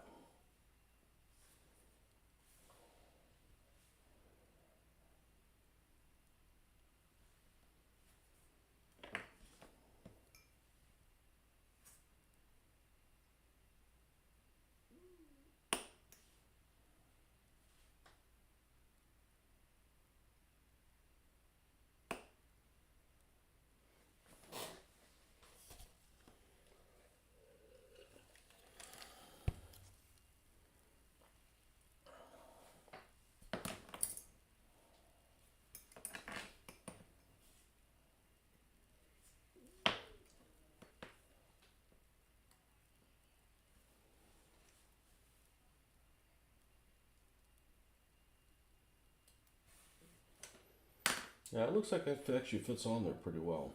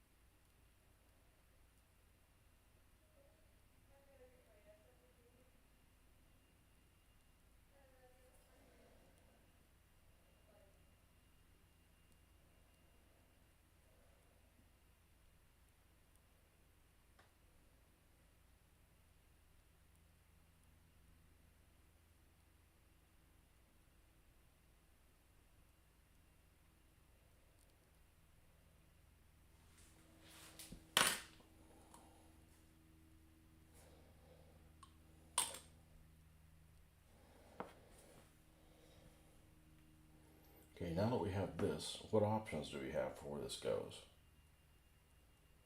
That. Yep.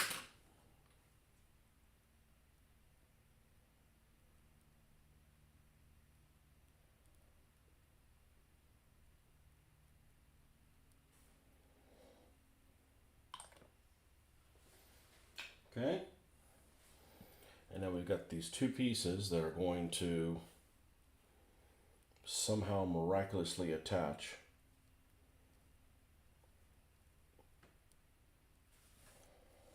on a tow hook of all things.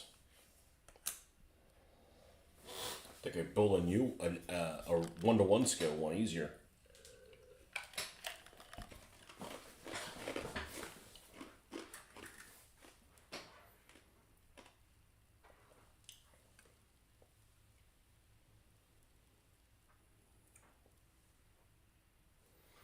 It's got to be this right here.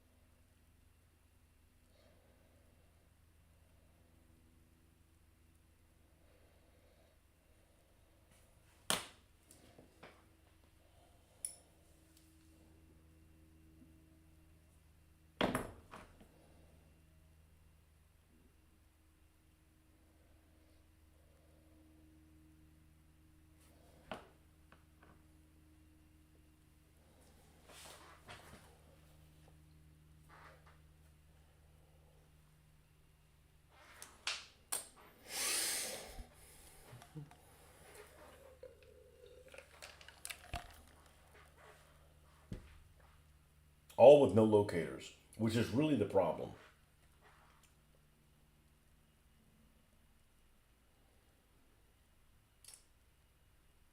It's like this guesswork of, am I in the right place?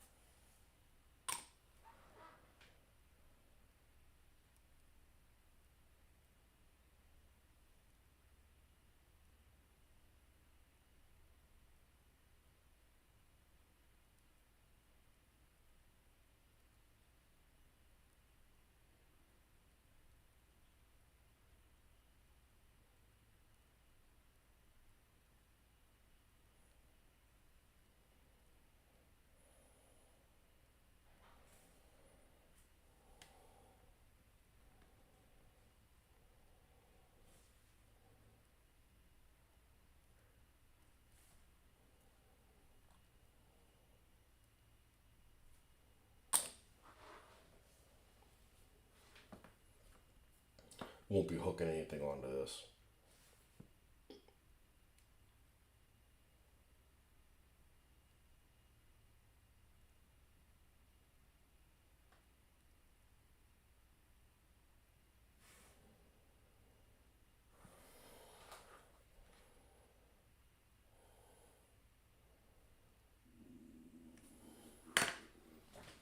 Now, let me look at it.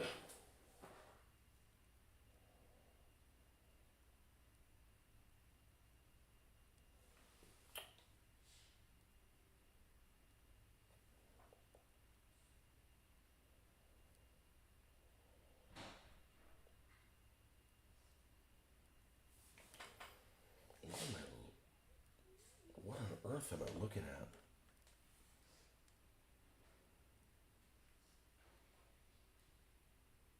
Does this need to be underneath this or something? I'm gonna leave it like that. If it's wrong, it's wrong. Like I can't make heads or tails out of this damn thing. Enough talk. Okay.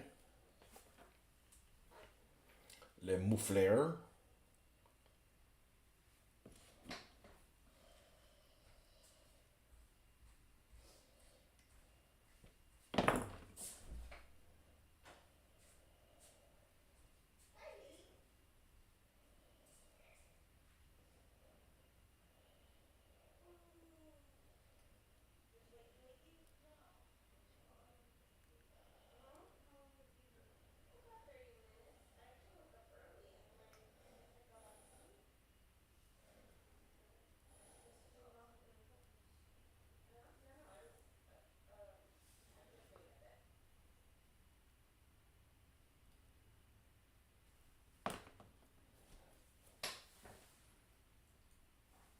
Okay.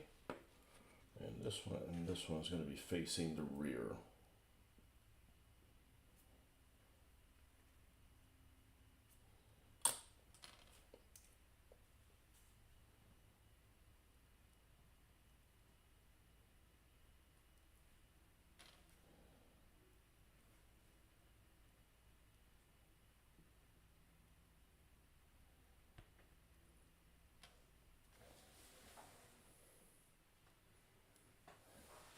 Okay, and this little thing, we need to clean this up.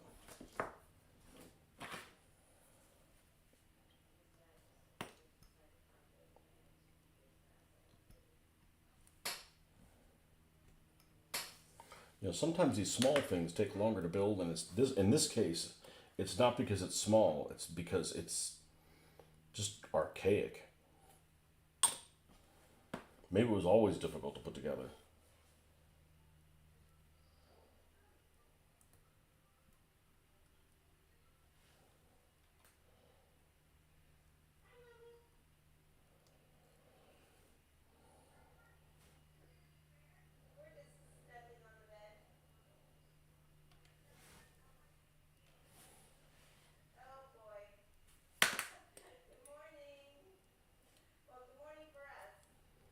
Okay. And what else we got? We got an MG34 that we're going to have to drill a new hole for it because it's not going to fit where it's supposed to. And a shovel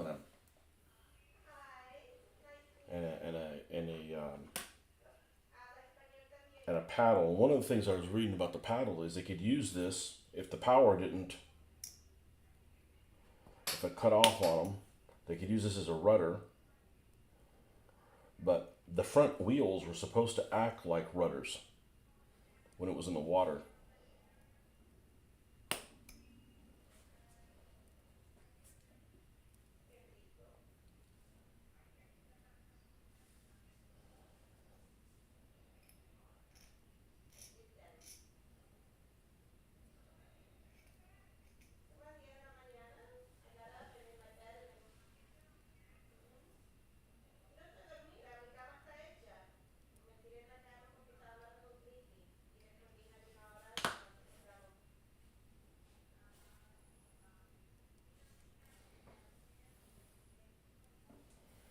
And then the shovel.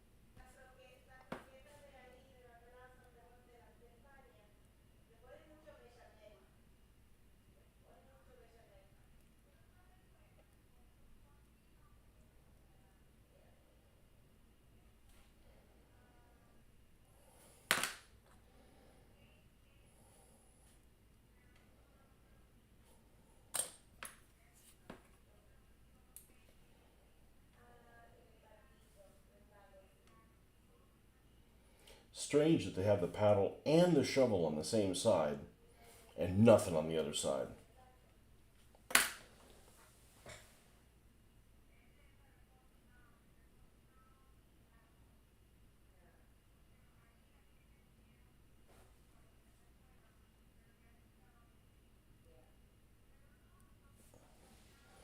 And there's a little. I gotta be careful where I grab this thing from. It's coming together now. This got shifted out of place. Or maybe not.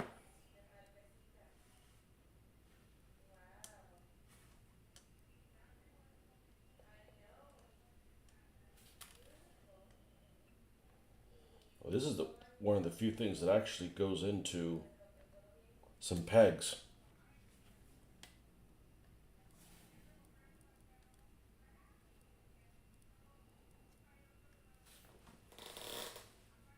There's a little divot in the front. There's not much left that can go up there. There's the MG34.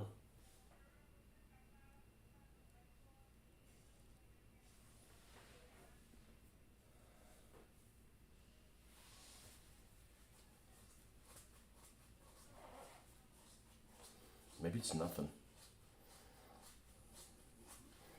This thing's looking all right. All things considered, it's looking all right. We do need to put this MG34 in a place where it's useful. Even though it's kind of a jam session trying to get everything in its in there. So we'll just remove it from here. Let's trim it up and see what we can get it to do its thing.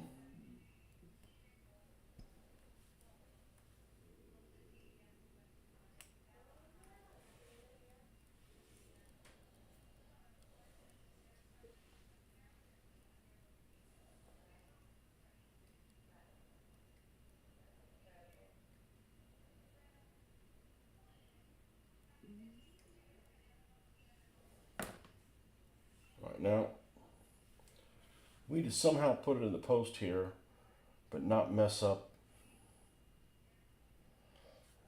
this lowering, and I don't really know how the real one would have actually worked. But I can fit it in there. I just need to drill a little hole. Now, do I still have the drill bit in here? The pin vise? Yes. Alright, so let's go ahead and put a little divot here.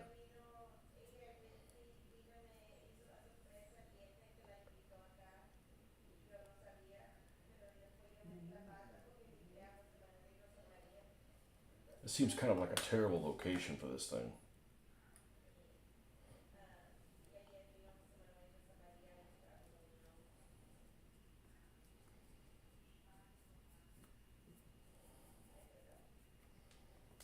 How deep is this?